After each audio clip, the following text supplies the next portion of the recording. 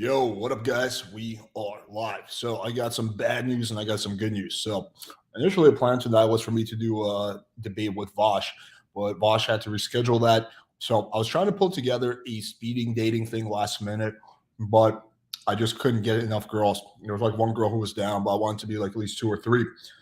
Yeah, that was like kind of unfortunate. Um, so that I don't think that's gonna be happening unless one of the girls who I'm waiting on gets back to me, which could happen. Like sometimes girls get back to you last minute. So I would put the possibility of speed dating happening tonight at like 40 to 50%, maybe a little bit less than that. The good news is that I didn't want to leave you guys hanging, so I figured I would do a live stream, bullshit about shit, react to some videos. I invited Natty to come on. I invited Sarah to come on. So we're gonna have a good discussion, and I'm gonna open up the stream for anyone who wants to come on and discuss shit. So it should be a good time. All right, so I'm gonna start off by doing some questions. Natty will be here in like 20 minutes. Same with Sarah. All right, let's see. How did you guys like the stream with what's this called, Mr. Slave? That was fucking crazy. Watching Mr. Slave, Andrew from the Crucible, and what's it called, and then Whoremaxxer go at it was fucking insane. That was hilarious. That was probably one of the most funniest streams I've ever done. I've never laughed so hard as when that other slave came in the room. I mean, if you saw the look on my face, I was just fucking paralyzed. Let me actually pull up a clip and play this so we can kind of relive this awesome moment in history. Okay. Let me see if I can find it.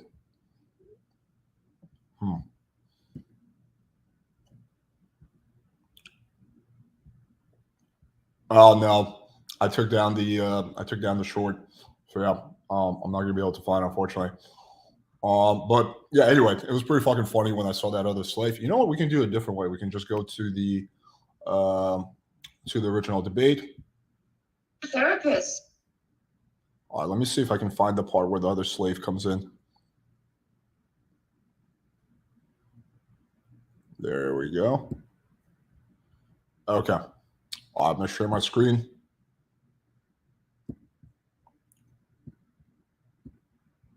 Look at this shit.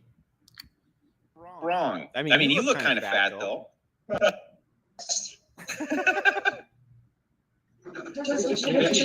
Dunking on all you guys. It's just preference. Preference theory doesn't have numbers. It's just preference. Okay, so it's just preference. So if my preference was to sell my kidney, Okay. This is based on basic economic theory. I'm just employing basic economic theory. Me too. Basic economic theory. The demand for your kidney is high. The demand for your kidney is high. What the fuck? The universe. Oh my god, that was fucking hilarious. I had a look of pure shock on my face. But the slave number 2, I think, was a lot more. I don't know. He was a lot more dominant than slave number 1. Yo, Alex, went out with some friends, and my girl last night got plastered. By the time I made it to bars, I was done. So apparently, I didn't offer to buy her any drinks. Now she's mad. What would you do? I would be like, why do I have to buy you drinks? Like, how's that my responsibility? Like, you went out and you got drunk without me. I would just logically break down her nonsense.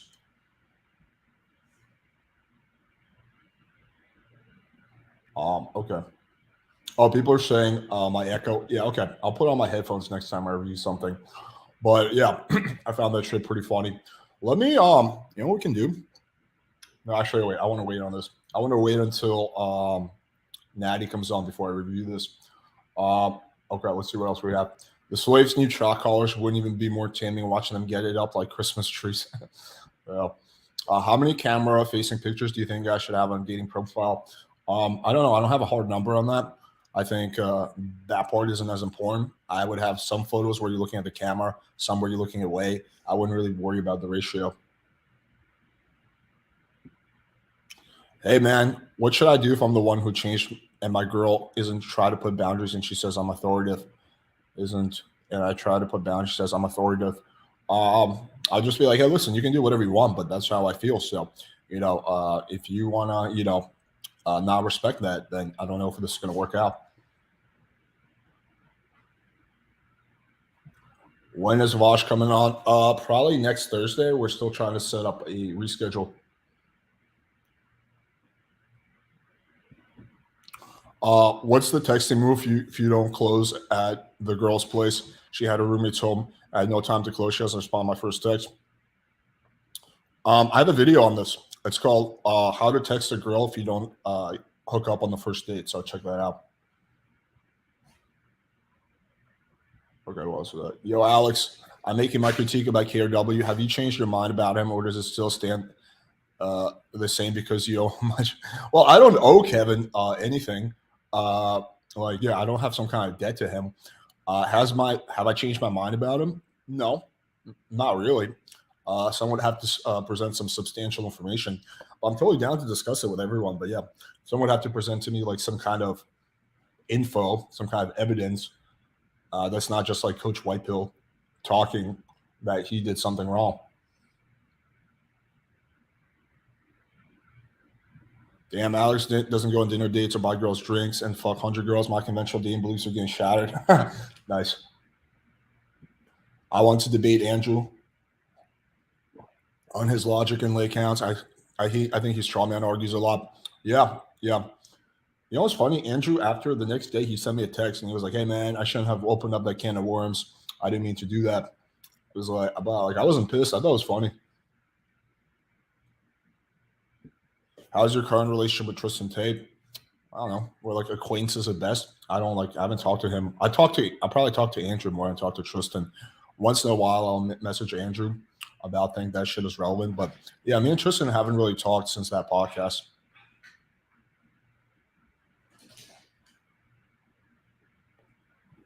No speed dating tonight. No, I don't think it's going to be happening. Yo, what up, Caduceus? Yo, if you want to come on the stream, dude, I can shoot you a link. We're doing like an open panel type of shit today.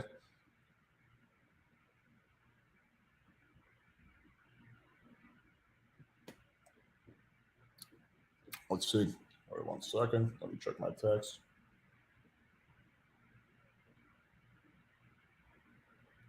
One second.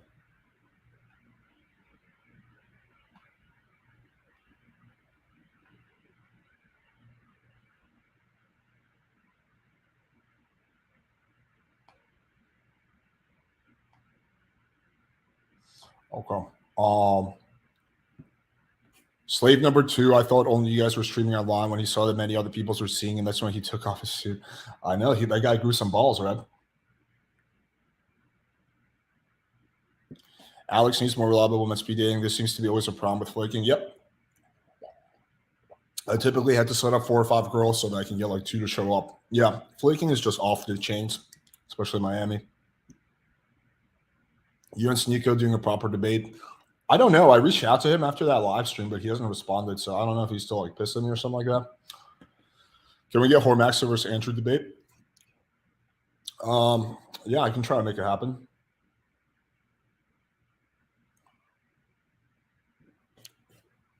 Hope Andrew's okay. He got stabbed today and posted a video of him bleeding. Holy fucking shit. Are you serious? He got stabbed today? Can you post the link or tell me where I can find that? I wanna see that. Holy fucking shit. I did not know about this. Okay. How do you meet good friends and links when you move to a new city? You can use the pickup community. You can post in like Playing with Fire forums. You can go out to bars and just be friendly. I don't know. There's many things you could do. Did you move to Miami for women and superficiality? Nope and nope.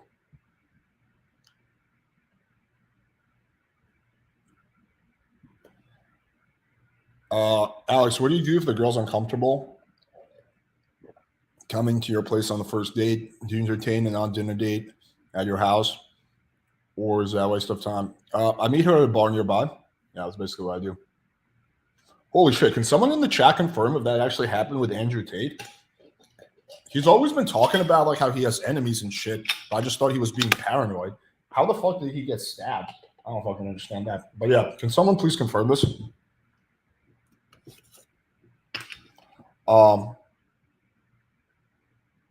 Alex, what are the best days and times to day game in college?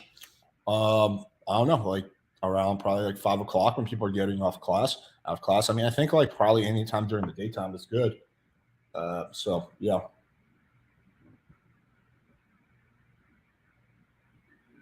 He didn't. It's fake. Oh yeah, I had a feeling. Do you think it'd be funny to have the slaves do your 5 minute speed dating? I think that would be extremely funny. I just don't think they would do it.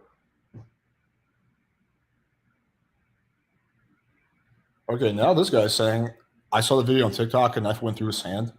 Is that actually real? Yo, Alex, I had a shoot book with Justin Photography. I'll share in the mastermind. He did your shoot, right? Yeah, he did one of them.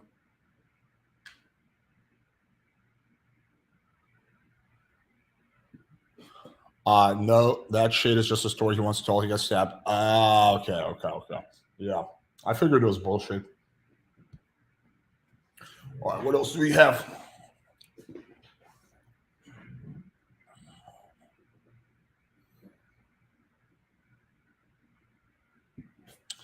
Playing with fire. Just use your line. So I guess we're dating now. And she responded, no, not yet. What the fuck do I say back? My game is weak. No, not yet. I don't know. I would just say something like, I would be like, you're right. We still haven't met up for our drink or something like that.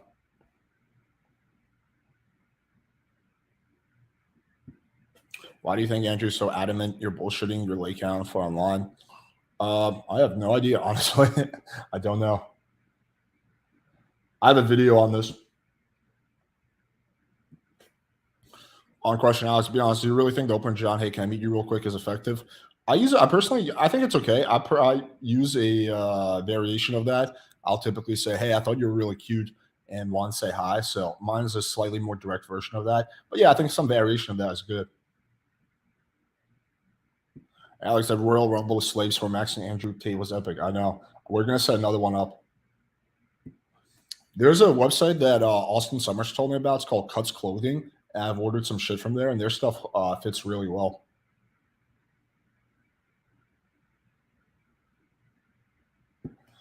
I have a video on this where I break down all the dating apps, but Tinder, Bumble, Hinge.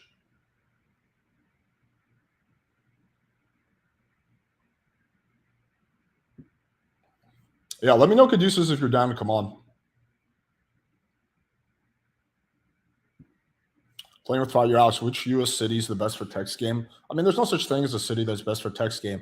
A city that's going to be the best in terms of your results are going to be second tier cities like Albuquerque, Pittsburgh, like Phoenix, Tucson, like second tier cities like that.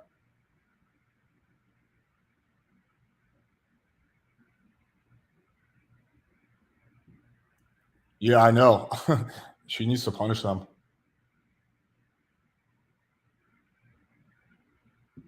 I really enjoyed the video with Hunter from Wingman. I thought you guys talked about. Yeah, that was a good podcast. All right. All right. Awesome. Yeah. Just hit me up when you're ready.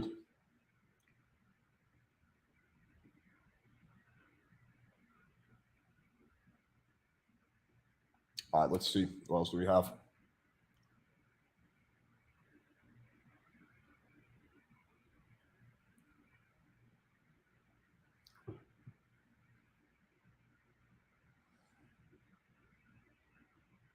How can I tell if I've been shadow banned? If you're getting a lot of matches on other apps, but you're not getting any matches on one app, then that's probably how you know you're shadow banned. Can a 5'9.75" guy say he's 6'0" on Tinder? It's a little bit of stretch, but yeah.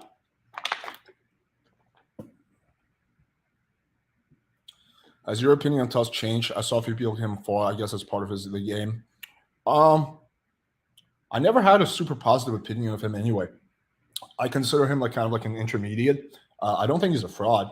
I just don't think he's like super good. His looks definitely help him a lot.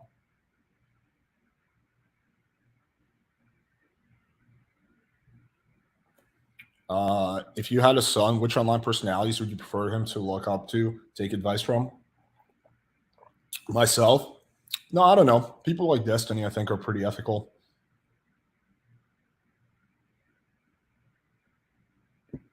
Honestly, I don't know too much about that. I'm not like a big meditation person. I used to do it. I definitely think it helps. But yeah, there's all these apps you can use, like type in meditation app, and there's a whole bunch that exist.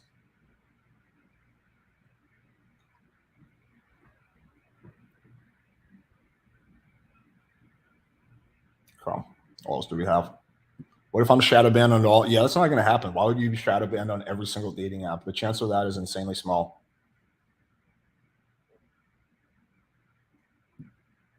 A lot of these females suck.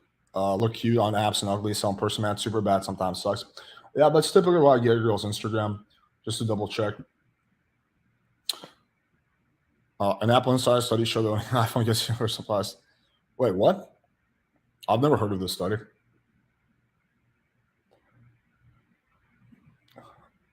Alex, can you get us? You getting started on steroids, God?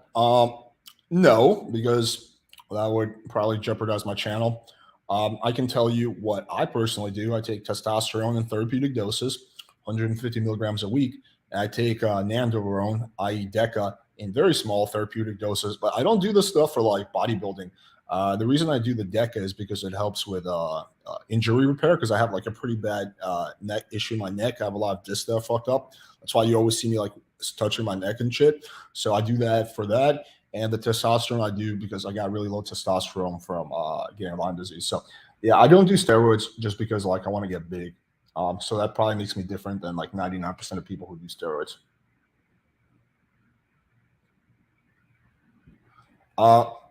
Yes, but it won't be for a year or two.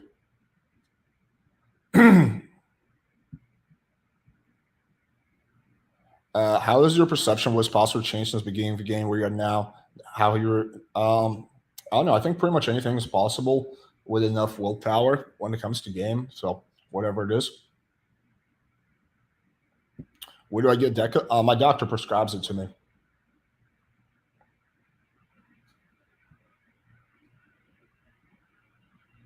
Yeah, from my doctor.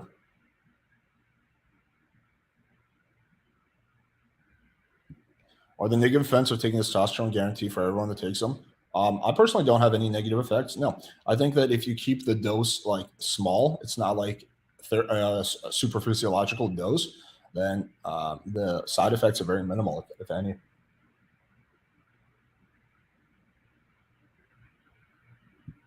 Okay, what else do we have?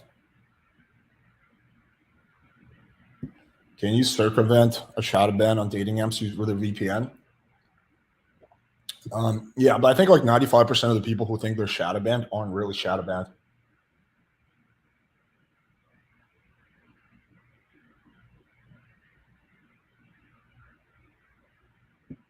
I don't think it's going to happen.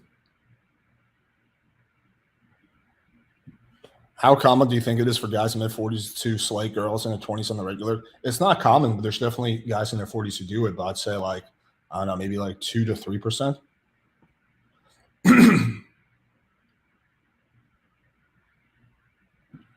Quick question: does raising testosterone make bones bigger? I'm not team. My wrists are kind of small. No, I don't think it's going to make your bones bigger. It helps with bone density, but not like bone size. I think at the age of 19, your bones aren't going to get bigger or smaller. They're kind of stuck at their size. So yeah, there's no way you can make your bones bigger. Alex, would you ever be on a 200 milligram a week test? There's a guy. Me personally, no, because I respond really well to testosterone. So if I get on 200 milligrams a week, my testosterone levels are going to be like way too high, and that's actually not a good thing. When they get too high, you start getting like acne, you start getting mood swings. So my goal is to keep like my testosterone like the highest optimal range without going too high, right? Because then you start having all these other issues.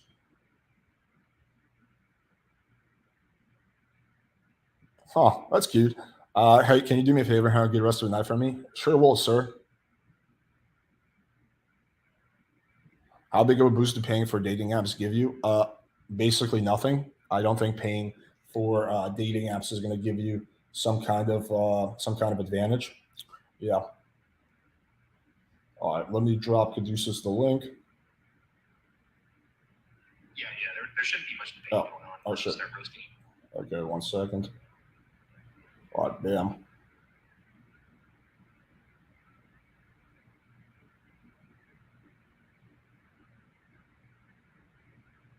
Okay, cool.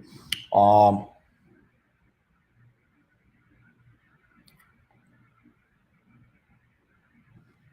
right, let's get Sarah on. Hello.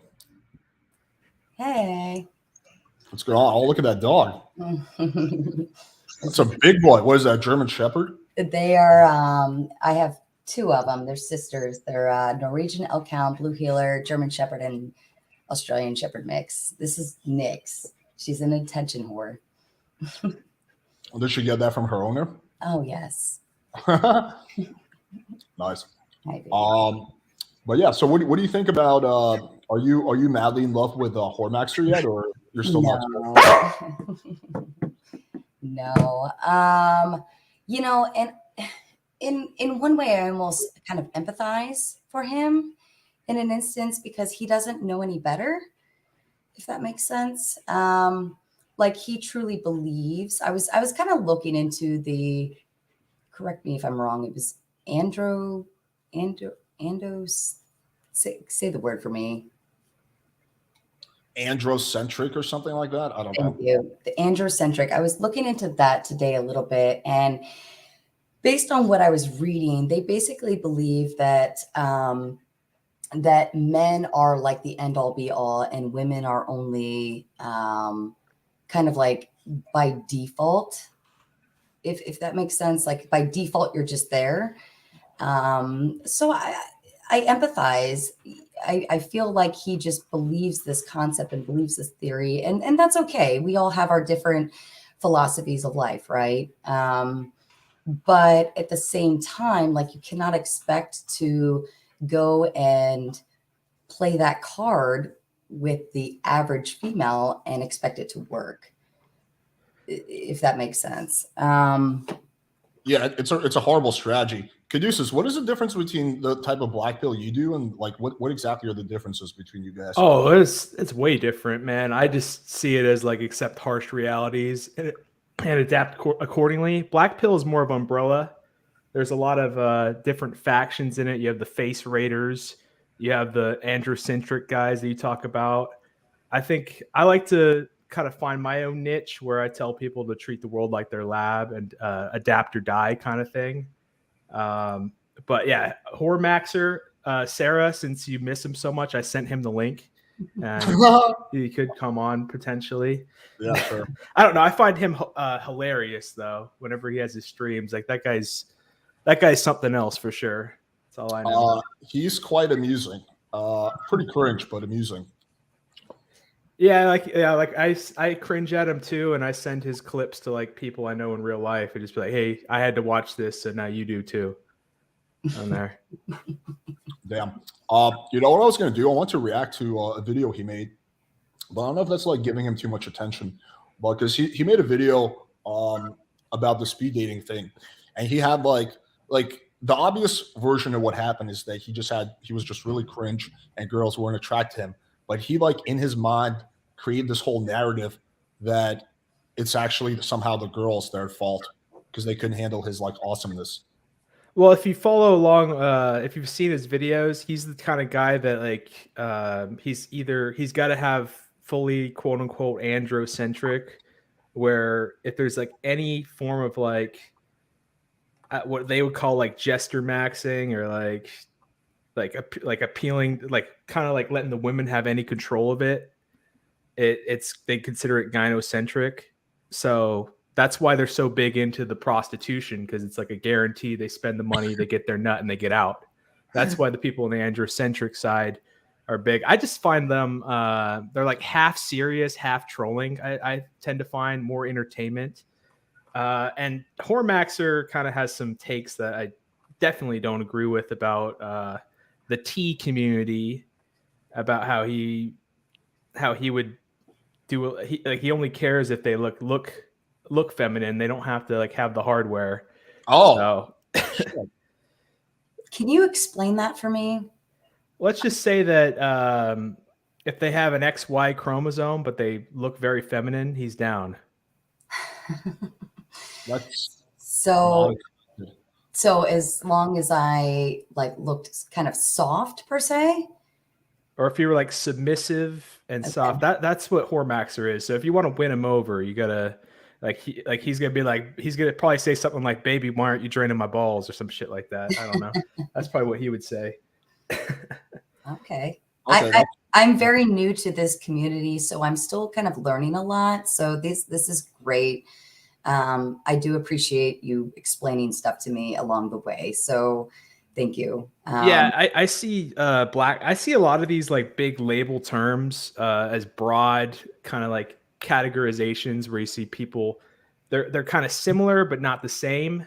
Where even if there's like large differences, I would suggest to anyone to like look at the creator themselves and what kind of network they form, what ideas they're spreading. Because like I wouldn't blanket statement say Alex is a red pill guy or a PUA because there's a lot of different. There's not a consensus among those guys as well. Okay. well, I also have some ideas that I agree with different communities on. I don't really identify with any community, but if I had to pick one, it would be the pickup community that would be closest to. Um, yeah, you completely caught me off guard with the whole trans thing. I did not expect him to have that position because I would think it to be the opposite. I would expect him to try to be like overly macho and be like, like like anyone who does that, you're a fag or something like that. But it seems like it's almost the opposite of that. I did not expect that. Yeah, maybe it's more androcentric than he thinks. You know, like maybe the world revolves around men in more than one way for him. So maybe you can help me understand this. Is it Caduceus? Caduceus, yeah. Caduceus. Okay, sorry. I wanted to make sure I was saying that correctly. I did not want to insult you by any means. So at first, Whoremaxxer was very interested in me. He's saying like, "Oh, you have a slutty look. I really like it."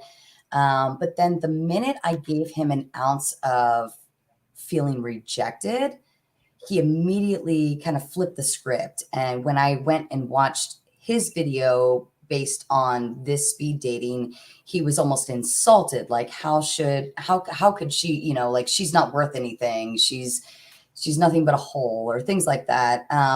So what made the script flip like that for him? Is it because I wasn't kind of bowing down, or is it because I wasn't doing that feminine type of approach to it, or like maybe you have some guidance on that? Yeah, I wouldn't know entirely what's going through his head because like he's a character in his own right. I think that he just wants the full servitude and whatever. I don't know exactly what's going through his mind. I don't want to mischaracterize him, but he would definitely have different worldviews for sure on what role the woman will play. Like he thinks that like all women should be draining balls. That's what he thinks. So,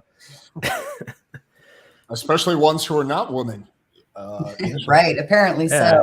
Yeah. And then I went on his show once and questioned him about that. And then he's like, I don't know, Caduceus. Have you ever heard a nice prostate massage? And I was like, yikes, I'm leaving now. You know what I thought was actually really crazy that he said that I don't think a lot of people picked up on? He was telling Mr. Slave, you need to be on 1,000 milligrams of testosterone a week. And oh yeah, that's another side of his thing. They tell people to like practically OD on become steroid fiends. It's a quote unquote MOG max.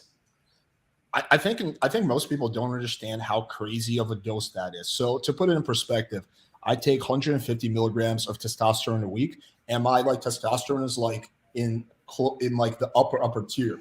When bodybuilders, when they want to like get big and they do a blast dose, they go like 400 milligrams, maybe 500 milligrams. This is bodybuilders who are for a short period of time trying to blast for like 2 months. 1,000 milligrams a week is insane. No, I absolutely agree there. Yeah, their hearts and their livers and their kidneys are screaming, I bet, just at the thought of that like, much. It's like from die at 35 years old type of shit. Yeah, that's what we hear about. There was that meme about the bodybuilders where it's like all your favorite bodybuilders in 8 years, and it was like a coffin or something like that, just because of all the anabolics they're on, and they're probably taking half of what he's suggesting there. Yeah, the typical bodybuilder does if you're trying to go really hard and you're only supposed to do this for like a short period of time is 400 to 500. I have never heard of anyone, and I have bodybuilder friends going above like 600 or 700. That is, like in the bodybuilding community, if you say I'm doing 1,000 milligrams of testosterone, like this is amongst like dudes who do steroids, they will think you're crazy. Oh yeah, they will. That's like considered unreasonable by bodybuilder standards, not even like normal people standards, by like roided out bodybuilder standards. That's like crazy. To put in perspective, that's like saying like, hey man, I'm a little nervous when I go out. Oh, okay. Well, why don't you have like, I don't know, like drink 2 bottles of vodka straight? It's yeah, like that's quite an extreme jump, especially going from no dose to 1,000 milligrams per week. Goodness. And that's not the only compound he's on too. So I can't imagine. And just the expenses that go into getting that much test, because like no doctor is going to prescribe you a gram of test per week. No way. Dude, that's like some instant lose your license shit. Yo, Caduceus, someone was asking this question. What happened between you and MD? Oh yeah. We had a falling out. He wanted me to give some information about another creator that I did not want to give him, and then he didn't like it so much. He's upset about it. Started saying a lot of funny things about me. I actually saved the clips. I find them hilarious. One week I was a virgin. The next week I was like banging a bunch of quote unquote nasty black chicks. So like the narrative with that guy are kind of funny. But he has his channel and he has his people. They might be talking about this now. I might be Kadouchebag. He'll call Alex playing with himself. But it's Wait, was that other content creator me? Which one? Well, you said there was some content creator he wanted you to give information on. Was that person? No, it was not you. It was some smaller tier guy named like Marquise 912 who said he was talking about his marriages. And the guy I had like I think I had his government name because he used his personal email to reach out to me, and he was asking for that information. Oh, okay. Yeah, that guy's pretty bizarre.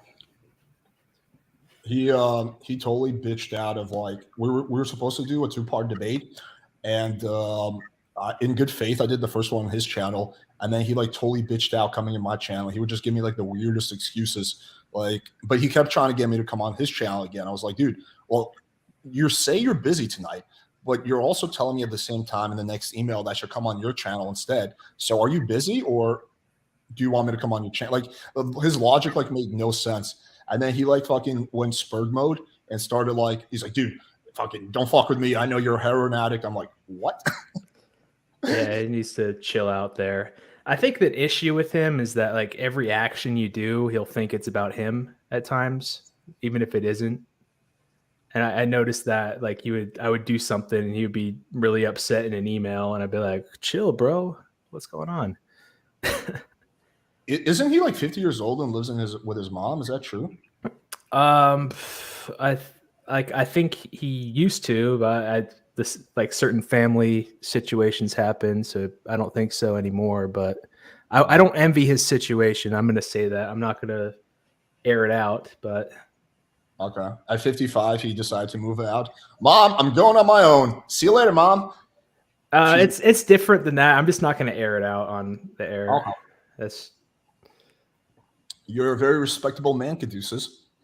Maybe I don't know about that, but I'll let people judge for themselves. You seem very level-headed in a lot of. I re-listened to the Mr. Slave 1 and 2 with the Crucible the other night, and I listened to some of the things you were saying, and I think you're very level-headed. I can be agreeable with you on some of your thoughts. So, all right, let's make you hate me now. Let's get it going. No, I don't know. Sarah, all you have to do is challenge Caduceus to a lie detector test. He really doesn't like those. Let's do a lie detector. Yeah, let's do a lie. What are you lying about? Let's find out. Right? Yeah. I don't know. I just see that that was an interesting challenge those days. I just see it as like, hey, there's cuts in it. Like if that's satisfactory for some people, cool. If it isn't for others, so be it. I think a better course of action was just to reshoot it. But You Well, guys have your limited I time. do have a whole bunch of infield with no jump cuts in it at all. Yeah. But the point I was making wasn't that every infield is staged. That's not the point I was making. I was just saying that there's some suspect work in this one. That was the point I was making there. Yeah, totally. What happened? You were telling me in email that someone doxed your WhatsApp. What's the story with that? I was in a WhatsApp group with some other guys, and that some of them were like close with MD, and I think what happened is that I have no proof that he made this account because it was like a random troll account that had a picture of me from about a year and a half ago on it. And he was trying to compare me to Jared from some random account made a video trying to compare me to Jared from Subway because I lost a bunch of weight. So like trying to imply that I'm some sort of pedophile because I lost weight. It's a little strange, but that was out there. So I was like, you might as well. I'm actually going to cam up in the next couple days. So if my face is out there, I might as well benefit from it instead of taking all the cons. Caduceus, so to my understanding, you are like of the Black Pill community? Correct. Okay. And can you elaborate? Because I am a little new to this community, so I'm trying to understand the features behind it. What is like your philosophy on things? Yeah. What they do is you want to narrow it in? What scope do you want Black Pill? Just like general philosophy, or from like a dating perspective? Don't know too much. I've only kind of read into a few little things and tidbits here and there. I mean, I only know really to the extreme of like Whoremaxxer. So I'm interested because you don't seem on the extremist side of things. So I'm very interested to understand what your concept is in the dating world and females and how that pertains to you.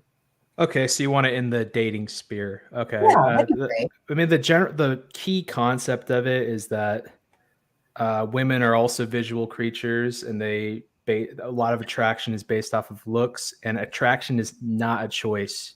So however much game you have, it won't change that raw sexual desire for another person. But like you might be able to talk with like logistics and propose like some other extrinsic value that might provide an ulterior motive for a woman to be around with you. That's kind of the core tenet of it. I know someone who's going to disagree with you. Natty. Hello, Natty. What's up? How are you? Nice to meet you. There's my favorite sugar baby. Hey, babe. I'll sell you the $500 after the stream. Okay, that's cool. I wish. According to Whoremaxxer, Alex pays you a whole lot. Just I emailed him the link, so hopefully he can hop on. Okay. Oh, do you have his contact info? Yeah, I got his email. He's tough to reach out to, though. It's hard to plan stuff with him because he's just like the day of. Let me know the day of, and I'll hop in. He might be at the swim club right now, knowing him. The swing club? I mean. Oh, I thought swim club. Swim club, and I was like, oh.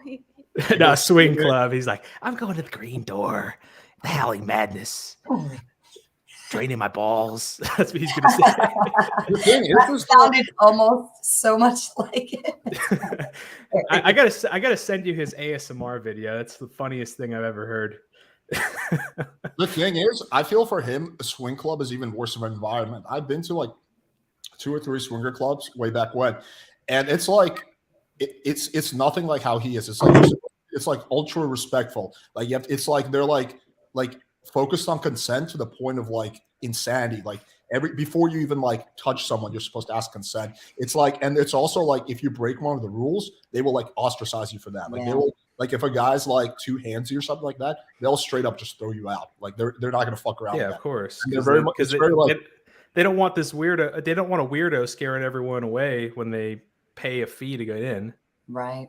Yeah, like you would be better off at a regular club because at a regular club, like unless you do something really crazy, like they probably will just let you stay. You kind of blend in. But a swing club, like even like some mild like aggressiveness is like enough to get you kicked out. Stuff that like at a regular club will not get you kicked out, basically. Yeah. So I could not imagine him doing good in that environment. Well, he already kind of got banned from one swing club, but that was for a different reason. What did he do? where one of the girls that was like affiliated with the swing club, kind of one of their promo girls. I guess from what it sounds like, I don't know the details of what led to it, but he made a porno with the girl, and he like started like sharing the clips with people and like kind of talking about her, just like showing it to the YouTube people, like their porno.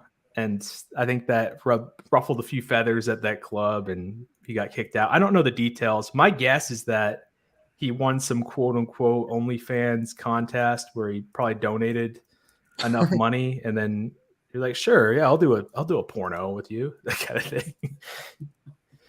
Yeah, he better be careful. That kind of shit. 1,000 milligrams of testosterone a week, his heart could just pop. Mm-hmm. Oh yeah. That's, you gotta take it easy on sex. Maybe like limit it to just like meditation or something. You can't fucking stress his Do heart. you think that maybe he's exaggerating? that's a possibility. No, serious, because like when I went and looked at his video from the other night, like he was giving advice on guys to take some kind of compound, he was calling it. Oh, I think I remember that. You're a fan, aren't you? Well, You're a fan. I was watching Alex's live, and somebody in Alex's live was like, Sarah, go check out Whoremaxxer's live stream because they're talking about you. And I was like, all right, I'll pop over for a minute and say hello. And so I went over, I said hello. And then like he was talking about some kind of compound that he's taking. So if he's saying to take like 1,000 milligrams of whatever, I have no reason to not believe it, that he's really taking this stuff. And with his mannerisms and his behavior, I mean, that stuff can really set you off behavior wise. And I've seen that with men. So I have no reason to doubt it by any means. Yeah, I can tell you when I was doing like 180 to 190 milligrams a week, I was having like mood swings like crazy. Mm-hmm. So 1,000, yeah, like that will destroy you. Oh, Yeah, my gosh, it's here. Those steroid. What's up, Ashley? Hey, what's up? Welcome to the party. Hey, yeah. So like I'm super behind on what's been going on. So like I'm so sorry, but I was having a little bit of fun. I was at a Pride week. I'm a little bit drunk. I'm not gonna lie. I went to a wine fest and I'm still doing fine. Well, I went to Pride week, and Pride people do it better than wine people. Let me tell you. Let me get you up to speed. So everyone on this panel Thank you, Alex. has just committed to doing 1,000 milligrams of testosterone a week, including the girls. So I'm going to do it, Ashley. Yeah, I got the needle in my ass right now. Caduceus is in med school, so he's going to hook us up with all that shit. Are you really, Caduceus? Yeah. Oh, wow. I'm sorry. What are you studying to be? I'm not so sure what I'm going to specialize in yet, but I'm keeping an open mind. I'm in the book work part that's got its own level of stress. I will 100% take 1,000 milligrams of testosterone in my ass every week from now until D-Day. I will tell you that.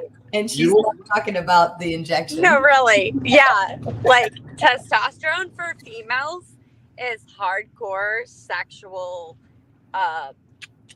Yeah, it makes you hornier, but just to put this in perspective, for women, like a standard dose of testosterone might be like 10 milligrams a week. They take like a fraction of the dose that men take. If a woman takes like 150 milligrams a week, she's going to fucking start growing like hair everywhere. Her voice is going to be really fucking deep. If she takes why my voice is so deep? If she takes 1,000, she will literally become a gorilla. Oh, yeah, shit. and no, you're right, Alex. You're right. you probably get PCOS too. I'm sorry. Go ahead. You probably would get PCOS too from all the tests. No, that's actually not a cause of polycystic ovarian. I mean, it'll thicken the tunica albuginea in the ovary, and then you can't. Well, I know what you're saying, but that would not cause it. No. Caduceus, I should forewarn you that Ashley was in the medical field. Yo. Ashley is in the medical field still. Chef Greg in the building. Is that Greg? Stop. Yo. Yeah. Who's this red guy? Oh my Russian god. tape. That's my little brother from another mother. I cannot stand Greg. Hater. I Yo, love yo, dude, what did you want to? I think you said you had something you want to discuss with Caduceus. What's up, Greg? I'm trying to remember. I know it was like we were talking about the Andrew thing. I'm trying to remember what it was. I can't remember right now. I just was I was making the point from earlier because like we were talking about Andrew and kind of how he was like saying that like he can't fathom that like someone like me can have 100 lay count and that like I can't show receipts for like 50 or something. So I guess if I pull up the receipts right now, just validate your receipts based on your game. Like you are super hard. I love Greg. I do. I love Greg. Appreciate it. seriously, every time we talk to Greg, he's coming back from another date. Yeah, but like We were trying to FaceTime him, and he was like, I'm coming back from a date right now. Like I was like, literally I was like, in my ride, like on my way back from a date from Pride Month. there you go. Ashley's lit tonight. How old are you, Greg? Yeah, I just think like at that point it's like because I remember Alex pulled up his lay reports and Andrew was like, "Nope, this isn't real." Oh yeah, that was funny. I think the highlight of that though was when he was telling us that he had a girl like naked on his bed, and I was like, "Oh, let me see proof of that." And he sent me like a receipt of like some chick who's trying to wanting to collab do with him. business. And then he's like, "Oh, I followed the Pence rule." He's like, "See." I was like, dude, no one was doubting this fucking Pence rule shit. If people were doubting the fact that you had a hot girl on your bed. Yeah, Andrew's something else, man. He basically tried to provide evidence for something that everyone believed. Let's like, Yeah. I don't know. Let's like, you're questioning the fact that I don't know. I can like bench 200 pounds, and I show you like a video of me jumping rope, and like, yo, look, see, I can jump rope. Like, dude, exactly. It just like made no sense. I just think he was trying a little too hard to kind of like do some mental gymnastics in terms of like, I don't know, to prove us wrong, which I guess like coming from like a hardcore Christian like Andrew, I can kind of see it like where he's coming from. But like that whole argument just was like, I know, it was like being the dead horse. Yeah, that was it. It was good entertainment though. I am 26, about to be 27. Oh, okay. Sarah, Yeah. are you seriously asking how old Greg is? That was Like, Maddie. yeah. That was Maddie. That's me. Yeah, it's such a weird I'm question sorry. to ask someone how old Daddy, they are. you're seriously asking how old Greg is? He's a baby. I know, I it's was such an wondering. offensive question. He's a baby. It is an offensive Yeah. question. Like Greg is an OG, dude. Yo, you know what we should do? Let's find a topic that we kind of disagree on, and then we can have like a little roundtable discussion / debate. Well, What do what you think? topic do we disagree on? I don't know. Me and Natty mostly agree, but we disagree on some things. Oh, didn't you say you want to discuss flaking? Ghosting. Or ghosting. Yeah. Ooh, what about ghosting? I'm pro ghosting. Booty calls. I'm super pro ghosting. I'm pro ghosting. Yeah, I'm in Pro ghosting to do. all right. I'm pro ghosting. I think Me it's too. natural. Okay. Me too. I'm super pro I ghosting. wouldn't waste my time. I agree, and I don't want anybody to waste their time on me either. I am in the midst of a booty call right now, and I am en route. Damn. Right? I And disagree with ghosting. I think you should be more honest with like your. I think in some cases you should ghost, but those cases are like very slim. Like if a guy's super creepy and just weird and is screaming rapey vibes, I think in that case it's okay to ghost. do But you if you're having deal like with rapey vibes a lot, Greg? what was that? Do you deal with rapey vibes a lot from guys? I don't know. I was on a coaching call with Whoremaxxer, so I don't know. You tell me. I'm transferring some Whoremaxxer energy now. I'm not right now. Good evening. Welcome to the Howling Madness. The Whoremaxxer is here. Yeah. I am legitimately on a date right now. I am on a date right now doing. Okay. Oh, you have your like man Is with there, you? is there a guy right next to you? Yes. I think you should be Can we honest. see? Run away. Yeah, we want to see what this fella looks like. Is it Mr. Slave? No. No. My private life is my private life. Is it Kevin Ray Wilder? Yo, it definitely Wishes. Oh, he's an Asian. He Oh, so she's an fucking Asian. wishes. Call Kevin right now and see What what do you he- have Kevin to flew say down about to Kevin Florida. McDowell? Oh, That would make sense because Ooh, Kevin is not on this stream. So where else would he be? Where if he's not is on he? my My date is way hotter than KRW, trust He is. me. He's right now next to Ashley. But I do have privacy. I mean, my boo is good. He's good. All right, cool, Kevin. We'll talk to Although you later, everyone thinks that I'm such a troll and that I can only get the Yeah. likes of KRW. I can tell you that Ashley has receipts. Okay. I do.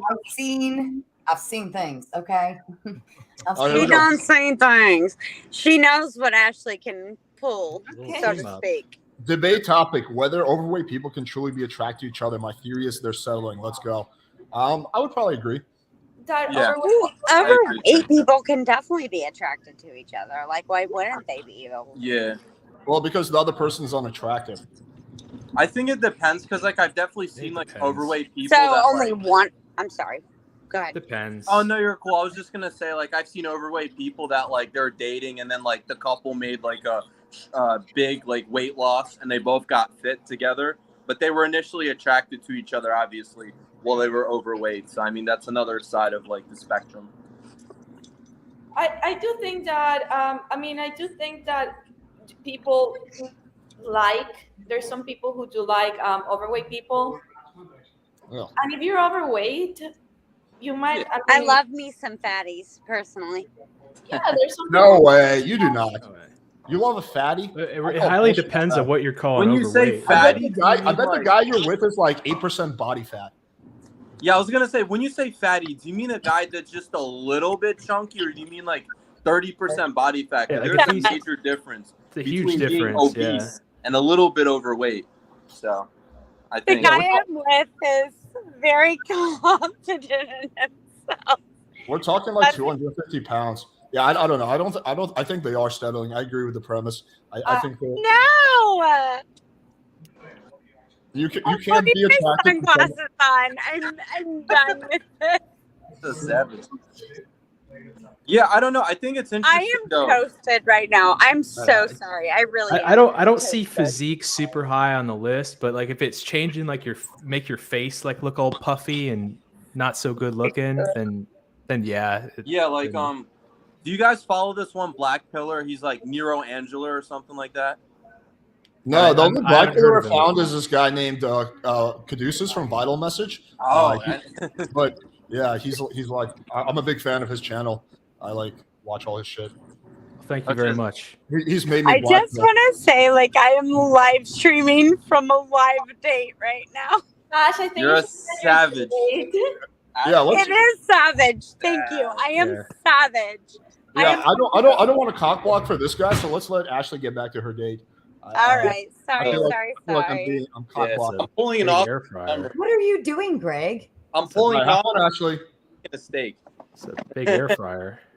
That's what he was doing. He was eating a steak live. I forget which live stream it was, but he was just like munching out on a steak. So I'm inspired. You just gotta squeak that knife against that plate. Just be as annoying as possible. Put the mic right there. Ugh.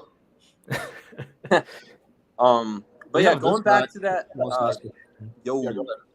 No, I was gonna say going back to like the ghosting debate. Like, so most of you guys think it's okay to ghost, like I under think- like certain premises. I think it's okay to ghost a booty call or someone you're just like starting to date. Mhm. I don't think you honestly owe a booty call anything. Right. Okay. That's fair. Even if it's, I think if you're a ghost, you're a weak-minded human being who why? doesn't have the I agree. balls Why? to express how you feel, and you're Why? taking the path of least resistance. Why? But why are you like a weak human being? Yeah, but don't people have to like realize that the social cue of like getting ghosted is like it's over, pal? Yeah, exactly. Well, It's like, not. I don't see the big issue in sending like one text just saying, "Hey, sorry, I'm not interested because of blah blah blah." I Yeah, think but then that's a also- conversation. Or like, yeah. I'm sorry. I think also, you're leaving the person kind of like an open book. Like they can't shut the chapter on that one. And so, and it all goes down to, like Natty was saying, if it's a booty call, you owe them nothing. Like you ghost them, life's good, end of story. But if you've been seeing someone for a few months and you've been actively engaging, and then all of a sudden you ghost them, Yeah, that's different. I think that's reason to say, okay, I think you at least owe a phone call, a text, or let's go sit down and meet and talk about this. You know, I'm just not into you, and here's why. Or I'm just not into you, and you don't even have to explain why. But I think ghosting, you're right, Alex. I do think it's kind of a cop out in a sense. You know, kind of like grow some balls and just say it. But if you're not, I think it is circumstantial. It depends on the scenario. But the you don't owe him argument goes out the window, because you can say that like, oh, if you give someone you're just booty calls with chlamydia, well, you don't owe them anything, so why should you tell them that you gave them chlamydia? Like, you don't owe them anything. That's a public health responsibility. That's different. I think you do owe them something. I think because that's out of respect for their health. They owe, like, they deserve the right to know. That's a public health hazard. And this is out of respect for their mental health. Bam. Yeah. No, it's out of respect to all the future people that she has sex with. No, I have a Open question, with Alex. Mental, like, okay, so your well-being, your mental well-being and your emotional well-being is mainly your responsibility, your personal responsibility. It, like, my actions, of course, you know, like, if I punch you, of course, you have to do something about it. But, like, when it comes to ghosting, and we're booty calls, and let's say I find something about a booty call that I didn't like, I don't owe him an explanation as to why I don't want to see him again. Whereas if you give someone chlamydia, or you give someone like an STD, of course you owe them something. What's And the difference? whether- Why do you owe them something in one Because the situation? difference, one, is your actual health. Yeah. And ghosting, it's I may hurt your feelings. Okay. Well- Let me ask you a hypothetical. What if you know this person has told you in the past that he got ghosted in previously and made him suicidal, and you know for a fact that ghosting him will be horrible for his mental psyche? Do you, in that situation, owe him something? Why would you date somebody who has mental? Just a hypothetical. Well, Alex, I got a counter for that, but I'll let Natty go first since you asked her. I don't. Well, I mean, your mental health and your previous trauma, it's on you, right? It's your responsibility to take care of your previous trauma. A lot of people would do things that can trigger you, but you cannot expect people to behave in a certain way, so you're not triggered, so you don't become suicidal. Going back to a great example was the girl from the Fresh and Fed, who was like, oh yeah, you know what, like I feel triggered when men are men, and because she felt triggered with Fresh and Fed, and she was very scared and she was very suicidal. That doesn't give you permission to, like, kind of impose on people. Okay, I'm going to ask the question again. I'm going to ask the question in a different way. Let's say you know for a fact that the person you're hooking up with will be suicidal if they're ghosted. In that situation, do you owe them an explanation, or should you still ghost on them anyway? No, you don't owe them an explanation. I can kind of I can answer to this. I am empathetic to a lot of things, and in one sense, I would feel sort of responsible to a degree, but at the same token, we are all accountable for our own feelings and our own mental health. If somebody has mental health issues to the point that they're suicidal, and let's say I do ghost them and they go and commit suicide, in one aspect, I would still feel hurt by it because I was part of that reason. But at the same token, I cannot take responsibility for that. We are all responsible for our own actions, our own mental health, and it is up to them to seek help. You know, like even going into a relationship, like I'm accountable for my happiness, you're accountable for yours. And we come together and I'm 100% and you're 100%. And together, like, we're going to commingle and I'm responsible for me, you're responsible for you. Now, not to say that we can't help each other, but at the same token, like, if somebody's just mentally triggered because I ghosted them, that's not my fault. Like, I'm responsible for my reactions to things. I'm not responsible for your reactions to things. And I mean, people are shitty every day, all day in the world. The world's a shitty place, you know, and if we were all triggered by everything that everybody did to us, I mean, we all might as well just go, Yeah, but I think there's a concept of like common decency. Like, unless it's like something that really imposes on you, there's like common decency. Like, I could call Greg a faggot and then kick him off the stream and not give him a chance to respond, but that wouldn't really be very decent of me. I could, and that's why I said I'm very empathetic. Do it. And I'm very, you know, I Bendy, do bendy. hold people's feelings very close to me, because I feel like I wouldn't want to be treated that way either. But that doesn't mean I would still feel responsible if they did go and do something, whether I did one thing or not, whatever my actions were. It doesn't even matter what my actions are. If they're suicidal, they're going to do it one way or the other. It's not, it may be me, it may be somebody else. It's not going to make a difference. no, I agree with you that it's not like whatever. If that person's suicidal, it'll probably be suicidal away. But the point of the analogy is to say that it's like, where do you draw that line? Because you can make that same argument about STDs. Well, your health is your priority. Why didn't you wear the condom if that person, you know, why didn't you get STD tested? Why didn't you do that, right? It's still your health is your priority. So you can make that argument about anything to get out of like basic human decency. I don't know. I just think it takes like 20 seconds to send a text. I'll come in with the less diplomatic answer here and say that first, I like ghosting. Getting ghosted on isn't that bad. People need to chill out about that. Like it's a form of rejection. And if you're in a position where you're towards the edge, where like getting ghosted might tip you over, I don't think a breakup would be that much different for that, or being told that they're not good enough. That's not going to be helpful either for them. So they probably have a lot of core issues that they need to deal with on their own.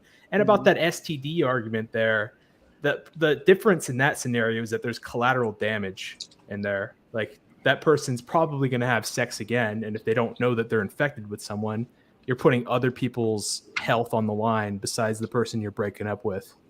Okay. Let me pose the question like this. Let's say I'm supposed to do a speed dating stream, right? And the girl tells me that she's going to come on, and then she ghosts on me and she doesn't show up.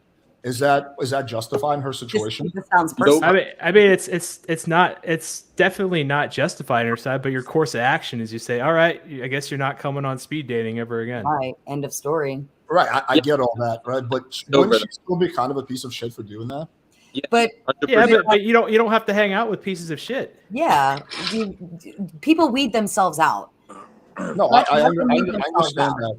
I wouldn't hang out with pieces of shit. I'm just saying, like, I think it's a good thing if less people are pieces of shit. Yes, but like at the end of the day, it's annoying.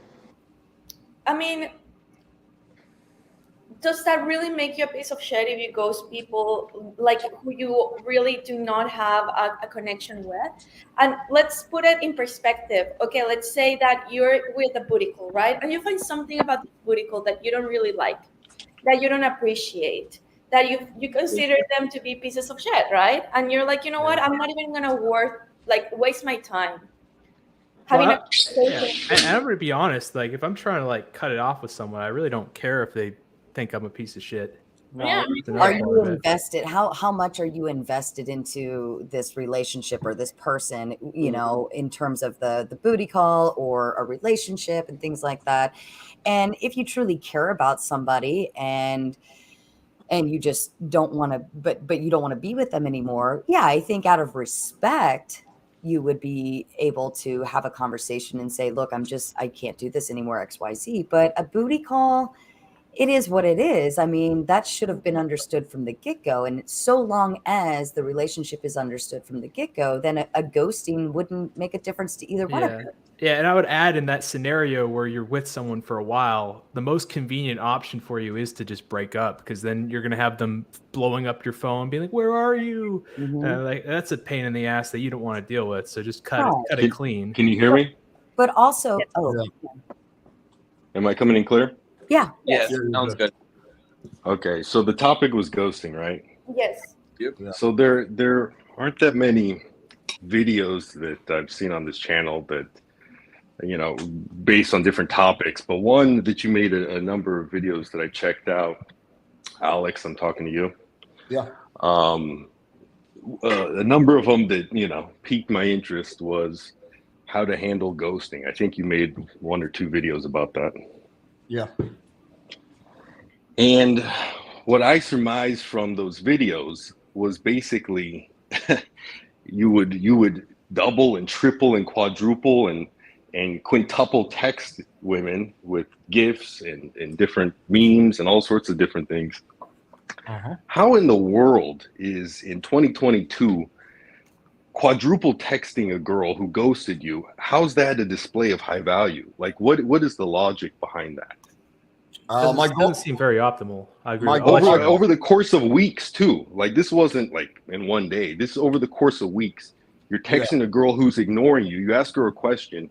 Hey, let's go on a date at this, or are you down to go on a date at this time? Respond. I understand the question. Okay, you see where I'm going. I understand the question. The point isn't to display high value. My goal with every message is not to display high value.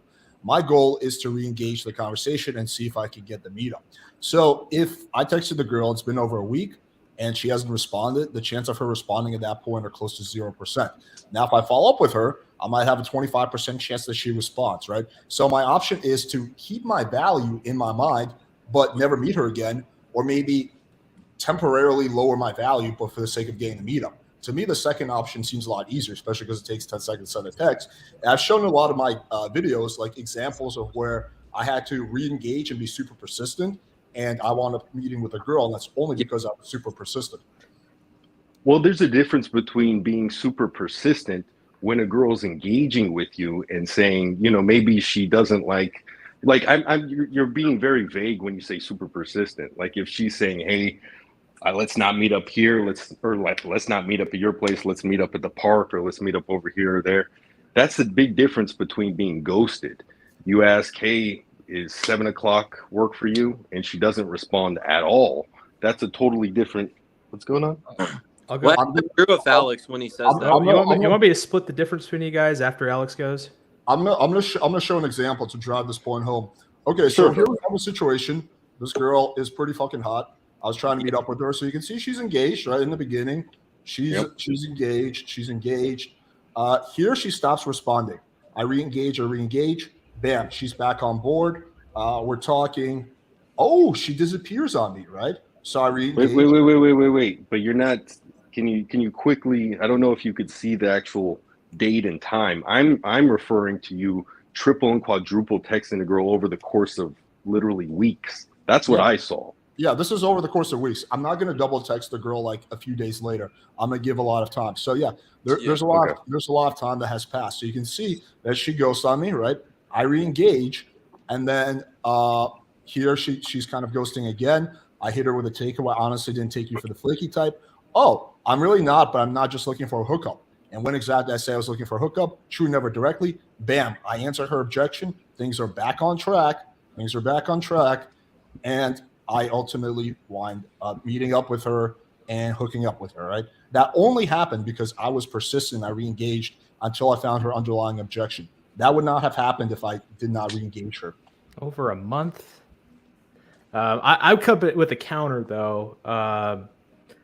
Like, this, I don't think that that's necessary in there. Like, if this is a case, I would guess that she probably kind of liked you, but then she probably got busy, is my guess, and then maybe like kind of forgot you were there at times. Wouldn't a more optimal scenario be like have her on an app where you have stories, and then when she sees your story, you're like, oh, that guy's out there, I should hit him up, without being thirsty.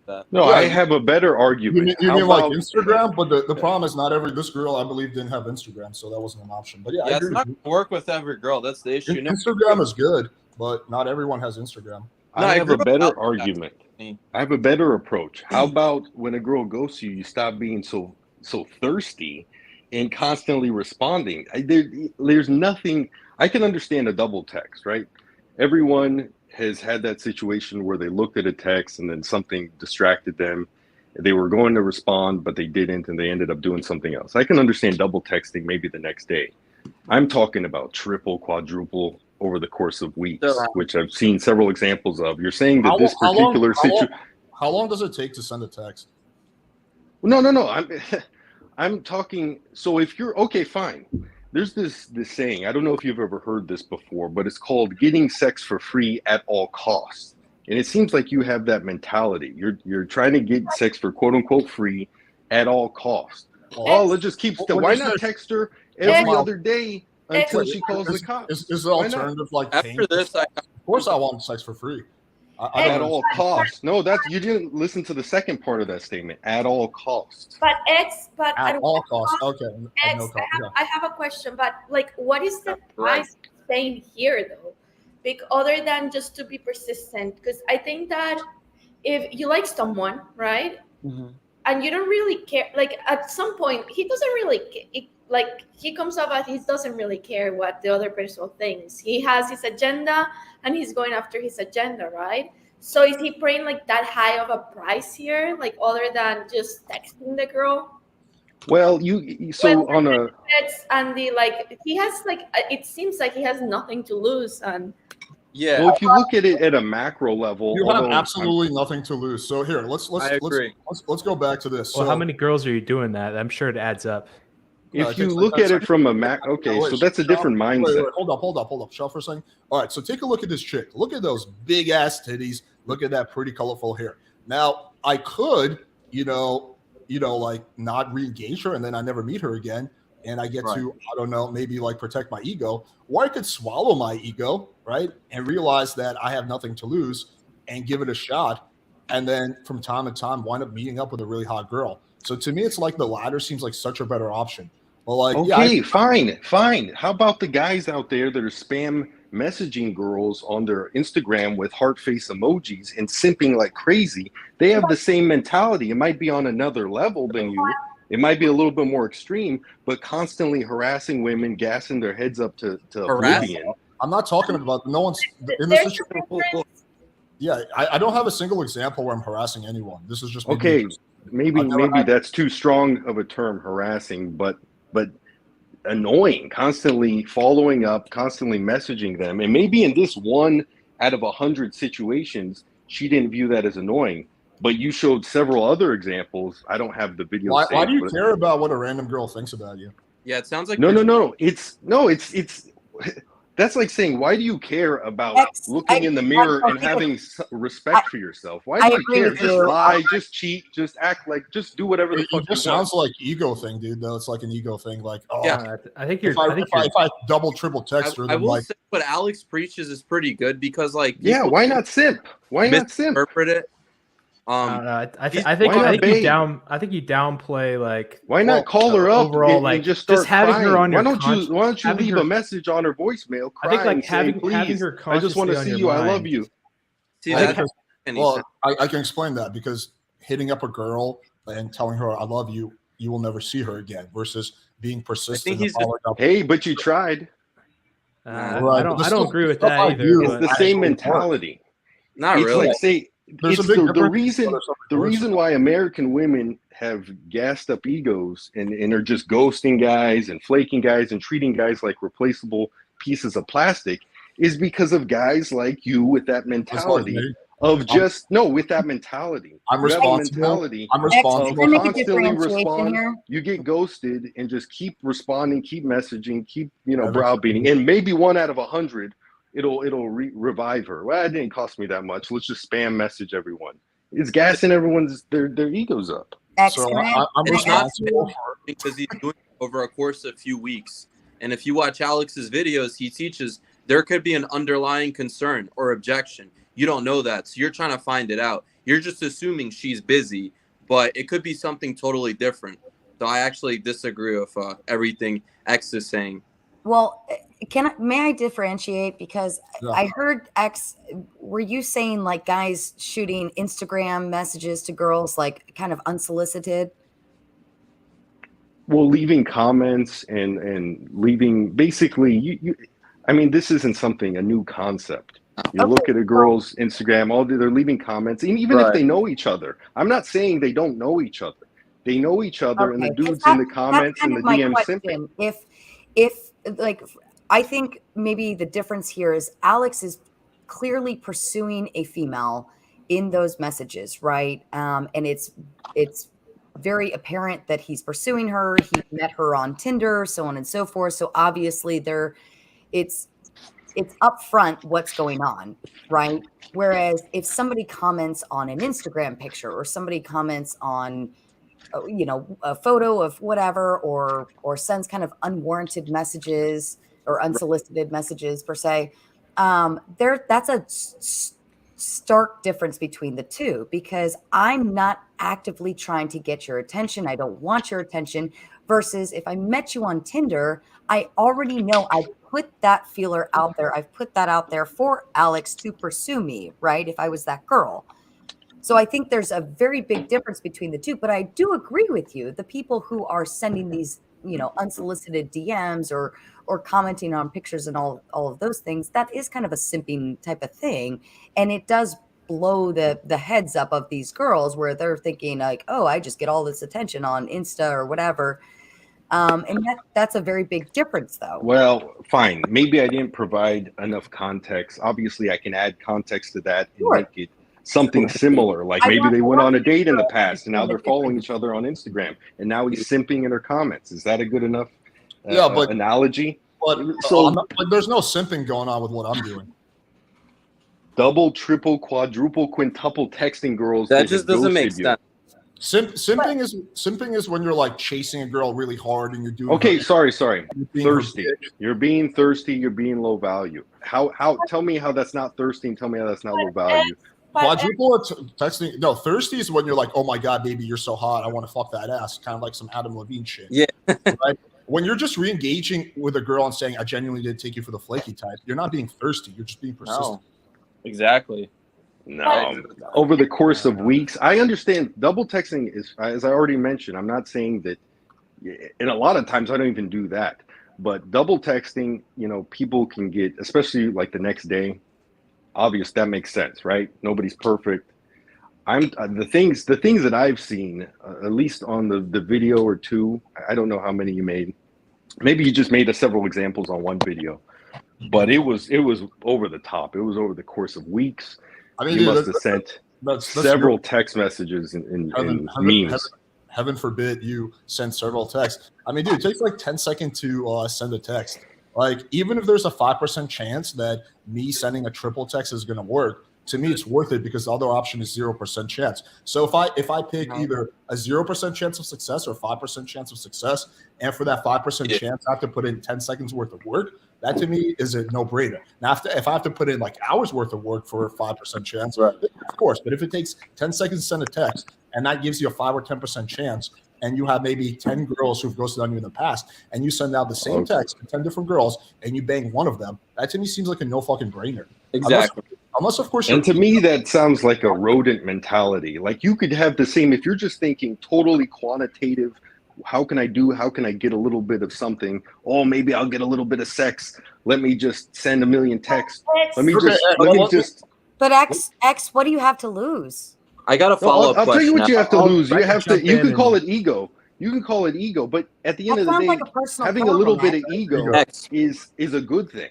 Okay. X, what is your success with girls? Like, how many girls have you been with? Yeah, extension. I was gonna ask, what's your lay count, bro? That's the only metric. I actually think lay count's a lousy metric. I think it's a lousy metric too. To be honest, it's actually low. It's a little over 100, and I'm not even proud of that. That's actually I'm ashamed of that. And the reason why it's so high, I wish it was lower. The reason why it's so high is because there's very low quality women out there. So if you hook up with one, after a little while, and they get annoying, they get controlling, they get very unpleasant, and they're incompatible, you have to move on to the next one. You have to play crazy volume. How old are you? Sounds like 33. Oh, okay. Yes, it's theoretically possible. Yeah, well, What's theoretically possible? For you to be telling the truth. I don't think he's lying about his lay count. You think I'm lying? No. It's a little over 100. I don't know exactly what it is. In a negative format, I would say. So, like, X, I have a question. So, if you like someone, how do you show your interest if the person, because there are times when you do like a person but you're just on the fence, life happens. How do you show your interest, right? Because it's just, I'm not following you. We were talking about ghosting and it's how not, to handle ghosting. I mean, No, Are Nadia, you talking how about much? this? if My you interest were relative to ghosting? if you were interested in somebody, yes. how would you go about doing that if maybe she's kind of a little unresponsive here and there, but you're still interested in her? Would you continue to pursue even though you're not getting active responses, or would you just say F it and walk away? Okay, let's provide the proper context. You ask her, so you're about to set up a first date, because this is what I'm speaking about. This was the case that the case study that Alex brought up. They were getting ready to set up a date, right? All right, so let's meet at such and such place at 7:00 tomorrow. Does that work? Question mark, question mark. No response. Well, hang on. First of all, there was no two question How you marks. follow up? I never sent 2 question marks in a row. So let's not exaggerate. It was 1 question mark at most. No, a matter of fact, I think it was 3 question marks. Nope. Yeah, I think I Alex, was wrong. It never was sent a definitely 3 question question mark marks. in any of- Well, X, let's pull it up right now. He's Never watching the wrong YouTuber. You're not watching Playing Yeah, with Fire, bro. I never said more than 1 question mark. If you can pull it off right now, I will officially admit that I'm taking an I'll L. search for the videos. I remember. Show us the receipt. Pull it up right now, dude. I'll officially admit I on forgot a- the video. that I'm wrong. I'll have to search for it at another time. That's But it cool. was definitely 3 question That marks. happens every Andrew time. has entered the chat. I'll have to find We're it gonna, later. yeah. If you can pull it off right now, I will admit defeat, say that you won this argument, and fucking take a massive. And then you have to transfer your channel over to me, and then just leave YouTube forever. How about that? Transfer my channel. And what's the upside for me? You're going to give me like $100,000, or Yeah, if how it's much 3 do you got question to- marks, give me, what's the upside for me? He's gonna give you like knowing that you're right. How about that? Knowing that you're right and I'm wrong. Give him some Okay, Bitcoin, wait, bro. so I stand to lose my YouTube channel that I worked 5 years on, but you stand to lose just verbally Playing losing with your subscribers. That seems like a great bet, X. I'd have to be a total dumbass to pass that up. Hey, you Dude, gotta ask for hey, more. I'm than what like you're you. gonna get, I'm I like guess. you. I got to shoot my shot. It was worth a try, right? Take if you could show it to me, I'll officially admit that I'm wrong, but you're not Can going we to be able to. Just for Regardless. went across, can we just pretend you sent 3 question marks, Alex? No, I'm not conceding to that because I never said more than 1 question mark. But I okay, want fine. I want to hear the rest I don't of think it really matters his much thought anyway. process here. I want to understand what he's trying to Okay, say. so Alex has never sent a question mark. At least not to So my he sent. So he asked, "What I don't time? even know what a What question time? mark is. What time? Exactly. What time you want to meet?" He said the time, whatever. 3 question marks, at least. So now you're asking me. So And now X, she the doesn't amount of respond. question marks doesn't X, even you matter. should change your name to question mark, bro. Yeah, the amount of question marks is just going to go up every time he retells the story. In 5 minutes, it's going to be 10 X question stands marks. for 10 question marks. Yeah, pretty So- soon it's going to be like, yeah, Alex sent like 100 question marks. It was Jesus nothing Christ. but question marks. She ghosted Question you. You mark. Like, sent 10 an more extra, question an extra marks. question mark doesn't make it more or less thirsty if you're making that. I think argument. the issue is a lot of guys here, they're like misinterpreting. They think like persistence is being thirsty. Like, no, you're trying to maximize No. success. What do you Well, mean? I'm no, gonna- no, I'm no, gonna- no? If I'm you're gonna being tell you- persistent. No, if you're Okay, being give me an persistent while example. there's a dialogue going on, while there's a back and forth engagement, that's one thing. I'm talking about a girl ghosts you, ignores you, is no longer interested for whatever reason. This How do you know is she's not 2020 interested though? because she's not responding to you. Ask a Maybe question. I'm something not else saying came up and like you gotta just investigate. I mean, Well, there's and no that's why harm. I said In the exam- a message a day later is fine. I already Well, said hang that. on. If I did a video on this girl, then that means I clearly wound up meeting up and banging her because I'm not going to do a video about a No, random you girl. didn't. There's All these examples you didn't meet it. It was a dead look. lead. I'll use one example. There was What video was this? Like, I'm doing Tinder LR breakdowns on girls I didn't meet up with. Just Like, type in something about how to handle ghosting text or whatever. Ghosting. no Something about Wait, ghosting. question X. no, if I did a video about how to handle ghosting, then those I Wait, would X. show I got how a turn it question around. for you. You're not No, referring to that video no. where he's talking about what to do if a girl blocks you, right?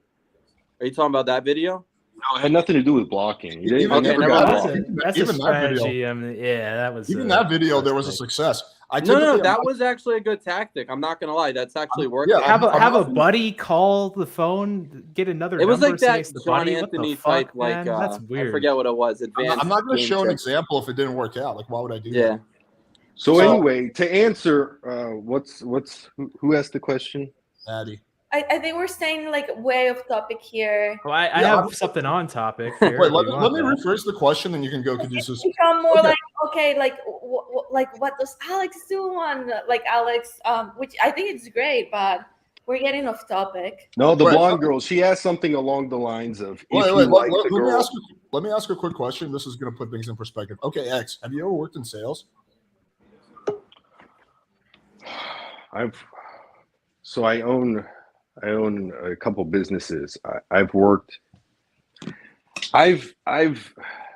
No, I don't have a job in sales, but I've engaged in sales. Like I've sold things to people, Okay, but what I did am you- not a what did you- salesman. Okay, what did you sell? These were wholesale clients, and I sold them my product. Okay, you have a wholesale client, right?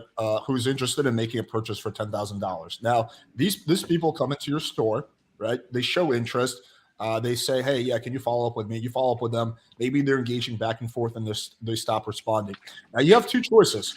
The first choice is you can follow up with them a few times and see if you can get them back on track. The second choice is you can be like, "Oh, fuck it, whatever. I don't want to like fucking sacrifice my ego and overinflate their fucking sense of worth as customers."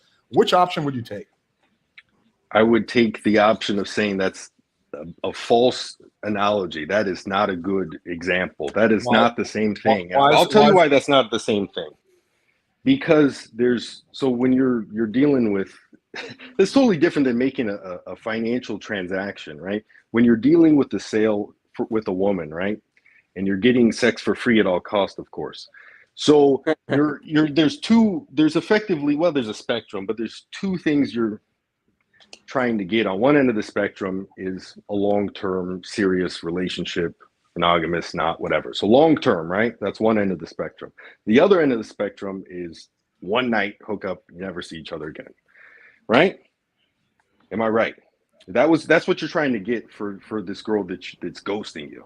It could be something in between, but yeah, sure. That's what I said, a spectrum. Do you know what a spectrum Yeah, is? you could be from a booty call to a I'd long still like to get an Right. answer to my initial question. I'm about to answer. So the difference is when a girl ghosts you, she's effectively saying, "Hey, I'm not interested in anything on the spectrum. I'm not interested in long term. I'm not interested in a booty call. I'm just not interested." Wait, So hang on. constantly trying. I'm going to stop you right there because it's fundamentally not true. An example I showed where the girl stopped responding and I wound up meeting up with her. Clearly, she was interested. So it's not always that if a girl goes, she means she's not interested. I agree. That's fundamentally It's not just- true. Sometimes Well- it can be a timing issue, X. And I've been in these particular situations where I'm not as responsive to somebody because I'm just not into them at that moment. There's too much going on. I have no capacity to put them in my bandwidth by any means, and I'm just kind of like mediocrely responding here and Yeah. and it's one word answers. It's very simple. But then there's just that one night I'm like, yes, okay, you hit me up on the right night. Let's do this. You know, I think you can't put too much stock into it, but I also think if it's the right girl and she does have an interest there, then putting that time and attention into it may be valuable. It may Right. come to fruition later. It just depends. I mean, now if a girl is absolutely unresponsive, not talking back to you, and it's been like 3 weeks and you haven't gotten a single like, hey, back, then yeah, you're wasting your time. You should move Yeah, along. it's a lost cause. at So that I point. think in ideal situation, we'd be able to look at these case studies Alex presented, but it was something along those lines. We're talking a couple. Wait, of weeks could I just and, get like, an answer several to my question? What would you do between those two scenarios I outlined? So the sales scenario, right? Yeah. Uh-huh. So I followed up and they didn't Yeah, respond. you have two options. You have a client who was interested. They stopped responding, and you can either follow up with them a few times and maybe get them to buy your product, or just let it go and I guess save your ego. Which one of those would you pick? Well, Go so Maxxer. there's a lot more so how are you following up? Is it via a phone call? Is it via Let's an email? just say Because that really matters. let's say it's like 3 texts. And do I know for a fact that did they leave me on red? Let's say you don't have that information. Because that matters if you do not know whether or not they saw it, because that's a big deal. Okay, Why does it matter? Let's just assume you don't have read receipts turned on and you don't know. You don't know one way or another. Okay, that's different because when you really don't know if they saw it, then you need to be a little bit more persistent because they simply may not have seen it. Whereas that's not the case. No, that's not the case. When you're talking to a girl, you're going back and forth, and you're about to set up a time. You don't know if they saw it? You know, kind of like a random girl you're texting when you don't know if she saw your text or not? Huh. You don't think she saw your text after you're engaging, you're about to set up a time, and then you're retexting her over the course of several days, even weeks? But you don't know if a customer saw your text when they were ready to buy your shit? That's just called being persistent, dude. Are you saying that we actually engaged in a dialogue? Because it makes it seem like I followed up. No, you had a customer who came into your store. They showed interest, but they weren't ready to buy at that moment. They gave you their number. You guys talked back and forth about like financing and the details. Over the phone? Well, in the marketing world, you know, why do we have in the marketing world, why do we have so many billboards and commercials? Right? Exposure. Right. Eventually, we're going to get to you and you're going to buy it. Eventually, we're going to get to you and you're going to go do this thing that we want you to do. Right? So in Alex's concept here, exposure is key, right? So, okay, she didn't get back to you that day. No big deal. Let it be. And then a couple days later, send a follow-up, you know, whether it's an emoji or, hey, I hope you didn't die, or, you know, I don't know, whatever. Hey, I hope you didn't die. Right. Whatever Alex's advice is to say. I wouldn't say that. It's definitely not bad, but right. Well, I'm going to bring a counter when you're done. Okay, but I want to get a clear answer from X on this. Okay, so if you are willing, let's just assume in both situations, with the girl and with the customer, you don't know if they saw your text or not because you don't have receipts turned out. Or maybe let's just say they have an Android, right? So you don't know if they read your text. It's not the blue, it's the green. So why is it okay to follow up with a prospective client when you don't know that they saw your shit, but it's not okay to follow up with a prospective date if you don't know when she saw your shit? No, but you didn't answer my question. Were you texting back and forth with the client before they ghosted you? You were texting back and forth with the client and texting back and forth with the girl. Okay, so it's identical. Okay, I wasn't sure because you made it. Wait, the way you made it sound is that you were speaking in person, and then I followed up via, you know, email or phone call or text, and I don't know whether they got it or not. The situation is exactly similar. Again, client came in, they showed interest. No, if you change the medium of contact, of interaction, you could end up losing them. If I send them an email, it could go straight to their spam. That's a fantastic answer to a question that no one asked. Okay, again, I you weren't being specific. Okay, I don't know how I can be more specific. Via text. Yes. Do I need to put a caption on the computer via text? Yes, via text. You are texting via text with a prospective client, and you're texting via text with a prospective girl. Why? I would probably be a little bit more persistent with the client. Yes. Why? Why is that? It's because with the client, you don't. Dude, what about your ego, man? Like, aren't you kind of overinflating these clients' sense of like worth and how much power they have just by constantly following up with them? No. And first of all, I wouldn't be texting them several times over the course of a few weeks. I'm saying when you deal with business people, they are extremely busy. So they absolutely, it is very common. But a young, hot 18-year-old girl is not super busy with guys hitting her up? It's different because if you're attracted enough, you gotta understand it's a different market. You're trying to say it reminds me of market. Andrew so much. He got some Andrew type arguments. Yeah, dude, your argument is just on all fronts. Who's Andrew? From the Crucible, the guy that was he's been on this channel many times. Christian guy. It doesn't matter. I don't want to take X off track. Okay, gotcha. So you're okay with following up with the client a lot more, and your argument is, well, you know, in business world, people are very busy. They have other people. In the business world, and you want to make sure you've engaged them. They have a lot of other companies who are hitting them up. But a hot 18-year-old girl, what, does not have a bunch of other guys who are hitting her up? Like you're the only guy she's talking to? No, of course she has a whole bunch of guys who are hitting her up. Probably even more so than the business person. So why not? Why is it wrong to re-engage with her, but it's okay to re-engage with the business person if they're both super fucking busy? Okay, because, and you're right, there is a degree of ego involved. Okay, when it comes to everything, the fact you got out of bed this morning means you have a little bit of ego. Okay, so that in a way, your comment, as long as it doesn't get to a pathological level, it's fine. And I don't think it's a pathological level. To explain this, and I'm going to go back to what's her name? The blonde girl. Sarah. So what she said, she's trying to understand the way that I'm thinking. What's my mindset? Okay. I don't, when I want to interact with somebody, whether it's a guy friend, a girlfriend, or a female friend, I'm trying to build any kind of relationship, whether it's short-term, long-term, business, whatever, non-binary, he, her, she, him, whatever the fuck. So when I'm trying, I do not pedestalize people, okay? I do not chase. I do not put someone above me and then simp for them. I do not, blow them up. I do not display that I'm lower value than them, ever. I don't, maybe you might think that you are superior to the men that are messaging you and they need to prove themselves to your highness, but I don't believe that. I actually believe in equality. I'm not a female supremacist like many people out there. Bro, again, I actually believe in equality. What's a female supremacist? So, well, the idea that you have to prove, she doesn't have to prove anything. She could just sit there and look cute, but you have to somehow prove yourself. I don't believe that, okay? It's back and forth. If she is a bimbo, if she has a horrible personality or whatever, I'll ghost her. Okay, dude, that is power move, bro. Power move. A fantastic rant. Back on track. Again, moving back on topic. You can go on another random. No. She asked me, what is my mindset? What is my logic? Okay, let's just stay back on track because I think we've kind of lost track. Yeah. I think, I gotta try not to lose what I have in my head.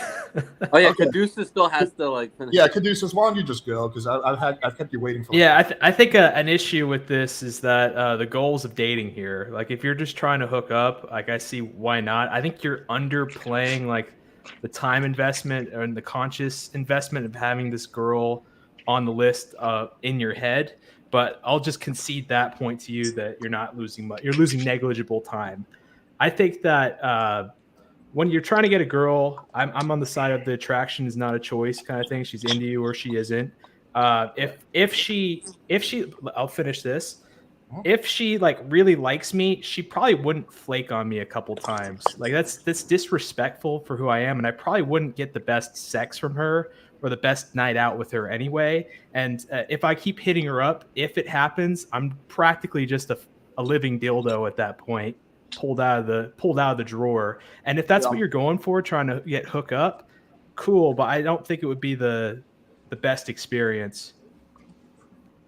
I actually agree with what he said. Yeah, I think that even if it does, if the small probability that you're able to revive that, you're dealing with someone who's on the fence, and at the slightest misstep, she's going to ghost you again, and it's going to be game over. I don't feel, I like to deal with people that really are interested in me. Okay, and it's that simple. Yeah, I mean, again, that's like an ego thing, and you're entitled to your preferences, I guess. If you don't want to double, triple text girls, then power to you, bro. I already said double texting's fine. I already said that. But wait, what? But aren't you kind of overinflating their ego when you double text them? I mean, dude, she was really interested. She would have responded to your first text. Why are you? No, the next day. No, but not necessarily. Okay, anybody could lose track of a conversation. I have done that several times. Oh. Okay, but so why is in your situation it's just the girl's losing track, but in my situation it's like she's ignoring me? That is a very weak argument if you're texting her several times over the course of weeks. First of all, it's a question. It's not an argument. Well, what you're trying to present is that it's no different. Double texting a girl the following day that she didn't respond. She could have fallen asleep. You could have asked her the question and she fell asleep. And then you text her the next day. Hey, what's Most up? girls Are would we just still on? text you the next day, be like, "Hey, sorry, I fell asleep." Yeah, Depending I mean, how if they the girl dress. was like really interested, why would Mhm. she just not like text you back when she wakes up the next day? Exactly. She could have gotten caught up with a lot of stuff. Yes, no, Oh. I do agree. If she's just crazy wild, okay. So let's just kind of put a context to this. So I basically put girls into 3 categories. I say it's the stoplight theory. It's the red light, green light, yellow light. Okay, so the red light is girls that are just completely uninterested. Green light are the ones that are really you could say DTF. They really want to see whatever. And then the yellow lights are the ones that are on the fence. They can go either way, right? I mean, I hear that, but Sure, yeah. So I try now at this stage of my life. I don't even deal with yellow lights. Obviously, red lights are a waste of time. I don't even deal with yellow lights. And you're dealing with a reddish yellow light if she's ghosted you and you're texting her several times over the course of 2 weeks. But Well, the difference. sorry to interrupt, but something that it's important in a lot of the cases that we've mentioned about ghosting is these are girls who haven't even met him yet, right? And we were talking Correct. more about you've met this person, you already have some type of quote unquote relationship or dynamic with this person. That was the main focus, and I think we highly derailed here. Okay, the reason why that wasn't discussed is because I don't know if Alex ever brought up an example of that on a video. Oh, I had this girl that I was seeing for 3 months and then she just ghosted me and this is what I did. I don't, unless you've had that. No, I've never done that. Okay, so that's an example that there's no case study that Alex presented. Well, because it's different because I would not yeah, have to quadruple text a girl that I've been seeing for 3 months. At that Exactly. point, she knows me well enough. That's a different story. But if a girl has never met me, I'm not fucking egocentric enough to think that I'm somehow like special in her mind amongst the 10,000 other Tinder matches she has. I'm realistic, and I know that until a girl meets me, I'm not anywhere like important to her, and she's not going to give me the time of day. She's not going to give me any kind of priority, and I'm okay with that. I understand that. I know that once I meet up with her and fuck the shit out of her, things are going to change, right? Until that point, things are different. I mean, I think we're just wasted like 30 minutes talking about something highly unrelated to the topic. Can we go back on track? Because we can always switch gears too, and we can switch gears. Yeah, but I mean, let's try to stay on topic regarding what X was saying. And I mean, there's a huge difference between a girl who you have not seen yet and you're trying to like see the interest because you want to, whatever your reasons are. And men are entitled to just use strategies that work. And it's all circumstantial. Everything's circumstantial, X. It doesn't line up with my goals, but I'll let you go, Sarah. My bad. Like a one size fits all on what you're asking. And I think it all depends on the girl, the situation. Have you met her? Have you fucked her? Like it all goes hand in hand. And that's something you have to come to the conclusion yourself based on that formula, like what do you have with this girl? Or have you never met and you're just going back and forth on texting and you haven't met yet? Then I could understand why that would be annoying. But if you've already met her, you've already boned, you've already gone to that degree, you could play it either way. And it just depends on, what you care about and what she cares about. All right, I'll summarize it like this. If you want to protect your ego, then yeah, probably don't go more than double texting a girl. Maybe don't even double text her at all, but certainly not triple text. If your main priority is protecting your ego, if your main goal is to fuck as many hot girls as possible, then stop giving at all costs. For free at all costs, of course. Well, it's not at all costs. You're not going to fucking, for example, like drive your car to her house and like play a song outside. It's within a reasonable amount of effort. So I see sending a text like something that takes 10 seconds. So to me, putting in like 30 seconds, which is like 3 texts, is a reasonable amount of effort. To me, like doing something like way over the top over that, it's not. So it's not at all costs. It's with very minimal time investment. So if you want to fuck the hottest girls with the most minimal time investment possible, then stop giving a shit what people think about you and just do what is the most for highest. Free, of course. Because to answer your question, you want to fuck the hottest girls with the most minimal time invested, you pay. and you get rich and then you pay. Yeah, I'm just assuming that like you're not looking to pay for sex. Like most guys are not. But yeah, sure. Because they don't have that much money. That's But why. I mean, I have all the money. Rich guys, a lot of them pay for sex. That's fundamentally not true. I have like a shitload of money. I have more money than I know what to do with, and I don't pay for sex. Yo, X, I got a follow-up question for you. Are you one of those people that looks for like choosing signals? Like you wouldn't cold approach a girl unless you know she's like interested in you?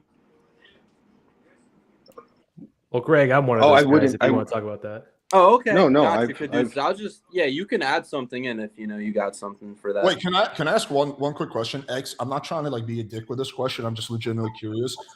You mentioned you've had sex with over 100 girls. Does that include girls you paid for, or that's all like free? No, that's free. Okay. So you never paid for sex. Okay. I have paid for sex, but okay. It's over 100. It's over 100 for free. Okay. And then there's a handful that I've paid for. But yeah, I fundamentally disagree with this argument that like if you don't pay for sex, it's because you can't afford it. Like I have a bunch of friends who also have a lot of money. None of us pay for sex. It just simply it doesn't feel good. You feel like shit about yourself. There's like so many reasons why you would not pay for sex. It can also be hella expensive. Like I know one guy who can't afford to pay for sex. Like if you do the math, it's like not that expensive. Depends. Well, on, I mean, like, on a regular basis for for hot women. Most like ghetto trash on the side of the street. Yeah. In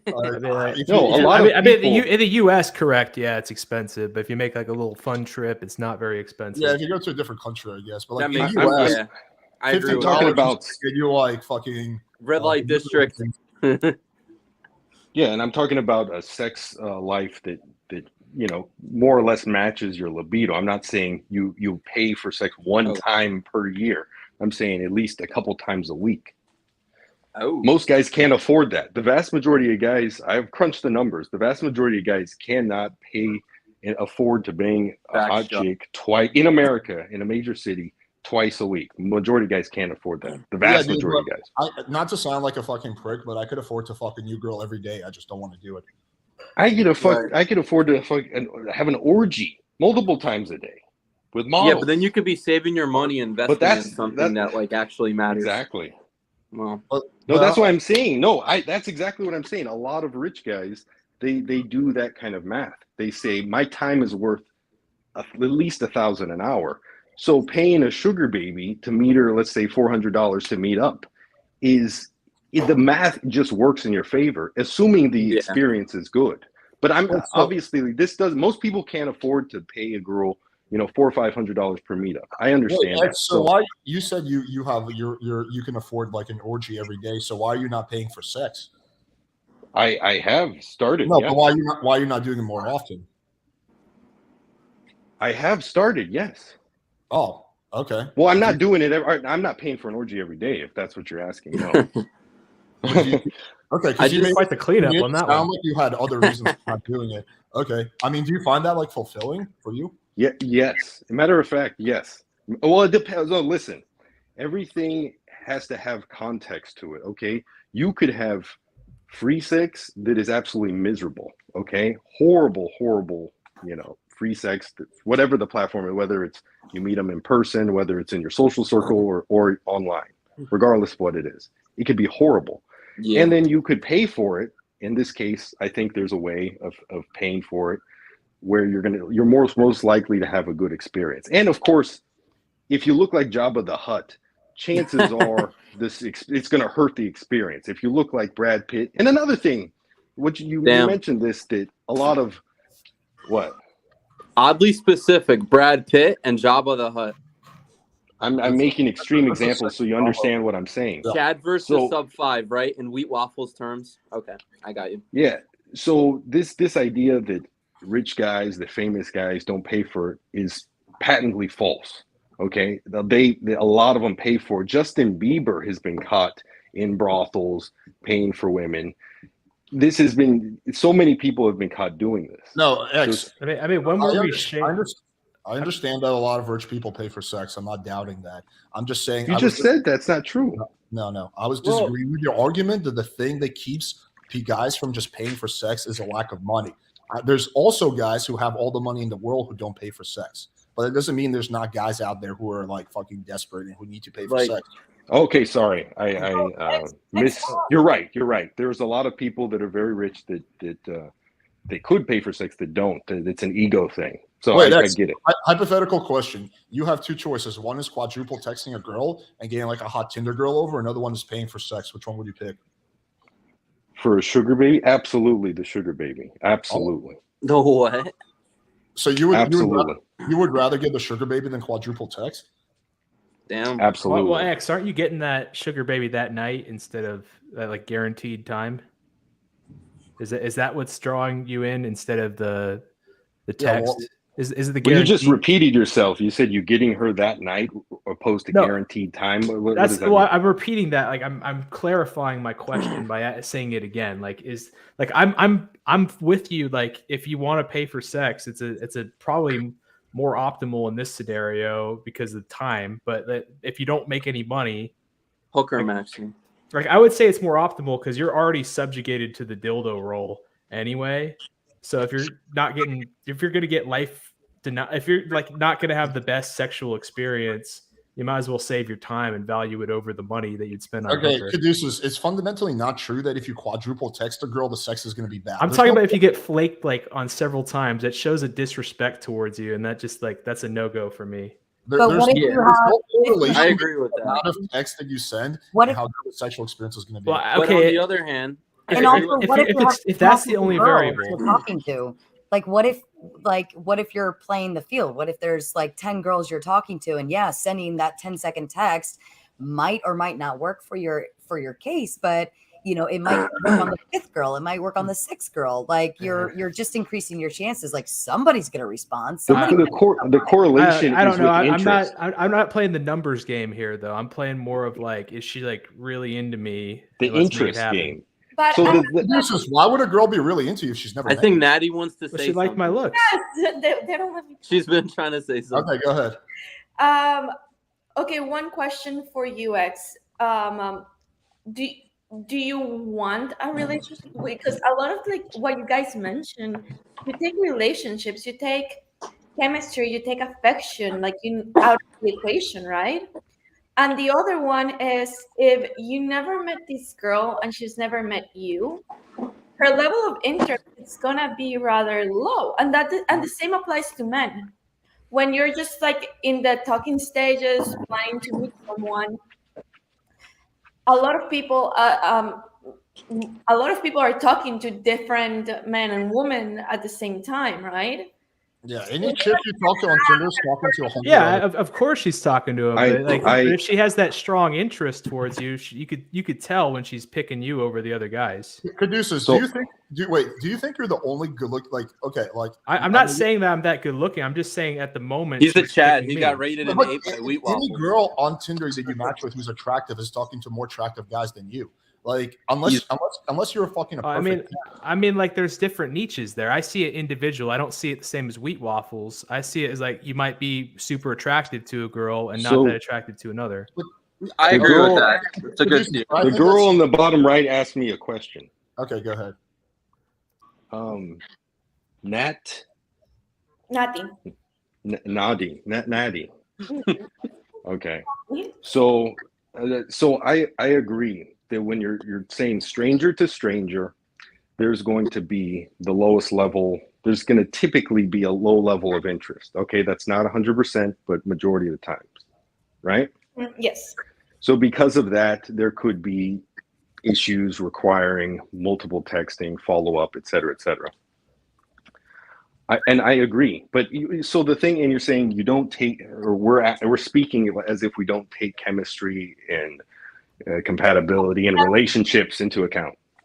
Yes, that's another part though. Like the first part is the whole when you first meet someone, like when you're just meeting, talking to someone, and that was Stranger to stranger. Stranger. You just met them on a dating app, or you met them at a bar, and you exchange numbers. The level of interest is going to be rather low, right? I don't know. Yeah. Usually, but that's what I'm saying. There are some guys, I don't, want to get too personal, but there are some guys that they do occasionally get women that are very interested, and they're able to have a decent dating life by just focusing on those women, as opposed to just chasing desperately after any woman that has, the slightest bit of interest and is on the fence. But X, how can you achieve that if you're just a stranger? If I met you on a dating app, I may think you're attractive, but I'm not gonna be like obsessed about you. I don't know. My experience on the. Oh, sorry, I don't want to answer for X, but I answer for me. I'll let you go, X. So you wanted to say something? I'll go. I just want to say something about my experience on dating apps has been very polarizing. It's either been like kind of dead conversations or like, when can we meet up now? I want it now. Exactly. There are some women. It's rare, but there are some women that are like, what are you doing tonight? They're canceling their yoga. They're like, all right, wherever you want to meet. They'll ask you, is where you want to meet next to your place? Like, yeah, it's so obvious. Typically, though, yes, you're right. But typically, though, my experience has been that those are not the hottest girls. The hotter girls are a bit harder to get because they're just like overflowed with options. So the hottest girls I've ever hooked up with from dating apps were the girls who had to be like really persistent, and they weren't down to meet up that same night because they're like busy as fuck. So that's, if you want more of like the average girls, then sure, yeah. I agree. I agree that is a good correlation. That does hold pretty true. Yeah, it's not always the case. Well, if the hot chick isn't that into you, you got to offer an ulterior motive for her to be with you. It's not always the case because if you have some unique traits about you, you could have these anomalies because you yourself fit a particular niche that maybe she's really into. And if that's a rare niche, she could be what? No, I'm trying to pronounce this freaking Swedish dude. He said that I look like I'm sitting in grandma's kitchen, and he has like a Swedish. It does kind of look like that. When I look at I'm expecting you to just have I feel like I'm back in my home country. I'm expecting plastic on the couch, a cat hopping up. You got some tea in the kettle. Yeah, I'm imagining fucking Putin's secret police is gonna come in and fucking arrest him for not joining the army. Yeah, I know, right? Fucking Ukraine is listening on these fucking. Yo, wait, X. So why would you pick the paying for sex over like quadruple texting? What's your logic there? So, like I mentioned before, and I'm gonna answer Natty's the second part of her question. Yes, that's important. About the relationship stuff.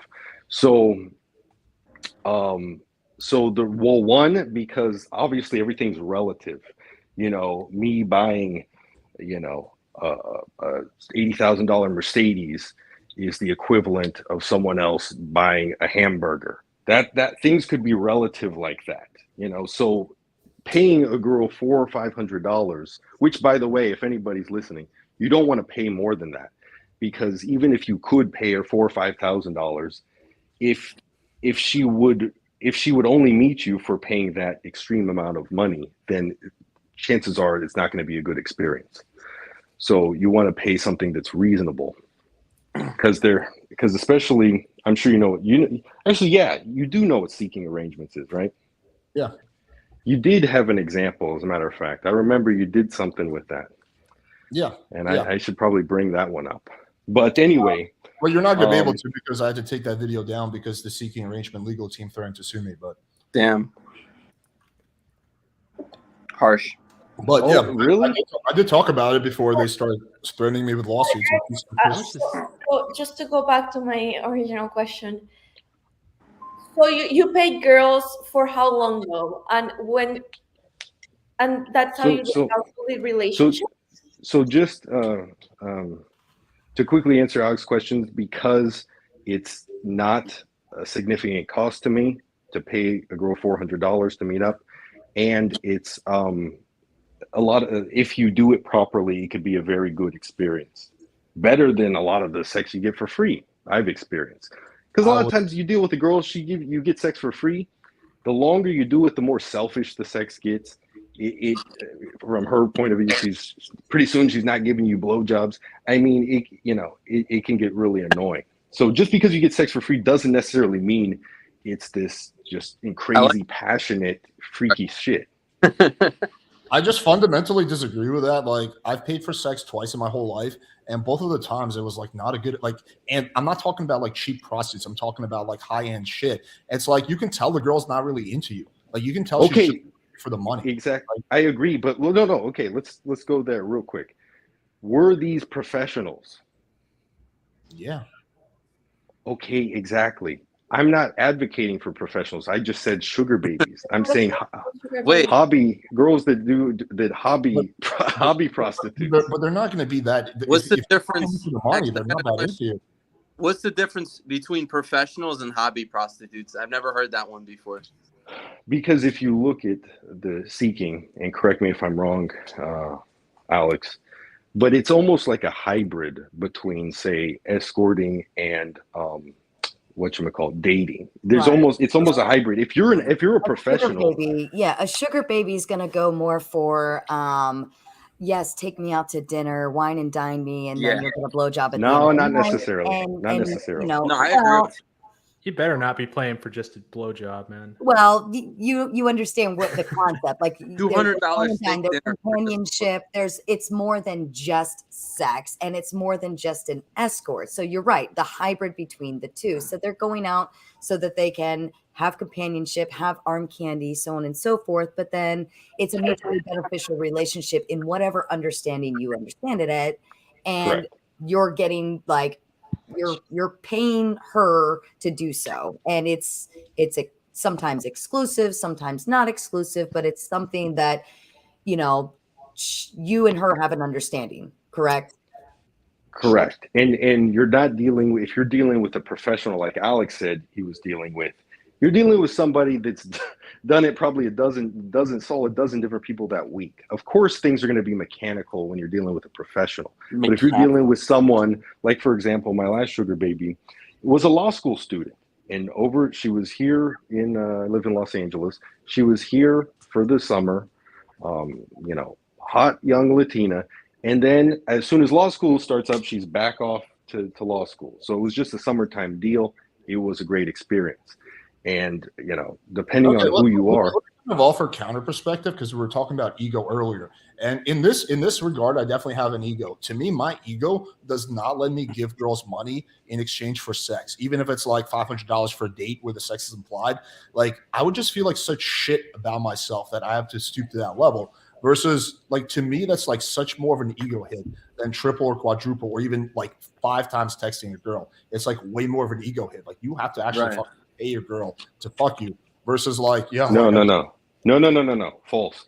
So you just have your wiring's different, and the reason why I could comment on the way you think of things is because I used to think that way. I used to have that mindset. I don't have that mindset anymore. Okay, a woman you could still pay a sugar baby. Now, if you're paying obscene amounts of money, if you're paying her thousands of dollars to come over, that's a problem. Okay, that's too much. But a few hundred to come over, not a problem. What made you adopt? I'm sorry, I didn't mean to interrupt, but I'm curious. What made you adopt like the sugar daddy pill, if that's what it's called? Sugar daddy. I'm just curious. Well, one is, coming up on a lot of money, and two is it changes the paradigm. Okay, the reality is let's pretend you're a guy, you're tall, you're fairly handsome. You're significantly above average with all the very shallow metrics.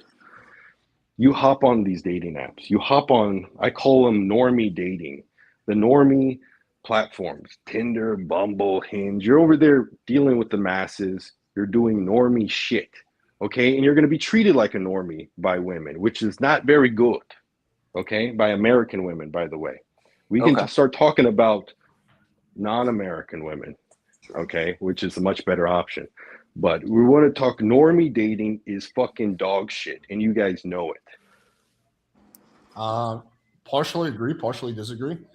Can I well, it depends on what you're thinking. If you're starving to death, then eating a half-eaten piece of drumstick out of the garbage can isn't that bad. Nah, man. Like, I've been able to hook up with like hundreds of girls through dating apps, and it was a good experience. I agree. It's like annoying, the flaking epidemic and whatnot. I mean, but I've never been flaked by a sugar baby ever. Yeah, because they want your money, homie. Of course not. That's the benefit. You got something too. I got something. Regardless, if we compare this girl that Alex brings up to the sugar baby, you started you started talking to that girl in early March and then ended around late April, based on looking at the time of it. With the sugar baby, that $400 saves him about a month. And you say that you didn't invest much time and you had other girls going on at the same time. Yeah. I just say that if you're shooting for that hot chick, that saves you a month. And there, so for him, to me, fundamentally, the idea of paying, I don't care if it's $500, $50, or $1. Each one of those situations is a massive turnoff. If a girl, you want to know, all right, sorry. If a girl's like, "Hey, can you pay me $5 and I'll fuck you?" I'm gonna be like, "No, like I don't fucking pay for sex." Can you buy me a Big Mac? Call it an ego. You thing. are paying. You are paying. You're paying one way or another. You're paying either on the front end by blowing her up a bunch of texts, by going on a million dates, by doing all this time investment. I gotta stop you right there. Are you familiar with my content? I am definitely not going on a million dates. Like pretty much every single one of these examples, I'm dating the chick on the first, maybe the second night at most. So that does not apply to me at all. I have a question for you, Alex. I'm talking in general. I'm not talking about you specific. I'm talking big picture, your mentality of I'm paying, I'm not paying. It's all free. You can call this one guy that pays $400 a trick, right? And then another guy, the rich guy, could call you a time trick. You're spending all this time, you're spending all this effort. Yeah, you're spending all this. Not familiar with. You got to understand, for people that run businesses that are very busy, that are very wealthy, time is the most valuable thing you can give anybody. I get that. I'm exactly the same way, honestly. But dude, I don't know. Like, you have no problem spending all this time cold approaching girls, spam texting, spam cold approaching. That's a lot of time. Dude, I haven't cold approached a girl in like 6 months. I'm like the least cold approach, whatever, dating coach person ever. Like this isn't a sugar baby channel. Cold approach. I'm filming infield. Yeah, I'm not doing a lot of time cold approaching. But going back to what you were saying earlier, you mentioned that like Alex, you're kind of over validating these girls' egos by like triple or quadruple texting them. Aren't you over validating their egos like 1,000 times more when you're paying them money for their company? No, not at all. And I'll tell you why. I think you are, because not at all.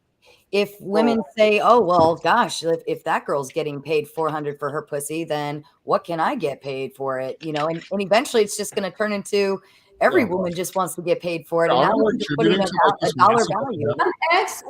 Like you never answered my question about relationships. So like, how do you? I'll answer your question real quick, and it'll be a full answer. Okay. X is on the I believe it will. If you could just, I'll answer your question. Your accent. Where's that from? I'm from Colombia. Okay. I believe, and I live in Los Angeles, so maybe I'm going to be a little bit biased. I believe that the vast majority of women in America, especially for a guy like me, they are not wife material. They are not mother material. They're not even long-term relationship material. When you get with them, assuming they really like you, these are girls that really, really like you. It starts off good, and it usually just gets worse and worse with time. I've had that experience many, many times.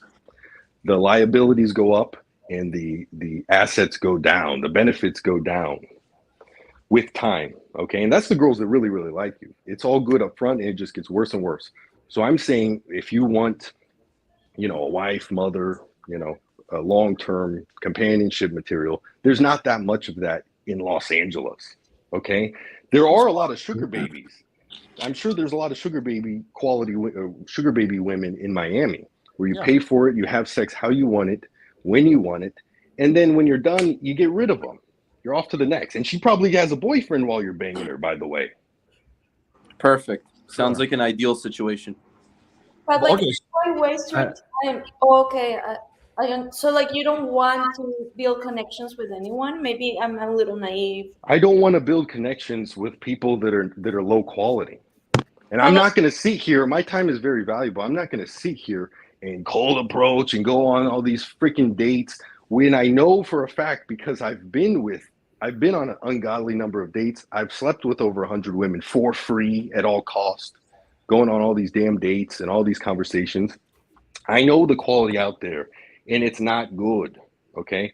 So if all their value is, for the most part, is just, sexual assuming the sex is good and all that, and pleasant, assuming they're behaving well, then you just pay for that, which is the equivalent of me working 10 minutes. So it's But like, I what? I have a thing, because when people say like, oh, I don't mean it as disrespectful, but I am a huge believer we attract who we are. Maybe if you're attracting low quality people, it's because you're low quality. Have you ever considered that? Have you ever looked Does everyone do? I mean, that's maybe an interesting. my That value? sounds a little bit oversimplified. Do I you think guys that's agree with I that? think that's more of like you deal with what you tolerate, and if you tolerate a lot of low quality people, you deal with that. But that's why that's a big part of why I wouldn't accept being flaked on multiple times, because I think that's a low quality trait, and I'm So cutting them off. apparently, Alex, you get flaked on a lot. You must be just attracting shitty, flaky people. That must be who you are, right? But With it's that not logic. having relationships with. Yeah, that doesn't make any Neither sense. am I. Well, Neither am I. You're saying that women in America, that you've dealt with a lot of women who are low quality, who are not relationship material, but maybe it's because you're not relationship material. Have you ever said and think and be like, hey, maybe the way I act. I think it's a And middle. there's also areas where, like, You hear that, Alex? All the girls that flake on you, what percentage of dates do you set up flake? It must be, you must have said something wrong. You must have done something wrong. It's all your fault, Alex. There's a huge difference. That's a really weird argument you're driving at. Hold on. What about the scenario where she's just not that into him? Let me talk. There's a huge difference between not someone you don't know. There's a huge difference between someone you don't know and once you know people. I'm talking about once you know people. And you were saying there's a lot of low quality material. That's why I'm not pursuing relationships. Yeah, 90% of the women that I hook up with do not turn into any kind of relationship. It's very short term. And then as soon as things go left, I'm done. They also it's not always personality. They might just not find him that attractive either. That's another I'm sure there's some that don't, but some, if they don't find me attractive, then they have a really interesting way of expressing that. I think the truth is somewhere in the middle. Like, I've lived in LA. There are like a lot of low quality women in LA. I also think that probably what really lends credence to what Natty's saying is what you said, that you start dating girls and everything starts going well at first and then it goes downhill. That to me suggests that there's probably some kind of behavior that you're continuously engaging that causes it to go downhill. Either you're not screening carefully enough and you're overlooking red flags, which could be an option, or there's something you're doing throughout the course of the relationship that's causing the girl to go into bitch mode. Because that's not my experience. Like, once I start like activating girl, fucking my bad. I've never had it go downhill. It usually either stays neutral or goes uphill. So yeah, I think it's a combination of things.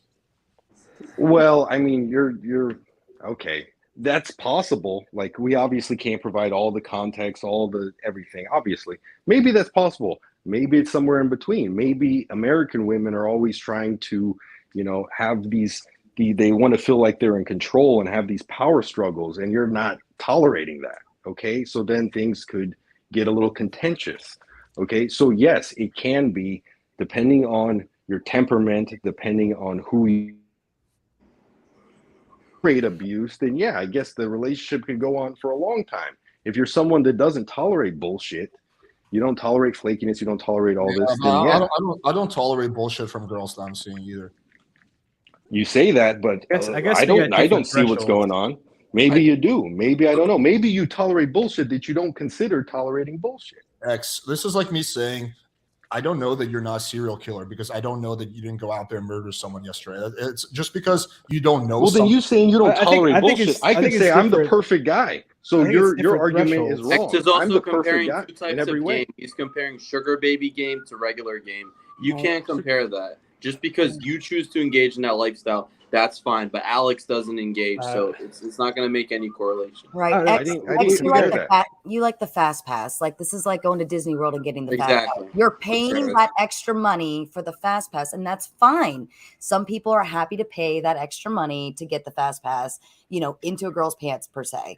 But then there's the Gen Pop of men who are happy to wait in line and wait until it's time for them to get on the ride. So I think that's okay. Like that's just your preference, but Right. you're trying to compare apples to oranges here. Well, what I think, I would say we all have different bullshit tolerances because like it's clear that Alex, like what's bullshit for me might not be bullshit for Alex, and what's bullshit for him might not be bullshit for me. Like for example, him getting flaked on like 3+ times, that's too much bullshit for me. Ghosted, like I'll give someone a free flake because like maybe the family member got sick or something like that, or they had to stay for work. But if it happens multiple times, it's over. Yeah, to me, there's a big difference about how well I know the person. So if it's a girl who I've been like seeing and she flakes on me 3 times, I'm not going to tolerate that. Like I'm going to be like, this is not going to work. I'll tell her by the second time. But it's a random girl who I've never met, right? She doesn't know me. She doesn't know much about me, so my standards are set a lot lower for a random girl that I haven't met than a girl who I've been seeing. But I think there's nothing wrong with like X paying for sex. Like there's nothing wrong with that. The only thing I think is that you don't have a leg to stand on when you're telling me that I'm over validating these girls' egos when you're over validating them 1,000 times more by giving them money for their time. I don't. So first of all, let me know a single person that is going to get rich off of me paying them $300-400 per meetup, and let's say I meet up with them 10 times, and then I'm done with them and I move on to the next. It's not about making them rich. Let's say you're validating. You're giving them massive validation for the ego because now they think that their pussy is so special it deserves money. No, you want to know why? Because this is what I say before. Because this isn't escorting. This is sugaring. So what I say is, hey, I'm looking for a friends with benefits. But rather than going out there, and I absolutely can, I have done it, going out there and finding a girl who's cool with friends with benefits. And keep in mind, if now maybe you, Alex, because every girl you talk to just worships your cock. But for most guys, if they get a friends with benefits, where do you think the power dynamic is like? Do you think he's just snapping his fingers and saying, come over here and suck my cock? Or do you think the friends with benefits is on hers? Or do you think the friends with benefits is on her terms? She comes over whenever she feels like it. If she wants a friends with benefits, she has 1,000 times more options than if you want a friends with benefits. Right, but here, I think it's more like 50-50. Right, you're right. She has a lot more options. However, most girls don't want to like rack up their body count going through these other options. So if a girl has an option between most girls, not all girls, but most girls who are not like uber whores, right? And I say that word with love. If her option is hanging out with a guy that she's already had sex with and he's like a 7, or meeting up with a new guy who's an 8, like more often than not, they will pick the first option, right? Just because they're trying to, like, every time they meet up a new guy, they see it as like a safety risk. They see it as like an STD risk, a catfish risk. So a girl has much more motivation to hang out with a guy, have sex with a guy that she already had sex with than a new guy. Generally speaking, there are some exceptions to that. I think that's the first one. I think the second thing is the vast majority, and the girls on the panel can say whether this is true or not, most guys can't fuck for shit. So when you finally meet a guy who can make you come like 4 or 5 times, you're going to hang on to that guy like there's no tomorrow, right? Because 99% of the other guys that she's met up with are not able to do that for her. So I think those two things are the reason why the power dynamic is split 50-50. Well, I have I just fundamentally disagree. I think when it comes to friends with benefits, the woman has the power if you're not paying. Now, if you're paying, not necessarily. I disagree with you entirely because I think a lot of times women get into friends with benefits. They won't say it, but a lot of them will want to be dating that guy, and that's the way they can keep him around. Not necessarily. I don't agree with you. Well, not necessarily. I think that's just like a stereotype. But going back to what Alex was saying, so how that I'm validating them more with money? No, what you were like, that you disagree that women. I definitely think so. That women do not, because it's a huge safe risk when you go on a date with a stranger, right? So I don't know if Sarah agrees with me, but like that's something you take into account. Right. When I was single, what I took into account was like, okay, first of all, the first experience with a guy, it's not gonna be that great because you don't know them, he doesn't know you, so it's not gonna be that great. You're risking your safety. Mhm. that there's a higher risk for women, and that you have like, sometimes it's just like, like this guy, I know he meets a need and whatever. And a lot of times when women want a booty call, they want a booty call because they're too busy and they don't want a relationship, and he just fix a biological need. They're looking for someone, and they don't wanna like increase their number, and they're looking while they're also dating other Yeah, guys. that's like I literally don't, what I this don't, I don't think that's the same thing as a friends with benefit, though. That's just like a guy you have in your back pocket that you call up to have sex Yeah, with. it's like a rebound. That is a friends with benefits. That's the I mean, definition. Not really. I don't see it that way. No. It's a different. All right, agree Ed, with so you. here's the key question: when you've had your friends with benefits in the past, where you said the power dynamic was For free. yeah, for free, right? I don't consider a sugar baby friends with benefits, but when you've had that in the past, how good and be honest, how good of a sexual experience were you giving the girls? Like, how many times were they coming every time that you would fuck them?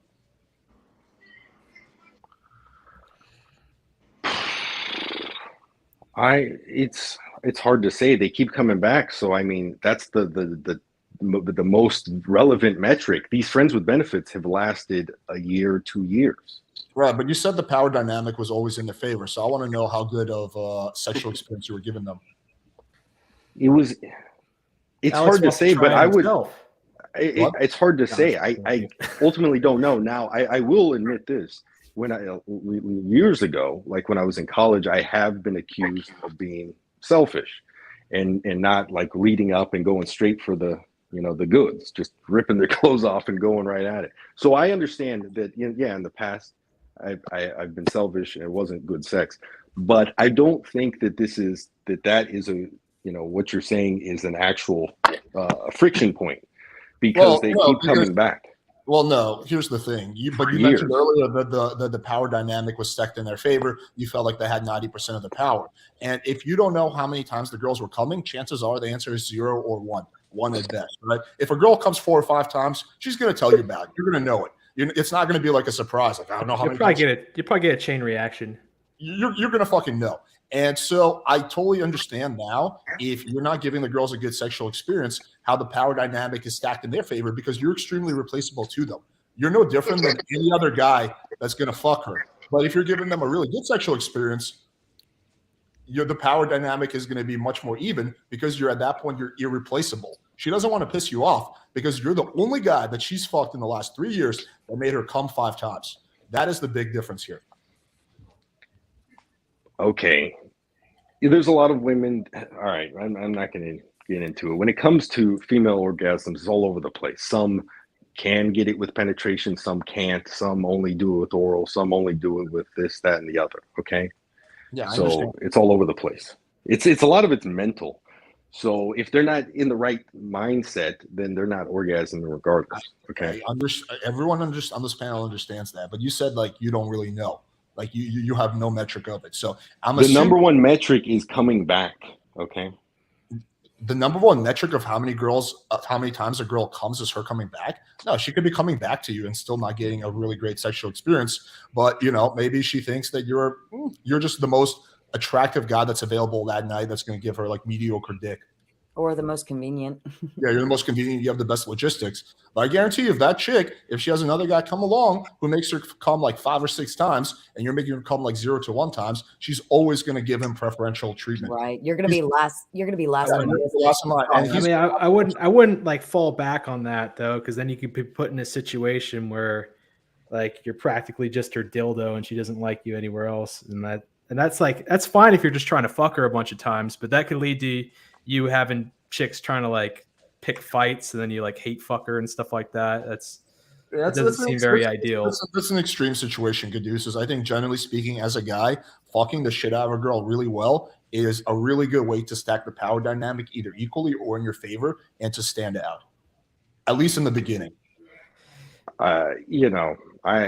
Fine, you could believe that. I'm just saying she might want your cock again. She might want your cock. She might want your cock again, but I don't really see it like a long term.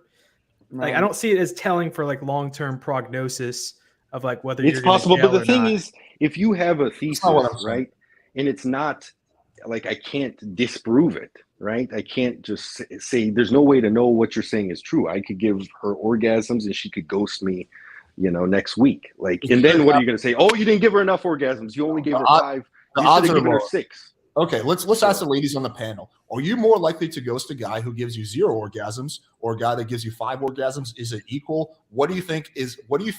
How much more likely are you to meet up with a guy that can fuck the shit out of you versus a guy who just gives you an average sexual experience? I mean, does the bear shit in the woods? Yeah, Okay, fine.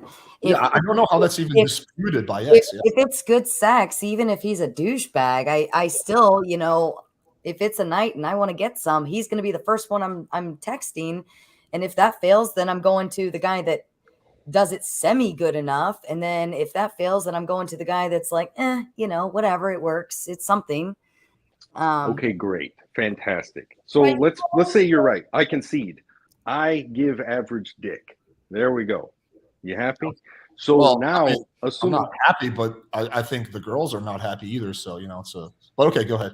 Well, they're happy enough to come back for some mediocre cock. So whatever they like, they have options and they choose that. So regardless, let's say that's all I do. I'm able to give you several rounds of mediocre dick, right?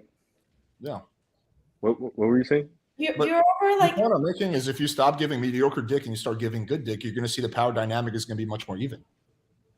Or you could just be rich as fuck and pay them $400 every time you meet them. I mean, sure, if you want to take that path. To me, that seems like a lot more depressing. I'd rather just like fuck a girl really well than have to pay. Maybe that's just your ego talking. It definitely is partially my ego talking, for sure. My ego does not allow me to trade my money for sex, even if it's a very low amount of money. And that's not It allows you to trade your time, a million texts, all this other stuff. Sending a text takes 10 seconds. Okay. It's very quick. Doesn't take a lot of time. People act like sending a text is like a 5-hour process. Takes 10 seconds. Copy, paste, bam, done. Easy. If somebody's ignoring me and I know they're ignoring me and I keep texting them, that's not good for my ego. So you have your ego. You want to hold on to your shekels. Well, I have my ego. I'd rather pay. And then, there's this saying, I don't know if you've heard this before. It's with, what's his face? Charlie Sheen. He says, I don't pay them to have sex with me. I pay them to leave. Have you heard that before? Yeah, but Charlie Sheen isn't a really good authority on casual sex, given the fact that he got HIV and shit. But yeah. I know, but I'm saying, do you think Charlie Sheen can't get sex for free? Do you think he desperately needs to pay these girls? I don't know, man. I think Charlie Sheen, as far as I understand, he had like pretty low self-esteem and he had a lot of past trauma, and so he was just like fucking like didn't have even like the energy to go out there and try to like pick up a girl because of that. He's rich and famous. I don't care if he has a micro cock. He's able to get laid more than probably anyone you know. It's really not that hard to get a girl to leave after sex. Cuddle with her for 10 minutes and say, hey, I work early in the morning. Let's meet up another night. Bam. It's like so fucking easy. Like, I don't understand why you have to pay for it. So what he says, what that means, it doesn't literally mean get her to leave the house. It means to keep it casual, keep it transactional, keep it about sex. But you can still keep it casual and keep it transactional, like keep it about sex without having to pay for it, though. Yeah, you can. I know, but if you're not paying for it, the dynamics, if you look at it, so let's pretend you're only able to give average dick. You're not able to have lightning coming out of your cock and your. Hang on, X. That's such a limiting mindset. I'm simplifying the argument. I want to add a little. You are totally capable of giving above average dick, unless you have a micro penis. But you're no comment. Oh shit! I'm joking. I'm joking. You've heard it here. Estimating the amount of options women have. Yes, in theory, we have a lot more options than men, but in reality, we are also more "quote unquote" selective, and we also. Yeah, we're more "quote unquote" selective. So when it comes to play, the options are not that many, to be honest. No. We're talking something specific. You actually don't have that many more options. Like a girl, let's say my counterpart, right? She actually doesn't have that many more options for a guy to commit and marry to her, like that high quality guy. But when it comes to something casual, she could bang, But women Lakers players, are, quote unquote, celebrities. more selective though, and it's So not like the average girl or like normal girls, or I mean, yeah, because you're dealing with sugar babies and maybe your mindset it's a little skewed. But the average girl, like none of my friends who are attractive, successful girls, it's not like they have like a lineup of guys wanting to have sex with them. well, they could if they drop their standards. Maybe just dudes they're not into. But I'm saying this, and this whole argument, oh, it's because you bang sugar babies. No, I spent 32 years of my life doing like you guys, normie sex, normie dating apps, normie going out to bars and clubs and doing the monkey dance. Oh, am I good looking enough for you? Am I charismatic enough for you? Am I tall enough for you? And then I've done the normie thing. Do you think that's what I do on a date? I show up on a date. I'm like, hey, do you think I'm tall enough for you? Am I good looking enough for you? Okay, I mean, I think there's nothing wrong with you paying for sex. I have no like ethical dilemma with that. Like, I think no, but I'm saying you're making the argument like I've always done it. No, I have over 100. Yeah. I don't know that. I have no idea what you've done. And I'm not going to make an argument that I know nothing about. The only argument I am making is that you don't have a leg to stand on when you tell me that I'm over validating girls when you're over validating them 100 times more by giving them just the same. pussy. Yeah, that's the only argument. You can keep paying for sex and there's nothing wrong with that, but you can't then go on a dating coach's channel and say, oh, well, you're over validating these girls by texting them 3 or 4 times. Meanwhile, at the same time, you're paying them $500 a pop for the pussy. Well, okay. So it's more than just over validate. There's more to it than texting her, because it's you're dealing with someone that, like what's his name said in the corner, that's kind of it's showing lack of interest. It's a little bit disrespectful if you're asking for a time and she's ignoring you several times for several days. You don't think it's disrespectful when the only reason the girl's willing to fuck you and put up with you is for money? Like, that to me is like not necessarily. No. So that's the thing. You're assuming I'm over here looking like Jabba the Hutt. The reality is, huh? I'm not. I think you're probably an average looking dude. The reality is, you don't know me, but the reality is that I've actually been on. So when I started this, this year, I've actually seen multiple women on the Seeking site that I've actually gone on dates with through Hinge. Yeah, I get that. Okay, so I mean, gentlemen, so you act like these are totally different worlds. I understand that. I've been on Seeking for like I use it totally differently than you, but I've been on that side. I know about that site really well, so I understand that a lot of girls cross over and they do Hinge and then they do Seeking and they do like fucking Tinder at the same time, and then maybe they meet guys at bars. I get all that. I'm just saying again, like there's nothing to me that's more over validating of a girl than paying her money for her time. It's like I'm by myself, not worthy of your time. I have to give you my okay. I'll give a great example. We're literally arguing preference here at this point. Yeah. No. It's like we're wasting each other's time right now. I just okay. Can we move forward with another topic, because like I just want to bring up the idea, like Alex is bringing up the amount of orgasms you get. I think that's going to be variable based on how into you the girl is. At times, it's no. I think it's variable. Like there's chicks that are already wet by the time that like you're just you being there, and there's other ones that you got to like stimulate a bit more, and you're probably gonna get less orgasms from them than the ones that are really into. I got to push back against that. I mean, I think it plays a role, sure, but my old business partner David Swift, who I fucking hate, weighed 300 pounds. He weighed 300 fucking pounds. And the noises that I would hear coming out of his room when I was traveling were insane. That motherfucker was like a professor down there.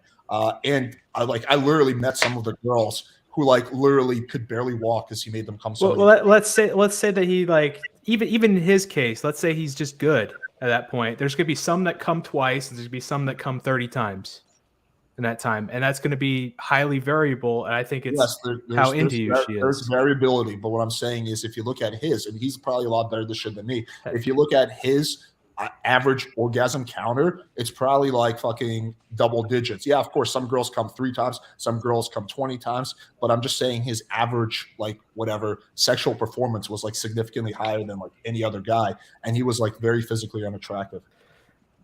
Yeah, I mean, like maybe he wasn't that physically unattractive. Like physique is often overrated at times too. Bro, he was 300. Natty, you remember my old I mean, business? I got laid as a 300-pounder. You I were weigh 300 pounds? Yeah, I was 200 and some change, and I'm still good. I mean, yeah.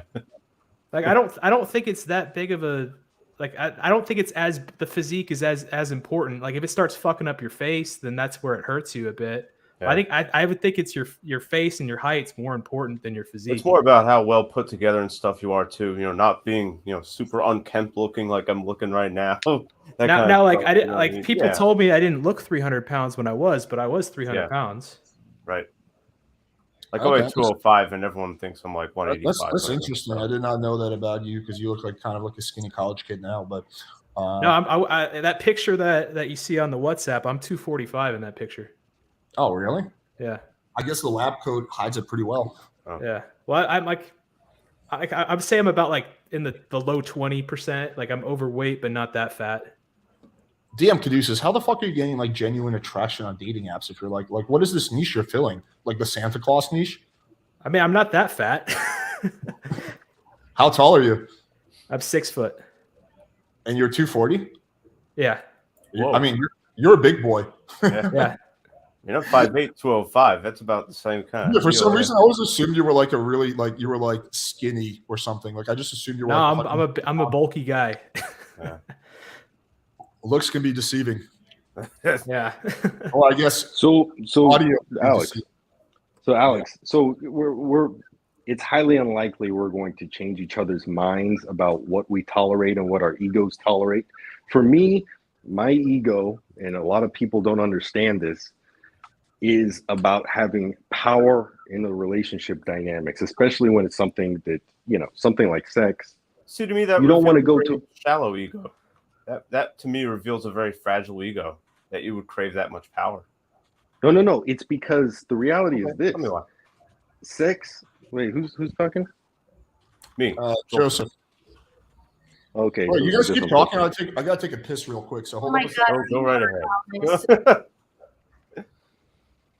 Yeah. So explain the power dynamic. So the reality is this: whether we want to admit it or not, if you have a healthy hormonal profile as a man, you're going to be horny. You're going to crave having sex at least once a week. Am I wrong or am I talking crazy? What do you agree? No, that makes sense. That's part of a wiring that is not obsolete. I agree with that. Okay. Now, then you have to ask the question: how are you going to relieve this? How are you going to milk the cow? Okay. You could just jerk it to porn or whatever. But if you're someone like me, you don't really like doing that. Huh?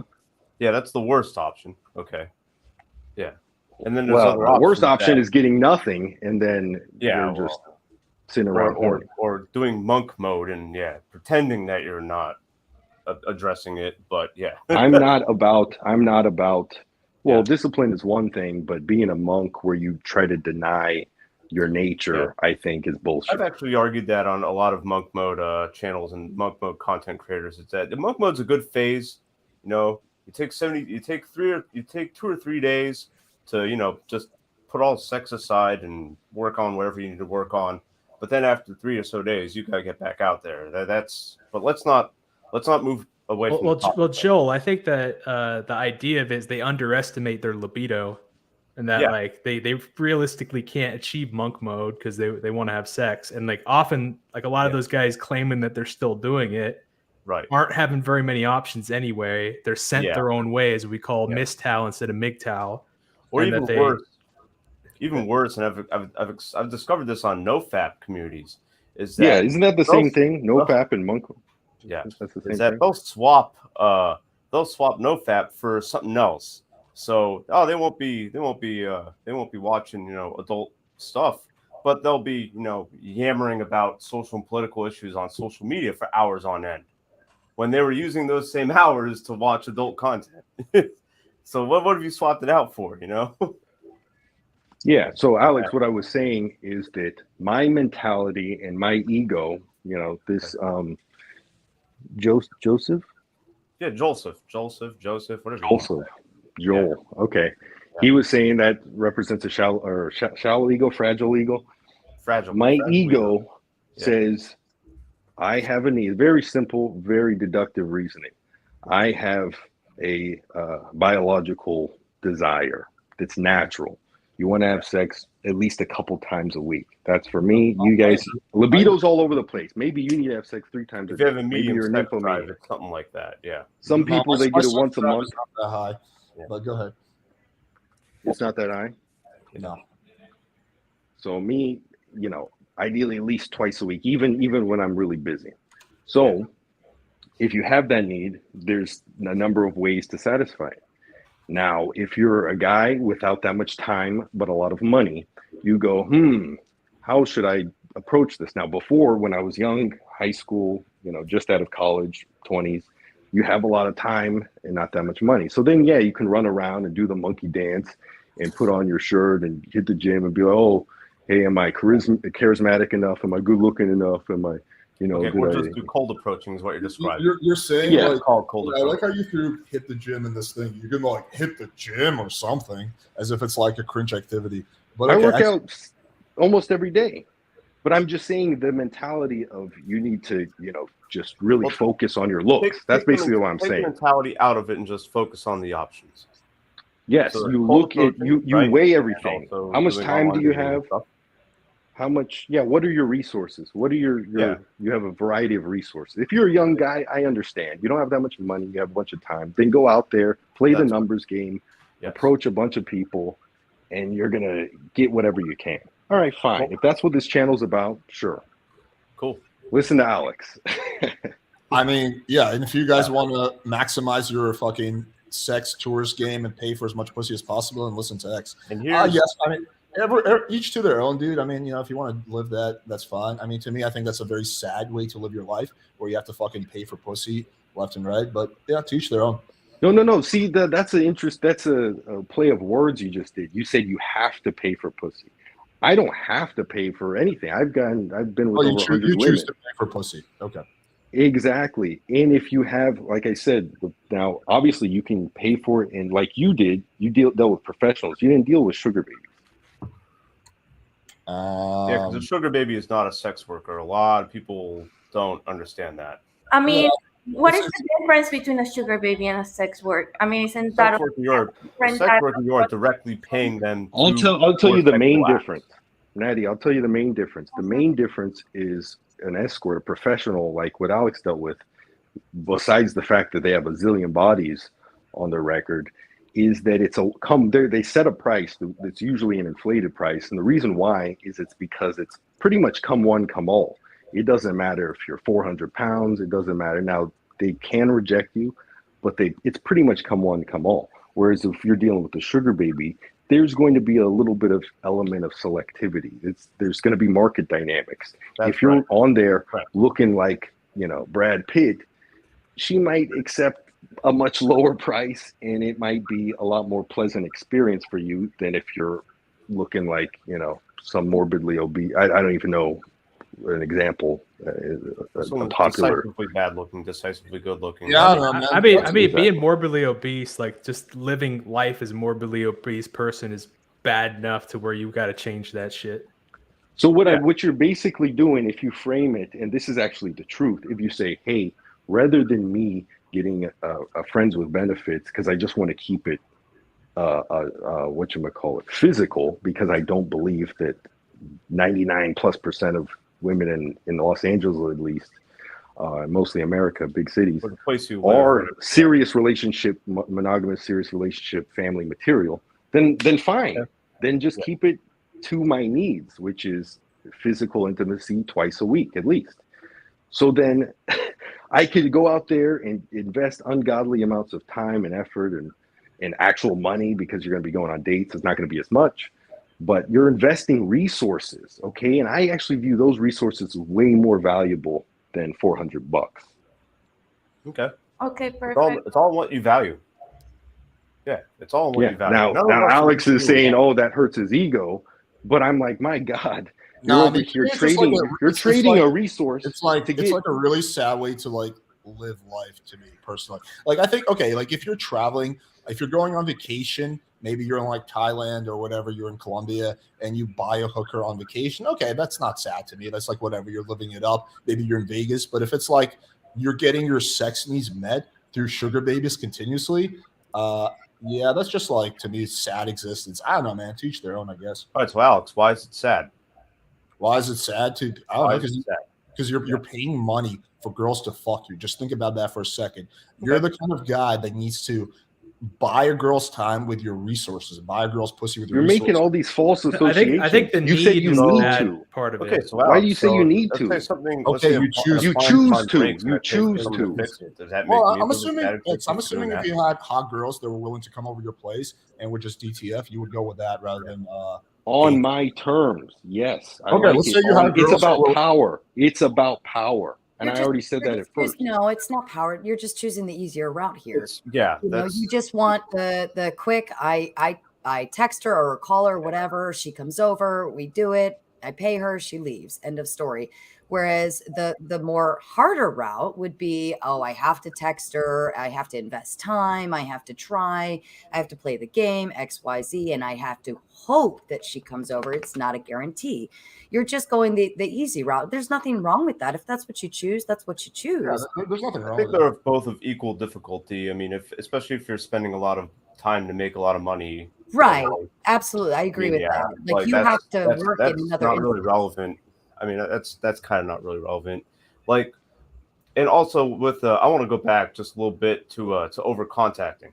So over contacting, I was saying this in chat earlier. It's okay to, so we get dozens. The average American, we're just gonna assume everyone here is in the U.S. Average American gets at least 69 or so notifications on all their devices per day. Okay, they ain't like me who has a phone in airplane mode for most of the day. Not everyone's like me who gets 5 notifications tops. All right, especially women. Okay, so if you text somebody, let's say you got I don't know, 10 women you're interested in. Would you rather hit all 10 of them up once or all 10 of them up 10 times? Which one is more effective for you landing that date? That's what I think Alex was arguing at, because that's not really giving them validation. They're already getting validation from the other notifications they're getting. So I wanted to know what you were trying to argue with that. If that's giving them attention that they don't need or whatever. I just think it's a good, especially if your expectations are very low, that's a good strategy. Now, if your expectations are high and you're looking to them for validation, that's a different thing altogether. Then you're crossing into simping. Because to me, simping is all about seeking validation. If you're seeking validation for anybody, man, woman, doesn't matter what the gender is, or age, or race, or anything, that is simping, no matter what. That's being a simp, that's being a stan. You shouldn't do that if you're looking for validation. If you're not looking for validation and you have lower expectations, it's not simping at all. I'd love for someone to respond. Well, I mean, I think I agree with you on that. I don't think. First of all, I don't really worry about whether I'm over validating the girl or not. That's not my prime concern. My main goal is to get a meet up with a girl with favorable logistics. I don't fucking. Oh my god, did I just over validate her with my triple text? Oh fuck, that's right. When you do that, you're looking for validation. When you're stressing out about it. I think I think the problem here should be when you are thinking too much about how the other person sees things, the perception of you. That's when you stop. That's when you stop actually losing your power. Yeah. When you're more oh, what if she thinks I'm needy? What if she thinks I'm over validating? What if she thinks I'm this and that? That's when you start losing your power and losing yourself. Absolutely. Absolutely. On your perception, it's how you want to come up across. If you don't really care what the other person thinks, and you just don't really give a shit as to whether they think you're over validating them, as to whether you think you're in love with them. If you know you're not, if you know you don't care about them, and you don't give a fuck how the other person sees it, that's I think when you have the power in the dynamic. I don't even know why you would give a shit what some random stranger thinks of you. Right. And I Well, think maybe X, that's live in why a culture you that actually like, maybe that that's why you honors like that. pain, because pain, you negate the emotions in that context. Like, so you don't have to care. So therefore you don't have to worry about power struggle one way or the other. You're seeing it as a power, like I'm paying you, so therefore I have the power. End of story. There's no emotions evolved. Whereas if you play the hard game per se of I have to text her, I have to try, I have to work hard, I have to play the game, XYZ, then you might get your emotions involved. You might get hurt, or you might get, oh, she ghosted me. What's wrong with me? And to what Natty was saying, now you're giving up the power because you're investing emotions into that and you're worried about what they're thinking. But if all you value is sex with the person you're talking to, and pleasant company, okay, but like a serious relationship, no. Yeah. But if that's all you value, why would you involve all this emotions and all this crap? We're talking about friends with benefits. But you don't have to involve emotions in any way or form. Right. That's not what Sarah was saying. I think. I'm sorry if I'm speaking for you, Sarah. No, go ahead. But I don't think that's what Sarah was saying. You said I don't want to deal with emotions and stuff that are involved. I'm saying by taking the route of pain, you automatically know that you have nothing to lose. You just pay them, they leave, end of story. And if they don't come back, then you're paying somebody else. It doesn't matter because you have nothing to lose per se. It wasn't any of us who quoted what you just quoted from Charlie Sheen, and that was all you, X. And that's okay. That's all right. I mean, I'm just asking where you get this concept of contacting a woman that you're interested in going out with more than once. How is that like giving her like false value? Why do you equate that to simping? Yes, if you plan on, I'm just saying, I made it more, it's not just a double text. I said if you're texting again and again 5-6 times over the course of weeks. Simping, I said simping was probably the wrong word. Thirsty and low value. Those are the correct terms. I don't know, dude. I think there's nothing lower value than having to pay for sex, in my opinion. You keep saying having. You keep saying having to pay for sex. No, my time is valuable as fuck. So spending time with women is that all you want is sex, right? If you want a relationship, absolutely. Spend the time, invest.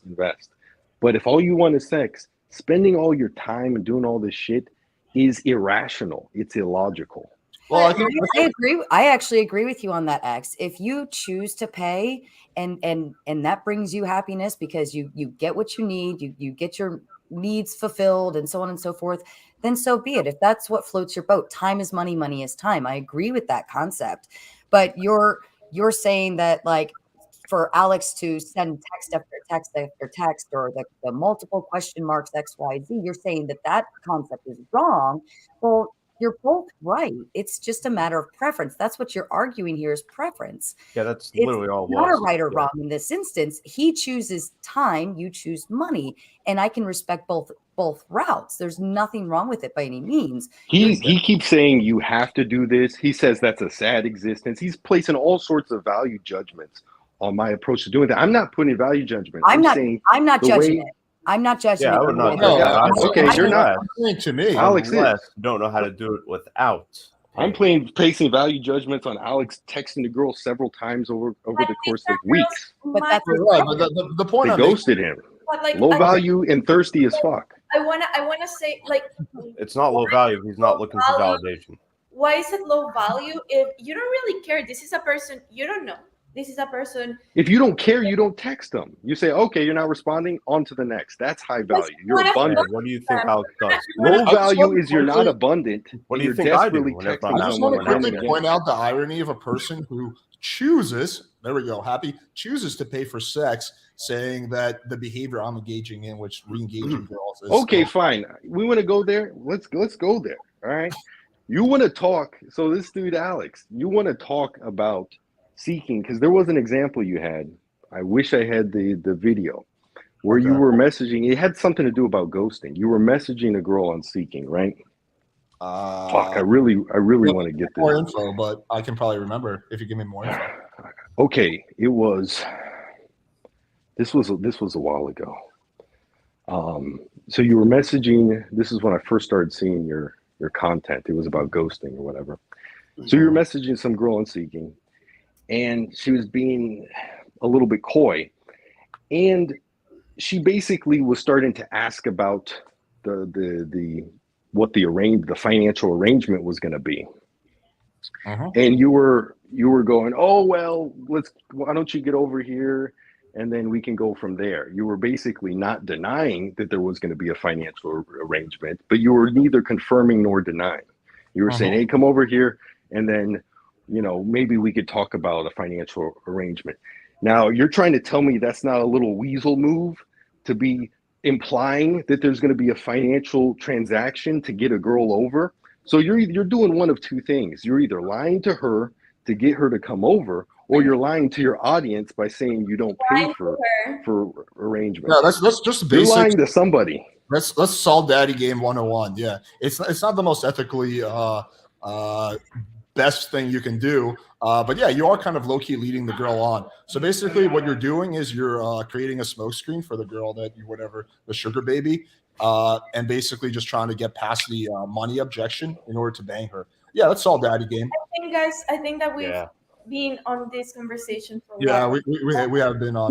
No. Wait a minute. So when now I'm low value and I'm doing all this slimy shit by being honest and just saying, hey, No, I don't this think is what I'll pay you. I've been critical of Alex being weaselly as fuck. No, I don't lying to women. You're lying to women to get them over. And now you're some sort of top dog alpha that is over here. Lying to women to get them over is some alpha shit.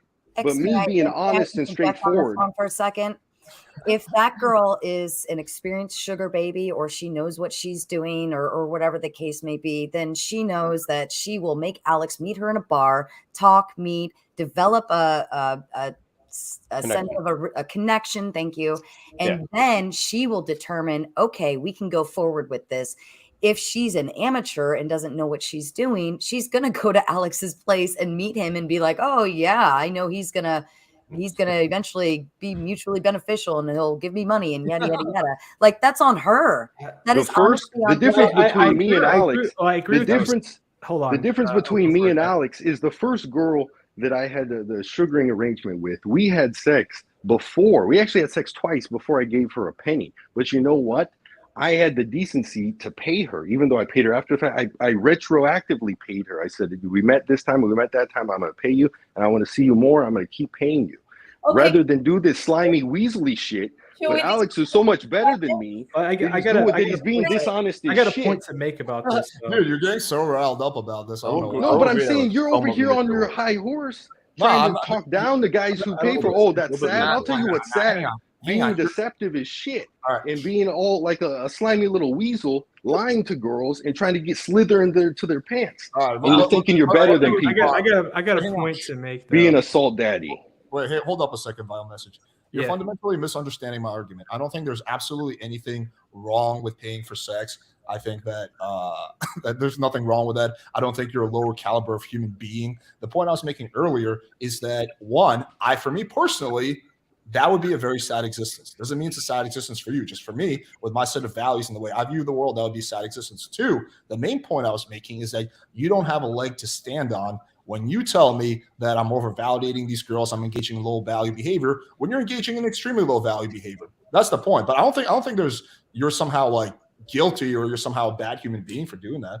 Well, in that case, you're engaging a extremely low value behavior squared, because you're trying to pretend to be a guy like me that's going to have an arrangement, and you're not. You're trying to pull the rug. You're trying to rug pull her. So that's even worse. That's low value behavior squared.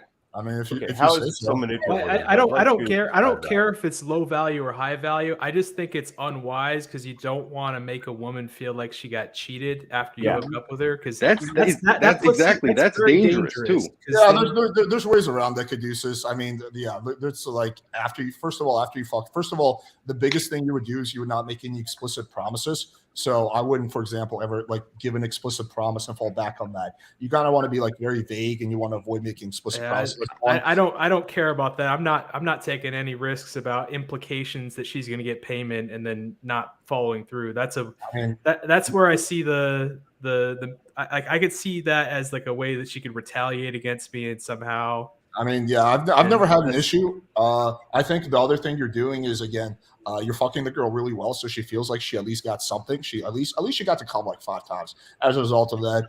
3, you're kind of reframing when the date before you even fuck her. You're reframing the whole thing from like a sugar daddy type of frame as just more of like this is a regular guy. So you're framing the whole thing from the start. You're like, hey, listen, like, yeah, you know, this whole site is really weird. There's a bunch of prostitutes on there. I'm just on here, you know, because one of my buddies told me about. So you're framing the whole thing. So she puts you in a different category. She doesn't put you. I just see it if like if you want to bang the hot chicks from that site and you're paying the subscription anyway, the $120 a month or whatever, you might as well just pay the chicks at that point and then not have the risk. Yeah, to me, it's just like I don't care if this website costs $1,000 a month and the girl wants $1. To me, the idea of like having to pay a girl any amount of money for sex, even if it's $1, is just like fundamentally repulsive. Again, I don't think there's anything wrong with guys doing that. But do you see how absurd that is? I Do don't you think guys it's- not see how absurd that path of thinking is? It's horrible to be an honest, straightforward, decent, or it's repulsive. Sorry, it's Alex, repulsive. how much is It's this? repulsive. You said repulsive. No, You I said never said repulsive. there's something horrible about paying for sex. You said repulsive. Okay, correct. Yeah, You said to me, repulsive. To you, that's repulsive. To me, to me, what's that's repulsive. repulsive is pretending like you're going to pay them, and then under the cloud of implication, oh yeah, I'm a sugar daddy. I'm gonna, because that's exactly I could have done that. My first sugar daddy. You can keep being a sugar daddy, and I can keep being a salt daddy, and then we can both do our own thing, and we'll see who's happy. And you could think, have really that's a really great path of logic. Now, paying her, that's somehow the devil. But lying and scheming and weaseling your way into her. Said it's the devil. You keep like just assuming. You said repulsive. To me, yeah. How's being a salt daddy? That's not repulsive? X, hold on for a second. That's really Alex, repulsive. Well, you're both saying the same thing to each other about each other's interactions with females, okay? We can agree that you guys disagree, and it is. I'm honest and ethical. I'm straightforward. I'm honest and ethical and straightforward. He is. We got honest Abe over here. And we got the fucking Bernie Madoff over here scamming girls left and right. I know. Out of pussy. Oh man, what an alpha male you are. You're scamming girls out of pussy. X, we've been going. You're so triggered. Yeah. Alex, we've been going. No, because you're over here with this big bullshit ego that listen, you're some high and mighty dude. But again, and really, you're a weasel. This is the idea of a guy not to really trigger you that much. You're really revealing your. No, it's your attitude. You have this holier than thou attitude that you don't pay. Are you like a sugar baby advocate or something? X, can you I'm a being honest and straightforward advocate. I'm an ethical advocate. You're getting super riled up, man. X, I'm doing just what's fine. going on, X? I feel like your micro penis is going to explode. Oh, stop. Alex, don't. No, babe. Alex, X. Babe. God, that's so confusing. Okay, we're going to 7th grade level insults. Okay. Yeah, okay, that was. But you guys are both going there, right? You're both going there because you both believe that your direction is the best direction, and nobody is really agreeing with either one. It doesn't matter. It's all with what you want, what you believe. You choose money. Alex chooses time. End of story. Now, do I agree if Alex is leading a girl on to believe one thing or another? No, I don't agree with that. I don't agree with leading anybody on, but that could go with anybody as well. It's not just Alex. It's, any man or woman can do that. I don't agree with it, but you're both chiding each other right now because you both disagree with each other's direction. Okay, we get it, X. You like to pay. He likes to spend the time. End of story. To scam. What's to your scam. other point? Yes. But what is your other point to this? But Sarah, why stop the internet? No, the reason why that came up. The reason why that came up is he's over here making value judgments, saying he's constantly trying to slip in. You have to pay. Yes, it's called being. You're saying if you lie and deceive someone, that is low value. Okay, Whoremaxxer in the chat right now. Oh, if you have to pay, it's okay. Get a spot for him. But X, you are also X, you came off saying that Alex spending all that time sending text messages is simping, and it's this and it's that. So are you not? I already said simping is the wrong word. I said thirsty and low value, and then he said me paying is low value. Me being rich as fuck is not low value. him But scamming X, girls and being a X, little weasel is low value. X, okay, like let's agree to disagree because we're like Seriously, you're just Doesn't mean money actually is low value if you're seeking to That's impress our others with it. Fine. How about this? I'm low value. He's low value squared because Different. he wants to No, pretend it's to not. be a sugar baby, but he Well, wants to not sugar scam girls baby. rather than pay them, But I'm not X, trying to pretend to be a sugar baby. that is or a sugar that is- daddy. Alex has to live with that. Okay. That's up to him. And that's between him and that female. Do I agree with leading people on? Again, I will say no. I do not agree with that. But that is Alex's story. That is not yours. So what do you care? Like, I'm not sitting here judging you for paying girls or saying that it's a waste of time to text us and spend time to invest in getting to know us. I'm not devaluing you for that. But like, what else is your point? You aren't. No, you aren't. Yeah, you aren't. This wasn't about you. You're not the one deceiving women and, I know, but and you're trying to arguing- slither into their pants under false pretenses. You're not really giving an argument. Are you like a That's sugar not baby the advocate? argument, though. X, the argument was ghosting in the first place. I don't know Yeah. how he came up with the whole Alex deceiving woman because that was never the argument. So we highly differ from the original. I already said what the thing was. He was talking down, Perfect. saying It's okay. It's okay. Let's X, go. I apologize for talking down to the sugar daddy community. I officially give you my apology. I hope the sugar daddies of the world don't get mad at me. If you have to pay for sex, it's okay. I don't judge you for it. Do you have any closing thoughts? Going in circles. and if you have to deceive women, apparently you can't pay. Maybe you don't. You're too poor, or you're too cheap, or you'd rather lie and steal and scam and scheme rather than just be honest and straightforward. Here's a question I want to ask. So say like someone's like, say there's someone who's like 25 years old and they never had sex before, right? And they have a lot of money. Would you rather have them go out and try and go out on dates and stuff like that and get to have sex for the first time that way, or just straight up pay for it? Let's assume their net worth is like I don't know, 125 grand. What would be your How old are solution? they? Yeah. How old are they? 25. 25-year-old virgin. That's right. And I would say if you're a 25-year-old virgin, then there's something wrong, and you need to. Yeah, I have no regrets on spending the first 32 years of my life getting sex for free. Okay. So you would, but I view at least the arrangements I've had. Of course, there's bad arrangements. Of course, if you're paying some prostitute and you're the fifth guy she saw that day, which sounds like Alex. He said he only paid professionals. It was probably the sixth guy she was with that day. Of course, you're going to get mechanical, mediocre experiences. That's not what I've gotten. Let's focus on the question. What would you suggest them to do? I already said that they should get it for free, the normal, traditional, normie way. Do the normie dating, go out to meet people, your social circle, normie dating for free. Okay, right on. So and then because rich people and famous people, they pay. They do a different. It's a wholly different approach to dating than the normie platforms. So you would suggest paying not for someone to get experience if they're inexperienced, but someone who has experience who just doesn't want to put in the time. If you're a guy that's making over $250,000 a year, then that's when the cost benefit analysis start to favor paying for it. Okay. That's not going to apply for the vast majority of guys. 95% of guys, that's not going to be an option. So I'm like, that's fair. Okay. So I already said that in the beginning. I said I don't really talk about it much because not that many guys could really afford to do that sustainably. Yeah. Let's clear it up so we can clear the air on this once and for all because we've been talking about it for a long time. So now Alex. So now Alex. We'll have to issue an official apology to the sugar daddy community. Go ahead. So let's say that someone actually. You should apologize to the sugar babies that you scammed.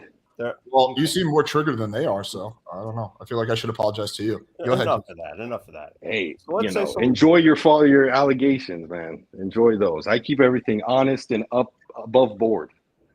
So now, Alex. So let's say the pinnacle of honesty. Go ahead. So now, Alex. So let's say someone who's 35 years old, same net worth, 125K, comes up to you and asks you, hey man, like my Tinder profile isn't real good. I've improved it as per your materials, and it's still taking me X amount of time to go out on a date and procure a girlfriend.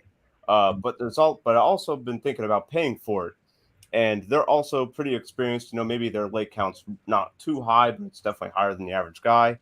Would you would you think that they'd be living a sad existence if they were paying for sex? Yes and no. I have no ethical dilemma with people paying for sex. I think right. prostitution should be legalized. Right. One of my really good buddies, Natty knows probably who I'm talking about, the Persian guy. He has paid for sex quite a lot in his life, and he's also had sex with girls, like without paying for it. And according to what he told me, and also I have another friend who also paid for sex a lot. They both say it's like it takes a toll on your mental health. You just kind of feel like shit about yourself. I don't know. So I'm kind of going off what they say. I really haven't paid for sex enough in my time to really have a concrete judgment. So I'm just going off what they say. But they say it's just like it's exactly once. It's kind of like, but dude, if you want to do it once, I think there's nothing wrong with that. I just think when it becomes a habit, that could take a toll on your mental psyche. That's paying for anything. You could say that for paying for anything that gives you a lot of pleasure. You know what I mean? Isn't that just the virtue of moderation? Moderation, absolutely. Okay. Yeah. Yeah. Well, I mean, I wouldn't do a lot of drugs or coke or something like that. It wasn't But here, X, this is where the dilemma comes in. So you said your sex drive is pretty average and you want sex twice or so a week. But what would you say to the guy whose sex drive is higher and they want sex like 6 times a week? Are you going to tell them to go pay sex workers 6 times a week? Well, if you consider, I already explained, my first arrangement, and I already said we're not talking, you can call that a sex worker if you want to. We're not talking a professional that's all they do. She was going to law school. Okay. She was in town for that summer. I would argue the majority of women, I told you there were girls I went on dates with from Hinge. X is supporting her higher education. Yeah, it's going to a good cause. I'm down for that. I'm totally down. X, if she becomes a public defender, she can still be your client because she won't make shit. Matter of fact, we were talking about, what was that one Latina chick? I didn't mean to say defending Johnny Depp. What was her name? I do kind of want to get off the paying for sex topic because the whole chat is getting bored of it. We've been on it for 2 hours. For 2 hours. Yeah, X, I want to get some more people on. So do you have any closing thoughts? Sure. Yeah, I have to head out somewhere. It's almost 10 here in LA. But yeah, no, I just want to say that, you dealt with guys who've had bad experiences. And that's fine. I totally agree. There's plenty of people out there with bad experiences when they pay for it. I said this topic is only going to affect maybe 5% of the audience. If you're not making at least $250,000, you're not going to be able to sustainably, like I said, if you want sex twice a week, you're not going to be able to afford an arrangement. I already crunched the numbers. You got to be making, to even come close to affording it, you got to be making like $250,000 minimum. So it's not going to affect majority of guys. They're probably going to have to go a different route.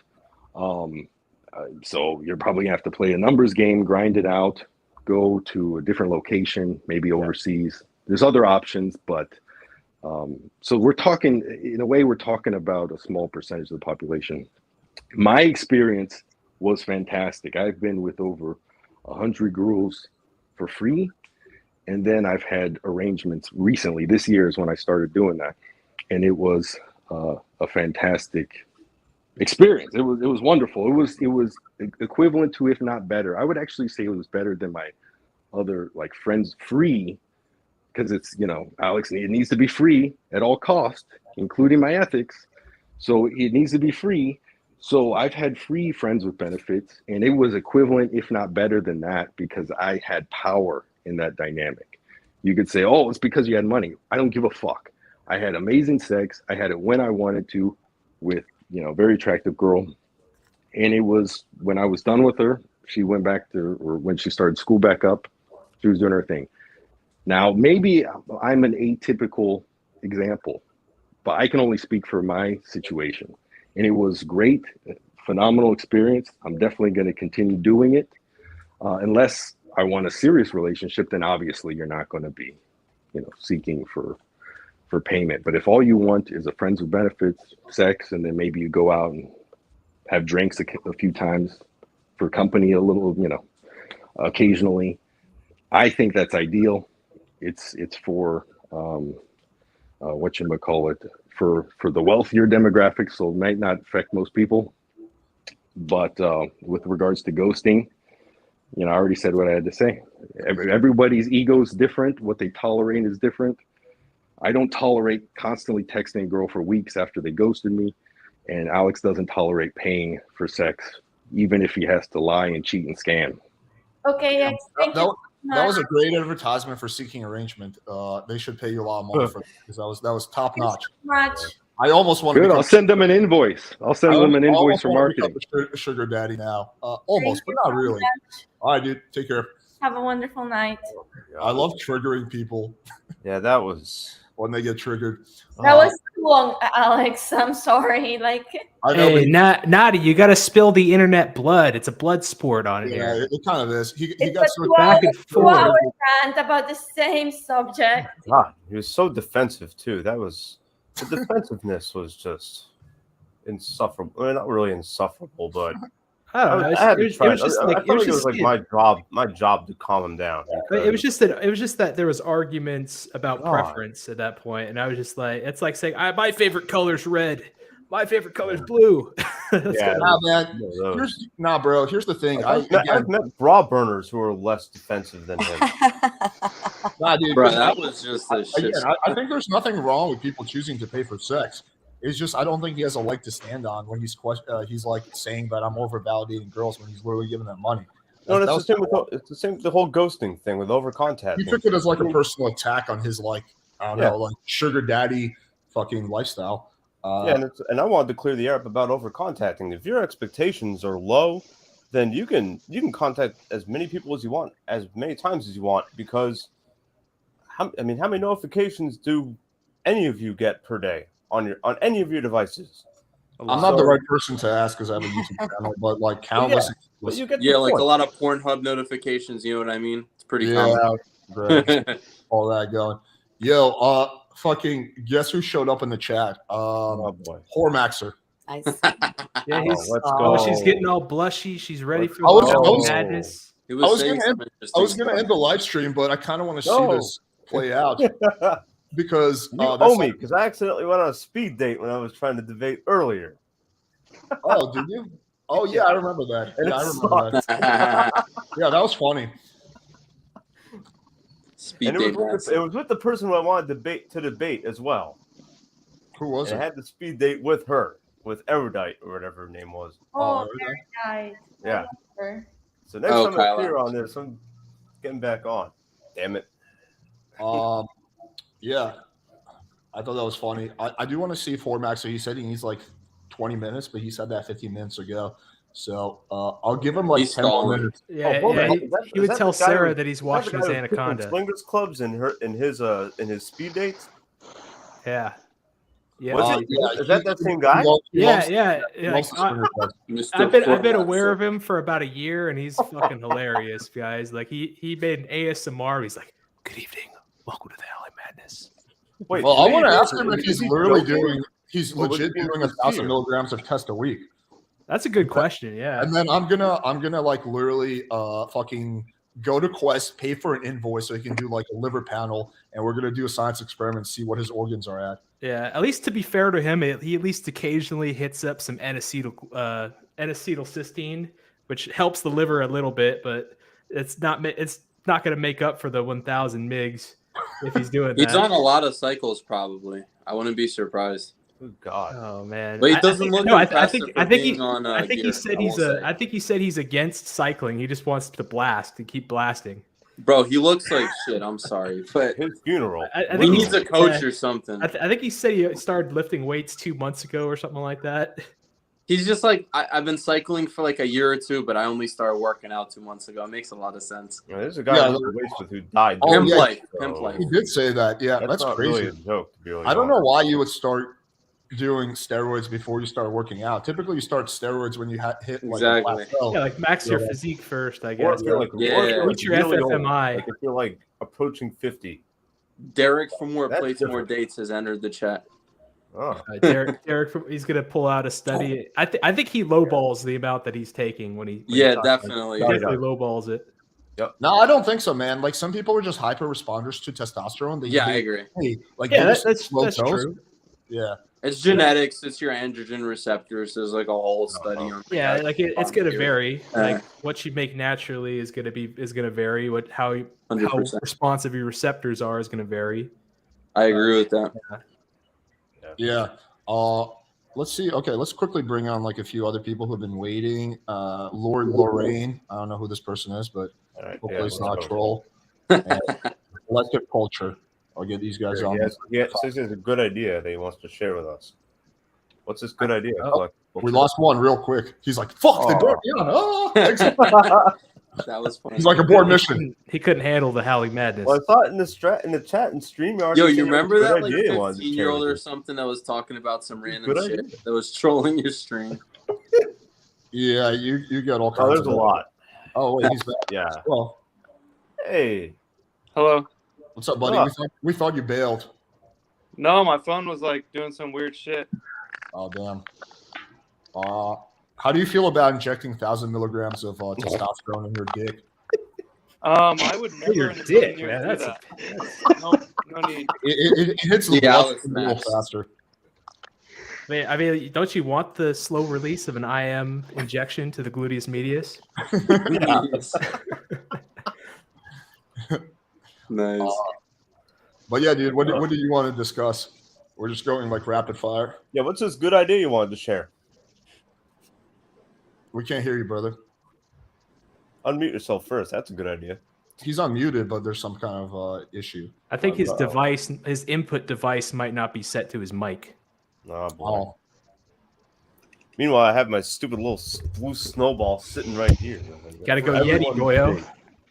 Yeah, I'm excited what this good idea is. Okay, Apu tech support. What did you want to discuss? Hey, I have two questions actually, if that's okay. Yeah, as long as it's not like review my Tinder profile or something, then yeah. No. So the first question is, essentially, am I doomed because of my Indian accent? So I mean, No. if you guys can't already tell, I am Indian, and We would have I've never. noticed that whenever I approach a girl, she gives me a few I think it's IO eyes, right? There's a glimmer in her eyes, but the moment I open my mouth and she hears me speak, she hears my Indian accent, like the glimmer fades away. I can see this look of disappointment. I mean, is this? I'm aware of Indian peace success on your channel. I'm not sure whether I'm doing something wrong. Do I need? Is it over for me? I mean, I just wanted to get your thoughts, Alex.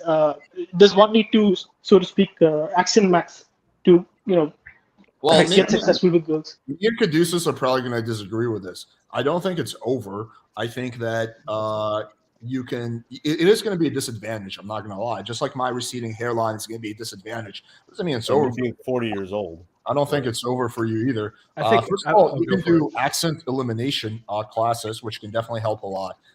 So I don't see any reason why you wouldn't do that. But second of all, my business partner, Indian P, has a very thick Indian accent. And he literally, I don't know if you guys saw in the background, maybe you didn't, but he literally pulled a chick tonight. So he's getting laid. So it is doable. But if you're very self-conscious about it and you feel like you're not worthy, that is going to manifest when you talk to the girl. Yeah. One of my bowling buddies who actually does pretty good with women. He's also Indian as well, and he uses his nationality as like and the negative stereotypes to his advantage, and he just makes fun of himself for it, and he like completely owns Yeah, it. dude. Oh yeah, my business partner does the same shit all the time. And Well, he I'm just gonna with like a different chick like every 4 or so weeks. It's Well, since ridiculous. Alex said that I was going to disagree a lot, I don't agree with him. But I'll say, I don't necessarily disagree. I wouldn't say that it's over because I frankly don't know all your situation. I don't know how women react to you. I don't know, I don't know what you look like. I don't know how women react to you. I don't know your situation. So it's best for you to come to the conclusion yourself. Like if you're just striking out on every end, and then it's over doesn't mean your whole life's over. It's over means that one thing you're doing is over and you try something else. You got to try something better. That's what it's over in the black pill always was. And it turned into some doomer shit because people equate certain parts of their life with their entire life in their life entirely, and then when that's over, they get sad. When I say it's over, I'm talking with respect to American girls, so to speak. I don't have issues with Indian girls normally. It's only when I approach American women, I can see the disappointment in their eyes when I open my mouth. So, yeah. Okay, so my second question was regarding how do you deal with rejection when it comes to social circle game? So let me elaborate. So let's say you approach a girl in the gym or at let's say you meet her at work, right? And you shoot your shot and she rejects you. Now, for the rest of your interaction with the girl, so to speak, there's always this sense of, oh, this creepy guy tried to hit on me, and I mean I didn't like him. I mean, so let's say you approach a girl at work, she rejects you, right?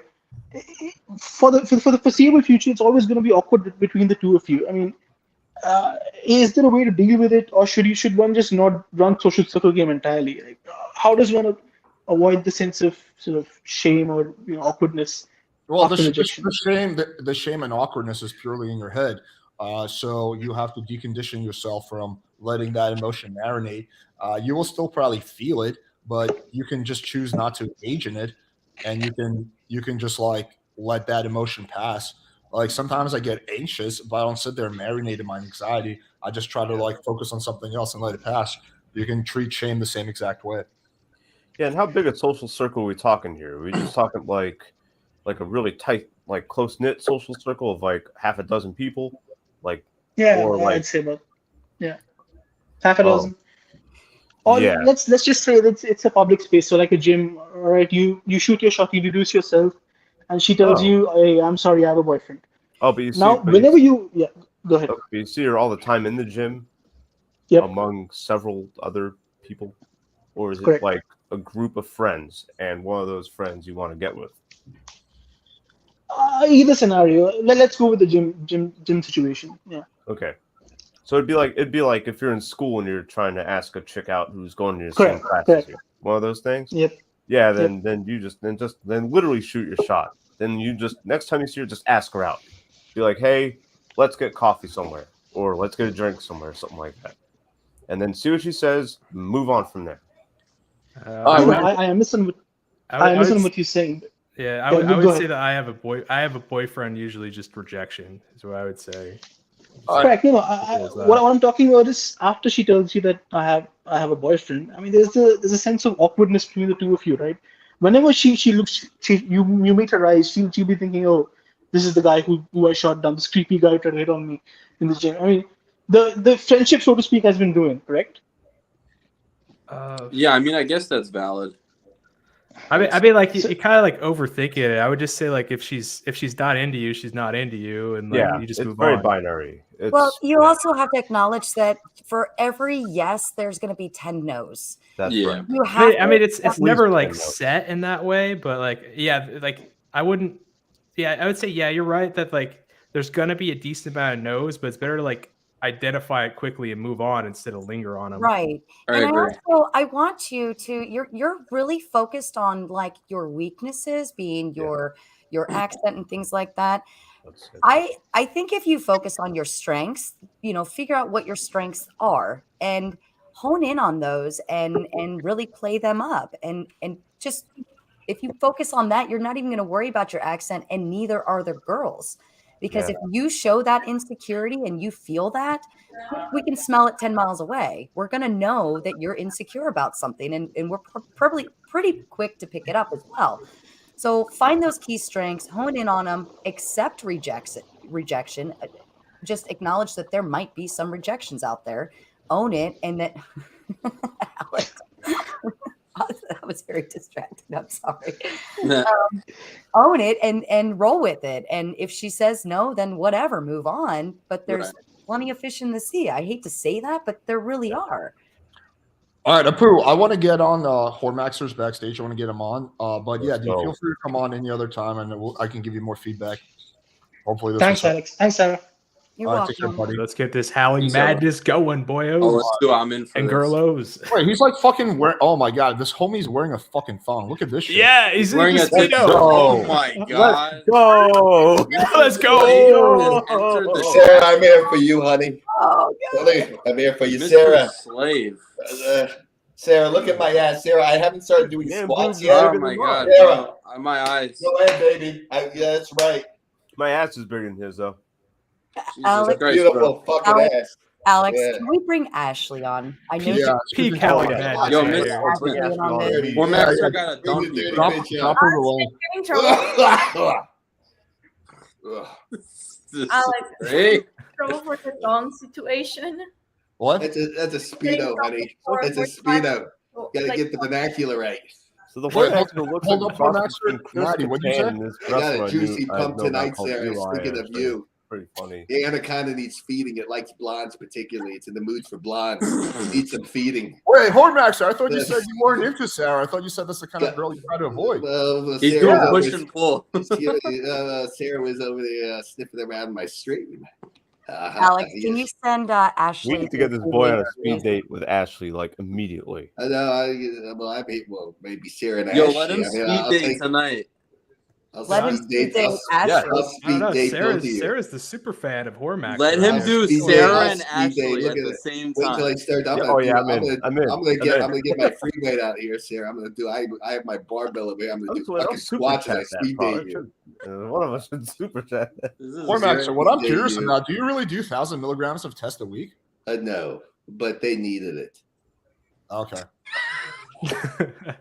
So you think it was like Stats. we need a high loading dose? On Was it North a Fuck or vital the other message? guy I didn't that see. needed I it? didn't because I just got back. I didn't. What you sent an email? What did it say? Oh, it was the link to this stream, and it said Sarah's waiting. Oh, okay. Oh, is this Ashley? Is Ashley? She out here in Vegas? Is that like? How are you, honey? Take us off and let these two do a speed date. Yeah, let him Oh do my it. God, let's go. Let's go. You better Come on, date the Ashley. Whoremaxxer, Ashley. Why'd you put a smile He's on got your a face, special Ashley? phone on. He took a couple shots, I think.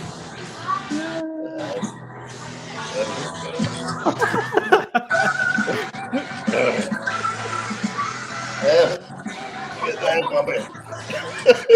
Yeah, he's ready to go, bro. Let's go. Get some oil on. Come on, Ashley. Get some baby oil. Yeah, who wants to come over and oil up Whoremaxxer? Gonna oil me up. Whoremaxxer, I've been promoting your ASMR videos all night. Right? Yeah, I'm gonna make more of those. I'm gonna promote those. I'm gonna make more of those all night.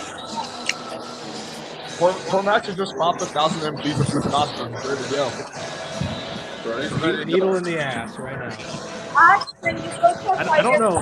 Wait, Ashley, you're super loud. I gotta I be. don't think Ashley Ashley is Ashley at a I concert. don't think Where is Ashley's she? sober enough for this. No, Yeah, she's I not.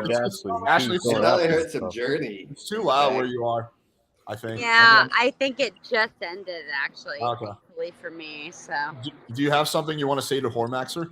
Please. Whoremaxxer, what I want to say to Whoremaxxer is, how do you feel about a chick that's kind of, not quite sure where she stands on the pill community, and you don't want to necessarily bring up, you don't want to bring up the, what was it, Sarah? The anaconda? My anaconda, don't. Are you asking about his anaconda? No, I'm asking about. Is it a python or an anaconda? Well, I call it it's an armadillo. Sexual. It's What in are my the sexual trousers. clubs? Oh, the Like swing sex clubs, clubs? right? Well, what do Yeah, you want there to do, you go. Ashley? Honey, Exactly. you gotta Exactly. speed up. You want to Right. go to a swing club? Okay, I was at one last night. It was a bad experience last night. It was kind of sad, and to say honestly, I'm going to find new ones. I'm going to Club Risque and the Green Door. Club 5150's got big problems, and women are destroying that place. Literally turning into a regular fucking nightclub social circle, little social circle. A woman completely buck nude, doesn't want to fuck, doesn't do anything. It's embarrassing. You women need mental help. You really do. We need mental health because we don't want to go into that. Well, no. This woman was in there. She strips down because she came in, and she stripped down buck nude. And this woman comes in there, has been in there many times because I asked another patron in there, and she just comes into a swing club to strip down nude. Those type of women and those type of women that are not interested in screwing or being in a sexual encounter in the strip club, and men too, but generally not men that have this problem, need to be removed from them. They killed the whole. Whoremaxxer, do you think maybe What kind of a lady would not want Have to you fuck tried a peeing Whoremaxxer? on her? Hold on. Like exactly. I'm Like just saying. Oh, do you think oh, maybe sorry, Sarah. Sarah, Sorry, can we? Sorry, Sarah. Can we? Whoremaxxer. So I actually that kind of sounds hot to me personally. No, I mean really it does, but like I'm trying to think like so are we saying like primarily you're going into a club, you're picking up on chicks, and then it's nothing but girls that want to get just DTF, right? Like naked, whatever. Because like tonight I'm at a club, right? I'm at a club and I don't do this often, but I'm saying I am. Guys, I'm a little bit drunk. Like We notice. Are you in Las Vegas? Whoremaxxer's nips are getting hard as you talk. I hope they are because Whoremaxxer, I would you turn. Are you in sitting Las there Vegas? in your I'll bring shirtless you up. like existence, talking about Whoremaxxer's hating gonna hit girl women, number 16. gets my nips so fucking hard. Let me see. Well, I can't see him on the stream, but I Sheba got I my would ass put, looking I like a put titty. zebra. I No, love put it. know what I do with you, Ashley? I put titty clamps on you right now.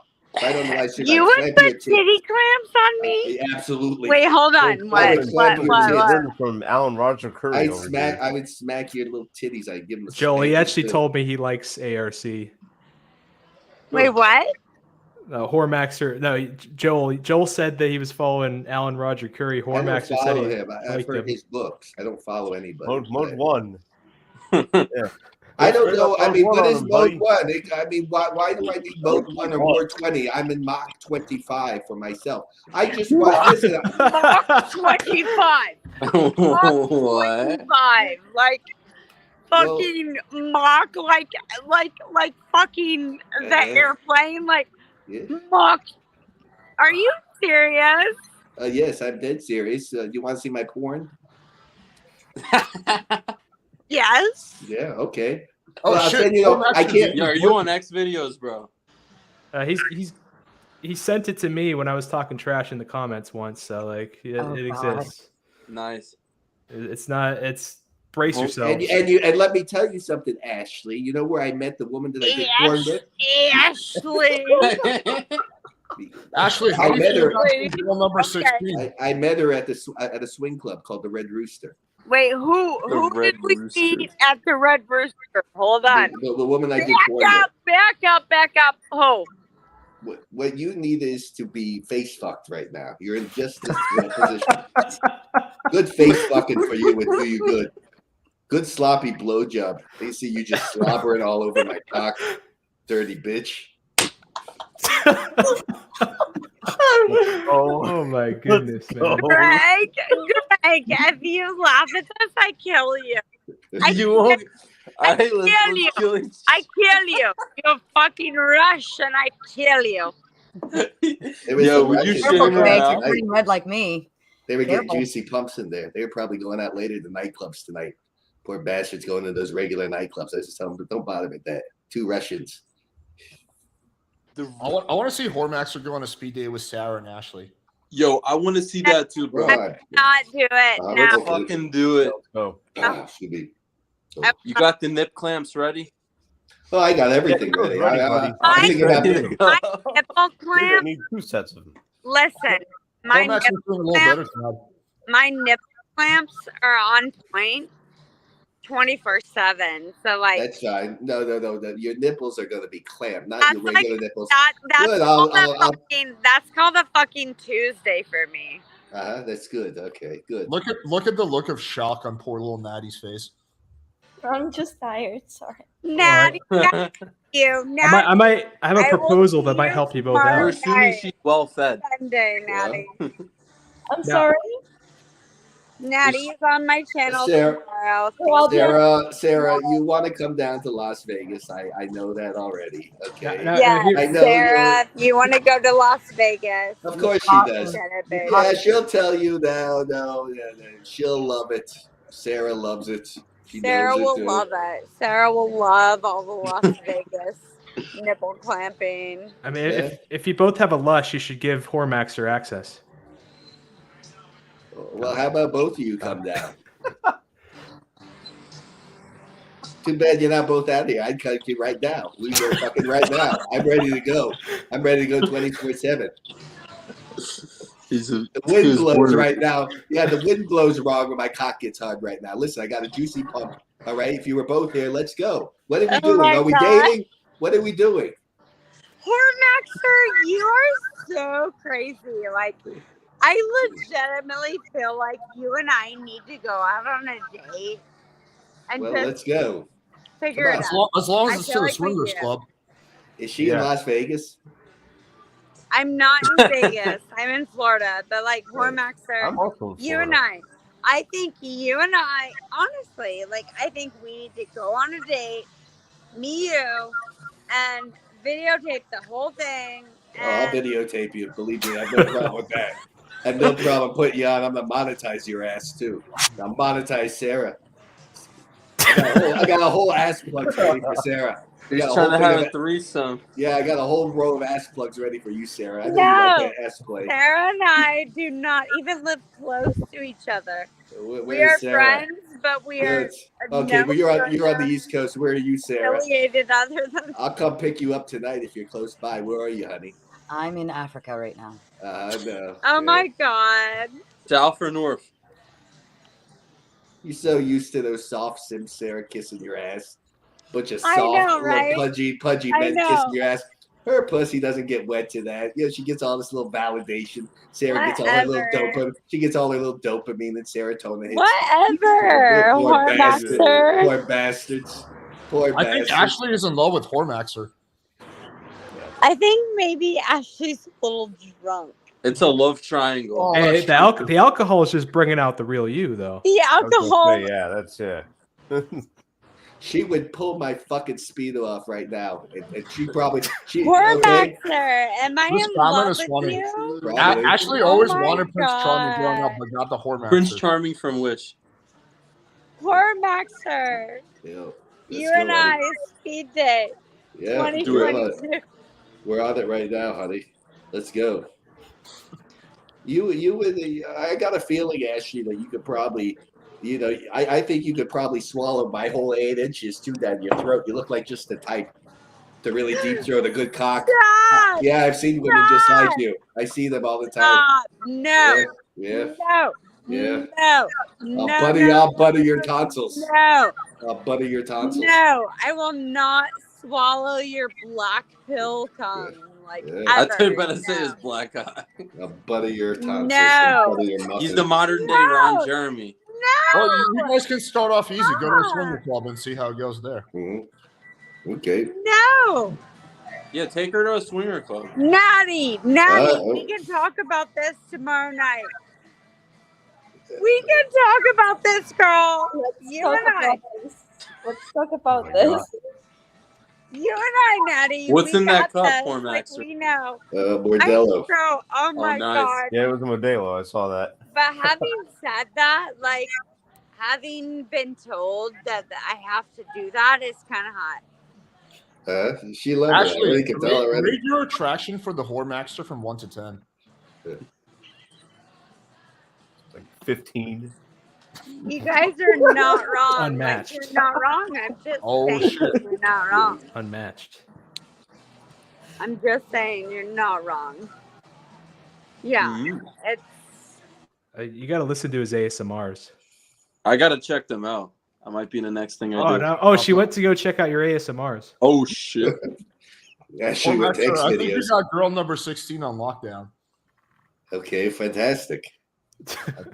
Savage. Yeah. No, that's great, man. He's a legend. That was highly entertaining. Yeah. I'm glad I could make true love happen. There you go. Yeah, that's Too great, bad. man. Good Too bad. matchmaker. Too bad she's in Las Vegas. One freak at a time. Believe me, if she was in Las Vegas, I'd go down there right now. I bet you would. Would you wear the Speedo? Would you drive Yeah. the Speedo? Would you put Yeah, on you the wear all that. Yeah. Now, if I she go wanted right you now. to dress up as Mr. Slave, would you do that? No, fuck no. You want to put the gimp mask on? No, she'd be wearing that. Oh shit. Would you Whoremaxxer, like the you are candles? a highly entertaining character. We'll give you that. Yes. Okay. He's a cool Yeah. character. Good Lord. This is Where you Sarah. at, Sarah? Sarah, Where how do you feel about what you just saw? She's trying to recover. I Oh can tell. God. She's like, No, she's all blushing though. Sarah's like texting her therapist. I need you now. Now. The only therapy, I'm your therapy, Sarah, right here. Stop paying over. Yeah, oh please, all that garbage therapy. Got your whole cockamamie head fucked up. But you need is a good dick down. That's Now, all. can That's I it. ask you, Whoremaxxer, why is my head all fucked up and not yours? Huh? Why is my head all fucked Well, up and you- not yours? Well, I'm very normal. You're with these do you have a therapist? Are you all caught up in that nonsense brainwash, that completely pseudoscience of the constant therapy? You know, are you into that crap? No, I want to know why, like your way of thinking about dominating women is right-minded, but yet my concept of dating in what you would call the normie way would be incorrect. I want to understand why I am wrong according to you. Well, because I don't see the point of doing all that. That's nonsense. You want to talk about a social construct? Going around and placating and going on 3 or 4 dates before you decide to drain my balls is ridiculous. Yeah. I mean, well, who the hell wants to do that? It's ridiculous. It's a waste of time. It's stupid. Okay. If you want to get to know somebody, like I told you, you fuck first, then you can go out and have a dinner. Fuck first, drain balls, and then go out. There's no secrets here. You've just been in the reverse for men to become from the Victorian area. All this shit spills over from Victorian England and crap like that. And Jesus Christ insanity. It's a mixture of things where men are supplicators. Men are supplicating like little effeminate women. That's why they're becoming more or less masculine. You know, that's why I don't want anything to do with that. But why are you assuming that I always wait till the 3rd or 4th date? Well, you seem to apply that how you talk. You know. No. Now, if you recall back our first conversation together, I told you there was nothing wrong with talking about going to a swingers club, but I told you the approach needed to be a little more reasonable and within, societal norms to that degree, within a normal conversation. Okay. Can you agree with that? Okay, that's fine. So if I introduced myself and I was funny and witty with you, and then 10 minutes in I asked you, well, let's go down to one of these swingers club. Right, and then if a girl is interested in that, and that gets her going, then good, which you are, but you kind of pretend like you're not. We just thought about 15 minutes ago. I am not in the hot seat on whether I would or would not. Okay. Sure you are. Excuse me. You gonna go? Excuse me. The speed dating. I am merely here to give people something to practice on in conversation. Okay.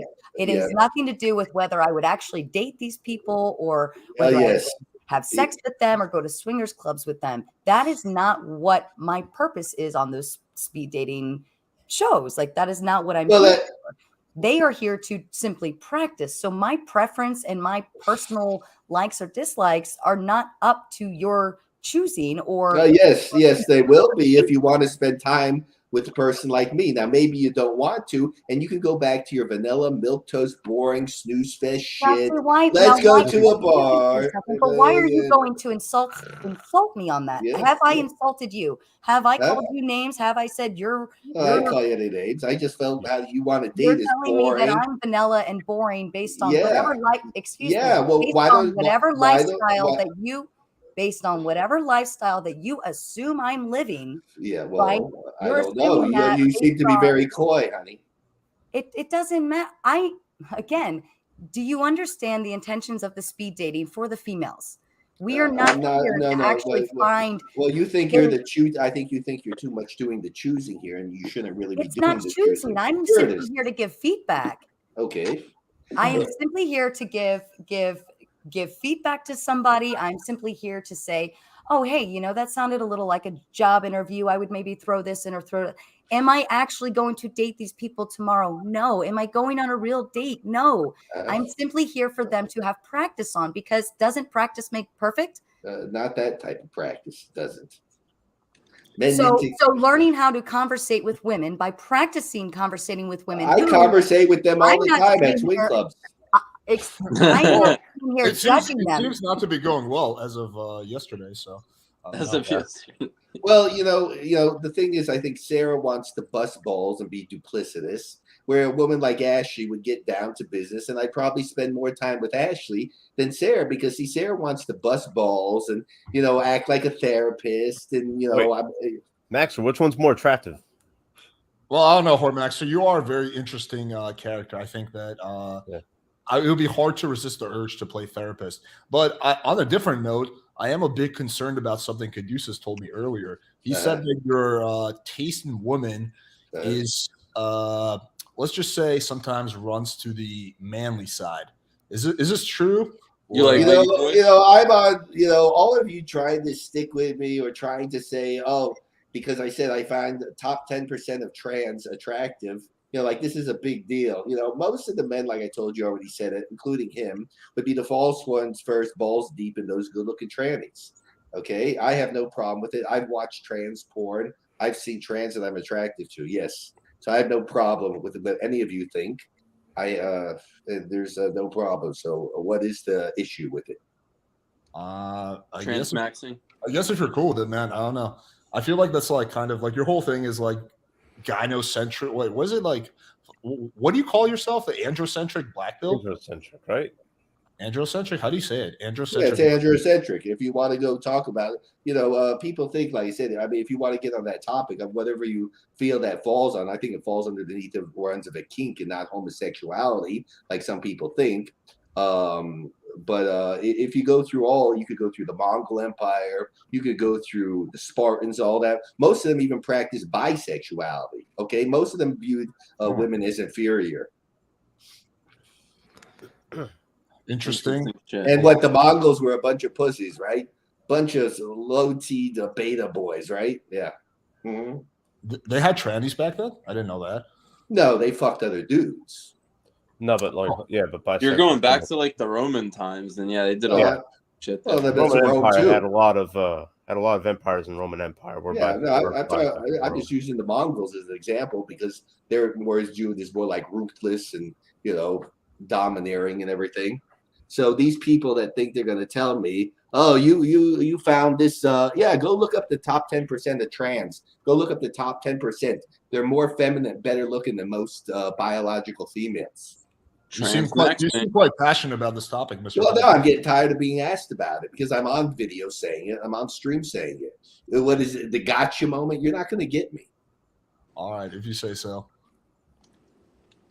It happens, man. I mean, you like what you like, you know. Yeah, I guess. Yeah, you like what you like. I'm off the hook then, huh? Worry no more, Sarah. No, that's your. Where do you draw the line? That's Sarah. That's your cue to send him a dick pic. Oh my god! Yeah, go right ahead. Oh yeah, show him your dick, man. Whoremaxxer, where do you draw the line though? Like, where do you draw that line of where it's like, okay, this is becoming kind of gay? Well, I don't know. That'd be as far as I go with, you know, like trans. I don't find biological men or just men attractive at all. I don't find them sexually appealing. So they have to be like post-op, right? You're not gonna fuck with like. No, they can have a cock. They can have a cock. They just have to be very feminine. Oh. Mm-hmm. I'm a little confused though about how someone can be very feminine with a cock. You'd be surprised. I told you, go look at 10%. Go look up the top. Go look up the top 30. Go look up the top 30 trans porn stars. Trans porn stars. I don't know, man. You don't sense a hardware. That's a different dimension. If we're gonna go like that way. But I don't advocate for anybody to go that way. I'm telling you what I find attractive and what I don't. You're entitled to your own opinion. I mean, shit, if you know hot trannies on X videos that are killing it, you know, Well, power. Whoremaxxer, how do you like avoid? Okay, like I know nothing about this topic. Like, how do you avoid like if you're hooking up with a pre-op trans person? How do you avoid like fucking your dicks rubbing against each other? Like, I don't know how's that even possible? I don't avoid it. Why would I avoid it? What are you so scared of? What are you scared of? The trans? I already told you that. I don't know. That just seems kind of like a little gay to me, but do what you want. Okay, interesting. Okay. Okay. Good talk. It's great. Now this conversation gets more and more spicy. I am perfectly secure in my sexuality, where I think a lot of you men are not. If you say so, Mr. Whoremaxxer. Yeah. So the was it androgenic or androcentric? Androcentric. Gotcha. Yes. I think of androgens, so I'm like. Damn. Okay. And you want to have any other questions for the Whoremaxxer? I'm kind of speechless after that. So Yeah, man. I mean, shit. I need 2 minutes to recover my mental facilities. Yes. All right. So, Whoremaxxer, actually, Yeah. I do have a question. What would it take for you? Like, what would a woman have to do to be good enough to be equal to you? To be equal to me? Yes, and instead of being dominated by you or less than you, what would she have to do to prove herself worthy of being equal to you? Well, what do you mean by equal to me? To equal my intelligence? Equal to you on any level. Is she going to equal my physicality? I mean, what are you joking? No, just equal to you. Why do you feel you have to compete with? Sarah, you want to compete with men, and that's a problem, honey. See, you have a thing where you have to have this place where you deem you're probably raised with this feminist claptrap of bullshit. Okay, I know, I can already detect that. All right, so you probably had this where the women can be equal, and most of that is not true. All right, a good woman. A woman that is pleasant to be around. It's not a boss babe, Sarah. Let me give you a little clue here, honey. It's not being a dominant, loud woman that tries to act masculine is unattractive. It is unattractive. You women want to project male characteristics. Okay, you're projecting one way where men do it the other way. It's a mistake, and it's unappealing. So what about trans projecting feminine? They're feminine, though. They're ultra feminine. What if the other way? What if it was a female projecting the male, but they're trans? Does that make it okay? Well, that's very. First of all, that's a lot rarer, and the ones that I'm talking about are ultra feminine. Okay, so they're actually practicing femininity a lot more than most modern women do. So let me understand this. You are by default above me in any circumstance, correct? So and I want to know. Well, can you outlift me? What do you bring to the table that makes you so domineering? Well, what do you bring to the table? I mean, the reverse question be asked. I want you to answer. You say domineering. What do you want? I want you to answer it first. What do you bring? You want a man besides to your be submissive to you. Besides you want a man. Listen. What do you bring? I mean, besides what resources? What are you talking about? What makes you so great to be able to be dominating of anybody? Just myself, my personality, just my presence in general will be enough. And so if I say the same for myself. Well, maybe you think, but are you going to, Sarah? Are you going to come over? Are you going to start? I mean, you want to be equal in every way. So, are you going to outlift me in the gym, honey? Let's start there. Are you doing that? Are you doing that? I don't think so. You're not going to do that. Are you going to outwit me intellectually? Most likely not. Why? Yeah. Do you have what is your? I was with you on the first one, but the second one. I mean, there's a lot of very smart women. Well, I didn't say there can't be, but it's generally not the case. If women were not smart, then why they make 40? Like, why do they make the majority of people getting higher education. Well, that depends on what they're getting highly educated in. And There's most more women, this colleges, year. let There me, was more. Natalie, let me inform you, okay? Most of college, Natalia. My yeah, name is not Natalia, Natalie. okay, My name is Natalia, Natalia. yeah, With an Natalia. A. Let me tell you something So about like it's American showing how colleges. smart you are. Yeah, let me tell you about I American still want to colleges. understand. No, I still want to know what. Well, let's what let Whoremaxxer respond. Let's let him respond. Go ahead. American colleges are cesspits. They will sell bullshit degrees to mostly naive women that have no idea how the real world operates. They will give you degrees in liberal arts. They will give you degrees outside of science, maybe law and things like that. But listen, that's why I said, well, why should a man then take a woman out on date, Natalia? If you got all the money, honey, start taking us out on dates, baby. What if Don't call we're me okay baby with because that? I'm not your baby. Yeah, And well, give second me of time. all, Give it a little time. Yeah, more stop women, with more the this attitude. year. He's off the menu. This year, more women were enrolling in med school than men. First of all, so And med school it's not a bullshit degree. No, I didn't say it was. Okay, so there were more women enrolling med school this Uh-huh. year than men. Well, as that will continue to go on in the high pressure situations, being operating rooms, if they're going to go in there and whatnot, and how many go into there is a whole other question. But they do. You'll see biologically, women are not even built to do that. They will break out and they will have easily burn out because they are not biologically built. Yeah, they are not biologically built for very high extreme. The only women that are generally built for that high stress situations, be it a Fortune 500 company or like that, when you look at them, they're generally very ugly women. They're very, very masculine looking, and they generally like to bump clams.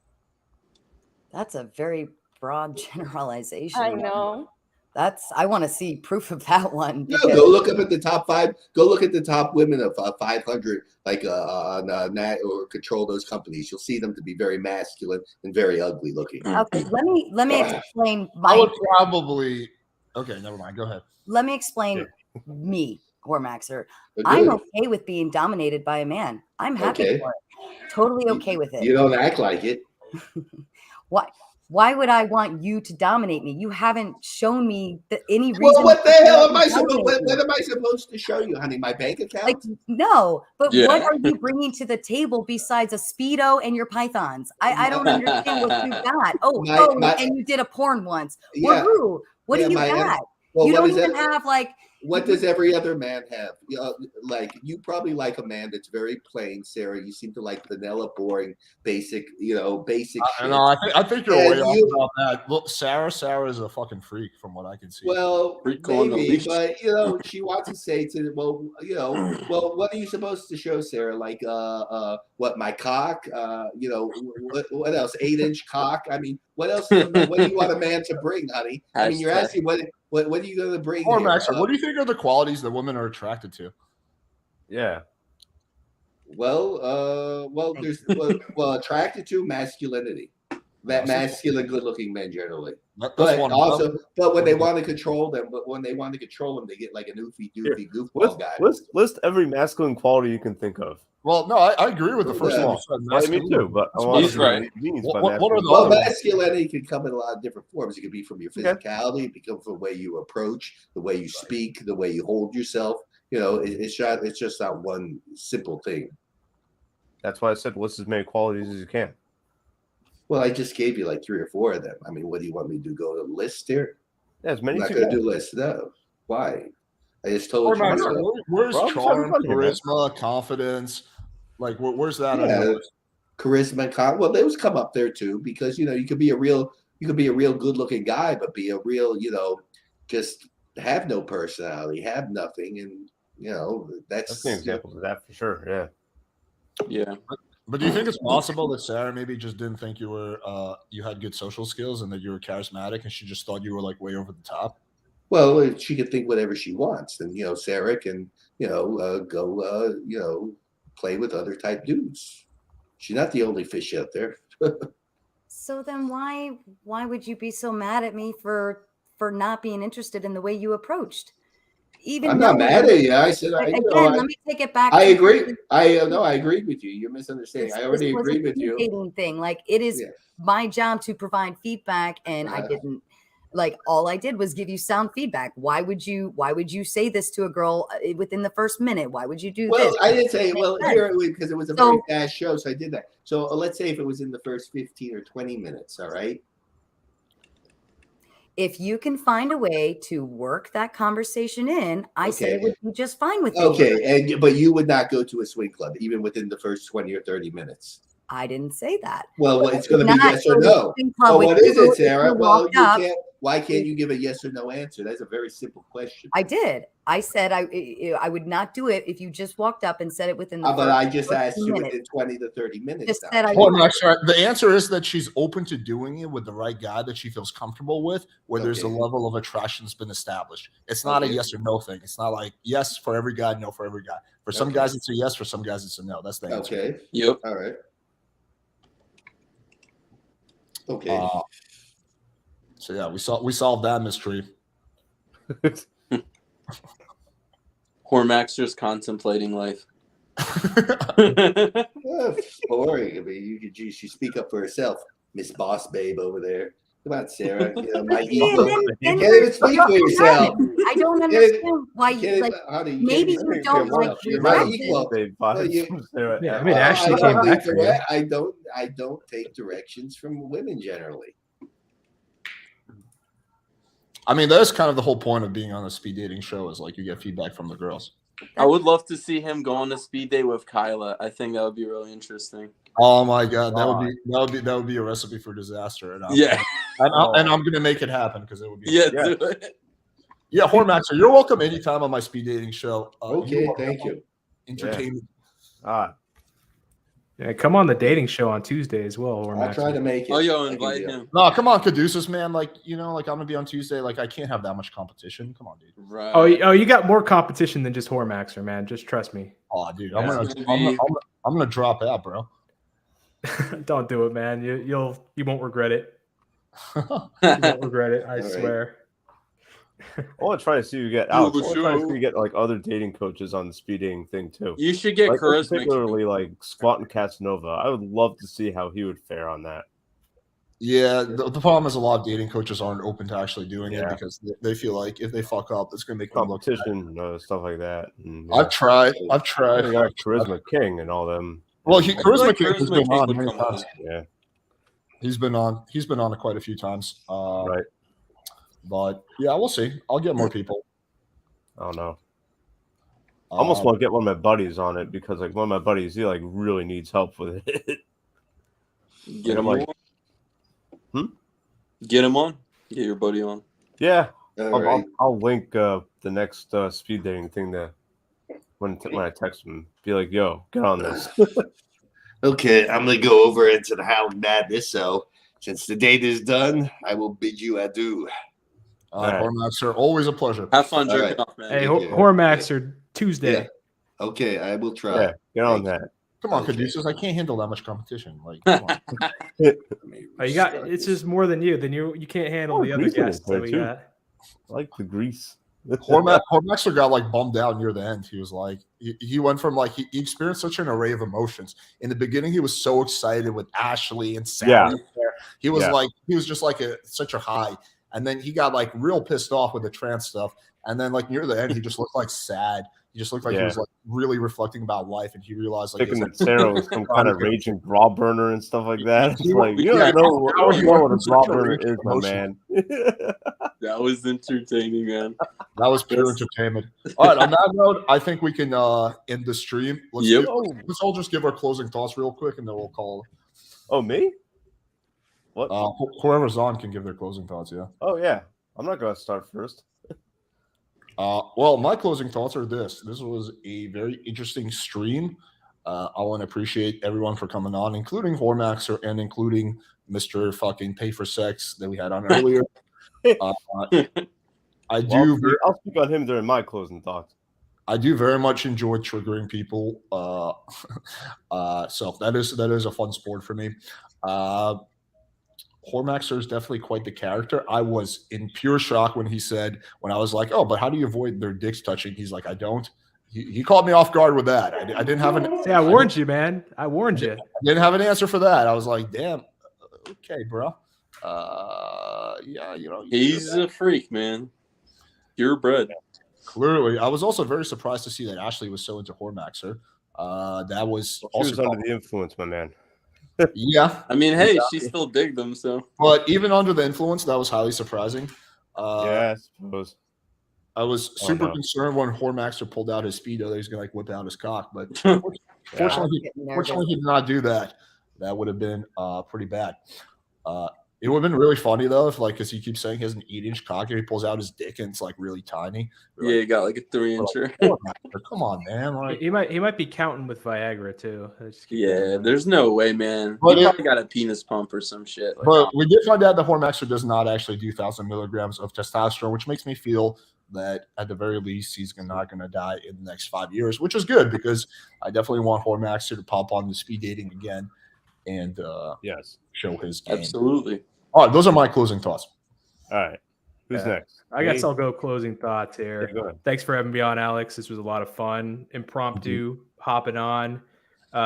Great chatting with the guests. We had a lot of memes, including with X, Whoremaxxer. I was kind of instigating, letting the blood sport continue. But I look forward to see you all. I'm gonna do a little promo now, if you don't mind. I've got a stream tomorrow, face reveal. And then Tuesday and Wednesday, I'm doing dating streams. You'll see Alex playing with fire on Tuesday as contestant lineup. And then you got Greg. He will be on Wednesday's lineup. So don't miss it. Yeah, indeed. But yeah, if Whoremaxxer's there, I'm gonna need backup. So I'll have to do like a quick plastic surgery or something like that. Whatever your black pillars recommend. Maybe I'll just get my nose fixed and fucking make my fucking eyes whatever. I'm just saying, Whoremaxxer isn't your biggest competition. There's more. Yeah, is Prince O coming on? Bro, I can't handle that. I mean, Prince O's got to hit me back with shit what he wants to. He's a smooth talker usually.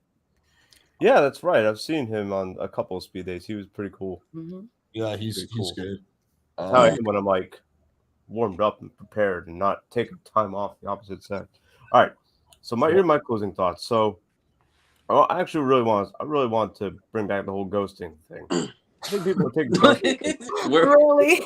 It's gonna take just a few minutes. I think people are taking ghosting way too serious. If you're not looking to the person you're trying to contact for validation, you can hit them up as much as you freaking want, and you almost have to because of how many notifications people get on their devices nowadays. I got that from John Anthony, but also I knew that well before I started watching John Anthony. You know what I mean? It was really cool to be on here, though. I do have some other arguments that I'm going to be presenting in my next few appearances, but I just didn't feel like this was the time or place to do it. But yeah, expect to see me on here more if possible, and I hope I was less boring than when I was on the speed date. Yeah, man, you were cool. Okay, who's next? I'll go. And Alex for having me on. I know this started as an impromptu speed dating, and then it turned into nope, we're just gonna go on a panel, and then let's see if Whoremaxxer can get on. And I'm really thankful it kind of happened this way. I always look forward to this speed dating. I think it's really fun and enjoyable, and I like helping out with that. But this really I think you nailed it by saying this was pretty entertaining with everything that went on. So thank you again. And if you guys want to see more, I know Natty's coming on Not Your Everyday Ashley, that YouTube channel, and come check out some more over there. Yeah, I really wish Whoremaxxer came on earlier because my brain was fried. I agree with that. I had so much more shit I could give him crap for, but it's just I was at that point I was ready to call the stream, and otherwise I would have gone for hours. I also kind of felt a little sad in that because he looked so bummed out. I was yeah, Whoremaxxer, you need a hug, brother, or why not?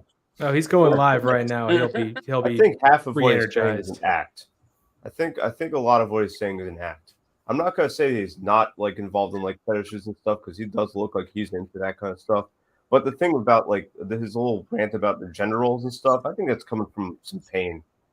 Because I can see him having some kind of trauma. Like I'm definitely not opposed to like him being like kind of just projecting a little. He's kind of an OG in the manosphere. Actually, he's been here. He's been around for a long time. He had a MGTOW channel that went off and then got deleted before it was under a different name. And came back. Yeah, you know what I think I'm gonna do? I have a great idea. I'm gonna do a panel with Whoremaxxer and like some like hardcore feminists. Yeah. That is gonna be fucking insane. Sheesh. Be all right. Yeah, shit. That'd be great. That's a good idea. I support that. Be arguing like a they'd be arguing like Whoremaxxer will trigger the feminists in like 2 seconds. Dude, get like the worst SJW you can find. Just like let him loose. Let him just fucking do his. Yeah, I won't even have to do much. I think there's one that you can invite. I don't remember. I think their name was Milo Stewart. I think that's one. And she was like, wasn't that one taking tea? I don't remember. Or it's one, or Lacey Green, I think, is one of them too. I don't know. I used to have little spats with them all back in the day, but that was a big time waster for my ass. Definitely. Yeah. I don't know. But yeah, I mean, I'm honestly like it'll be pretty predictable if you brought on Whoremaxxer and some raw burner, but it would be funny. What if I bring on Destiny and Whoremaxxer? Nah, that's not enough of a difference. I need to bring on like Vosh. They would swap each other. Yeah. Vosh. They're gonna Ask Nelly versus Whoremaxxer. Yeah, ask Nelly. She's not gonna come on, but I don't think. Yeah, I was gonna say someone similar. Okay. Natty, closing thoughts. I had fun. It was a very interesting. I think that something I regret. We wasted so much time with X. It was a very entertaining triggering him. Yes, but we wasted so much time with X. But other than that, I highly enjoyed it. I'm always open to have these conversations. I'm gonna be on Ashley's channel tomorrow. Very excited. So hope you guys join us there. I might come on harass you guys. We'll see. If I have nothing better to do. Oh, give us her channel's cool. I will say, she got some good content. Cool. So yeah, that's it for me. Yeah, I'm gonna try to find the craziest fucking feminist and create a panel with her or him and Whoremaxxer, and then get like maybe someone who's like moderate. Well, I guess I would try to be me. Well, it was like me too, because like some of the things Whoremaxxer says, I like somewhat agree with. Like, of course, a woman can't match her physical strength, and and I do agree with him actually that like if you look at like the Fortune 500 like female CEOs, they're typically not attractive. It's not like Victoria's Secret models. But then he like goes on and makes the point that like women are like inferior than men. Yeah, which I think is like a real fucking stretch. But yeah, it would be that would be interesting. That's like a fucking project for next time. All right, cool. Anyone else have any closing thoughts? Yeah, I'll say my closing thoughts. I think like just the food for thoughts, like in the future, if you could get on Mr. Slave, Whoremaxxer, and a feminist, do a little like. I think that would be really fucking cool. I just have to put that out there. Oh yeah, dude, Mr. Slave, Whoremaxxer, and a feminist.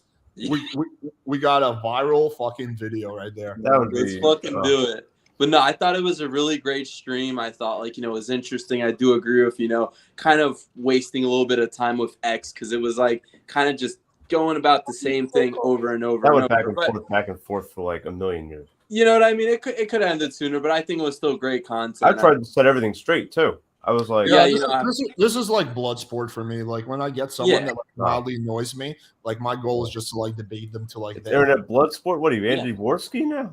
aim. There you go. Blood sport. We're onto something. Whoremaxxer, Mr. Slave. Oh, what if we get the other slave too? Like, yo, yes, titty slave or whatever. Titty slave. I like that. I like that. We end up arguing each other though the whole time. I let him loose and get like a feminist. You could do a double debate or like a team debate. I don't know. I DM'd Mr. Slave and like he's all about like debating like societal like scams and like frauds and stuff like that. He's like less interested about the dating. He'll just be like, "You believe in a lot of scams, I know you do." Yeah. Dude, Mr. Slave, like I always wondered, how is it possible that Mr. Slave is so delusional when it comes to his like chances with like that fucking dominatrix? Yeah. But then it kind of clicked when he messaged me last night saying that, "Oh, dude, I clearly won that debate," and I was like, "Oh, it makes sense. You're not delusional about your girl. You're delusional about every area of your life." So that just kind of clicked. Like he's just like living in a fantasy world. But I almost like feel bad sometimes. Like during that debate, I actually felt bad because it was just like slaughter. And I was like, I hate watching people like get bullied, and it kind of like more or less became that. Yeah. But then, like in my defense, Mr. Slave is always the one open to the ad He's always the one that asks for these debates. It's never me reaching out to him. It's No, always he him. loves the debate. Like he was coming up with a bunch of topics, and he wants the debate. Well, I think they're doing that just for clout, just to get his name out and stuff like that. Because I'm pretty sure like slave clout. Slave clout, yeah. Well, he wants to promote his queen. That's what he told me. Yeah, but it's probably a big fetish thing, and they probably got a big community and stuff like that, and they're probably trying to grow that community.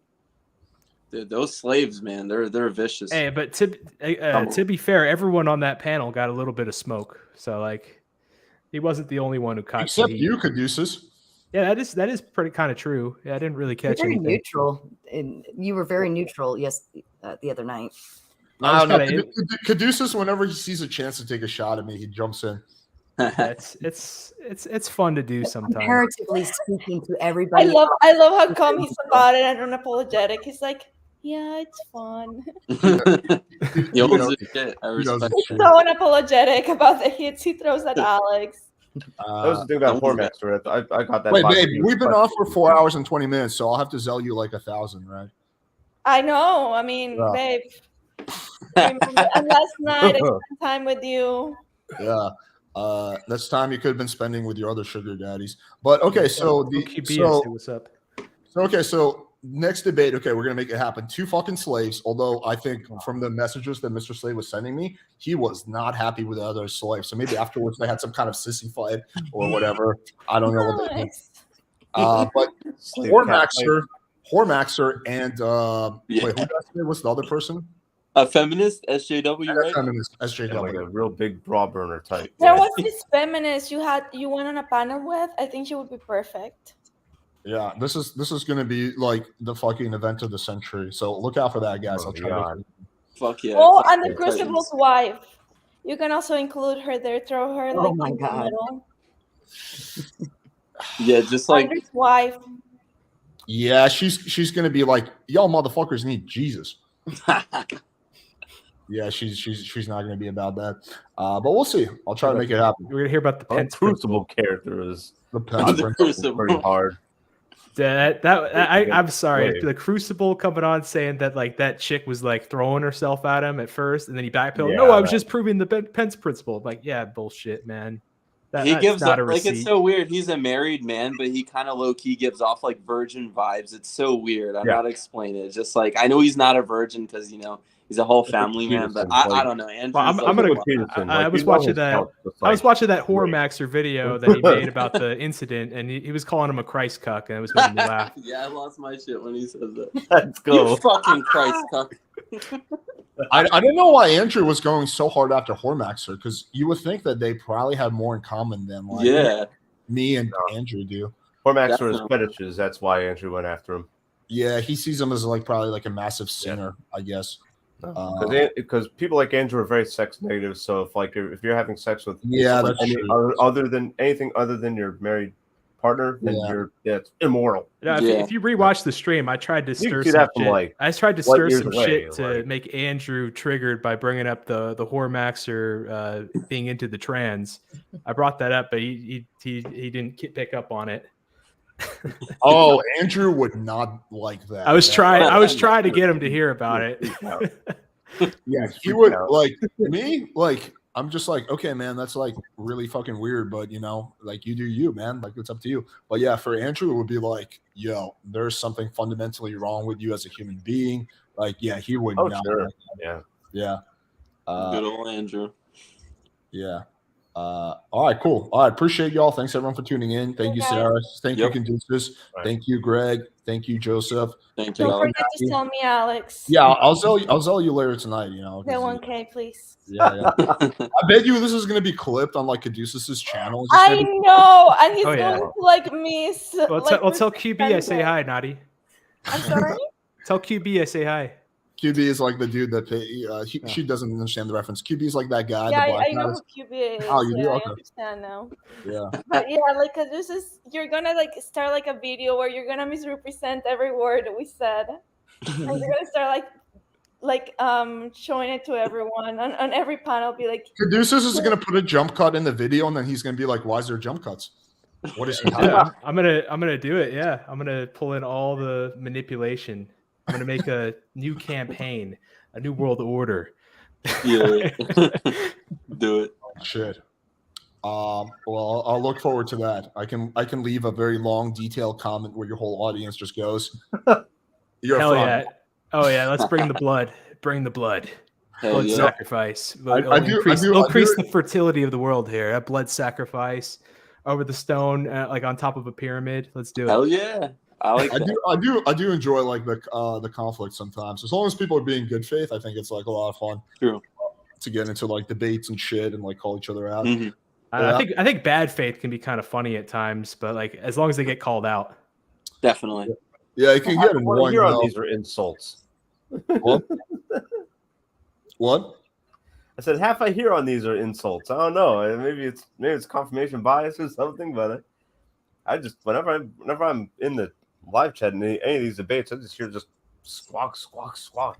Oh, Yeah, wrong it's because of pretty this. This heated. is wrong because of that. Yeah. I'm like, really? Yeah, Oh, because I'm like one of the very few YouTubers who just like allows complete free speech. Yeah, So the free reign that comes with the free reign makes sense.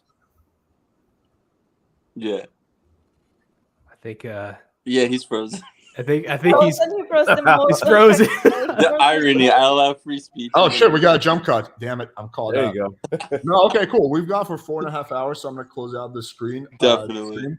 Hopefully everyone enjoyed this. This was definitely interesting. I'll see Great y'all stuff. next time. Peace Bye, out, guys. guys. Peace.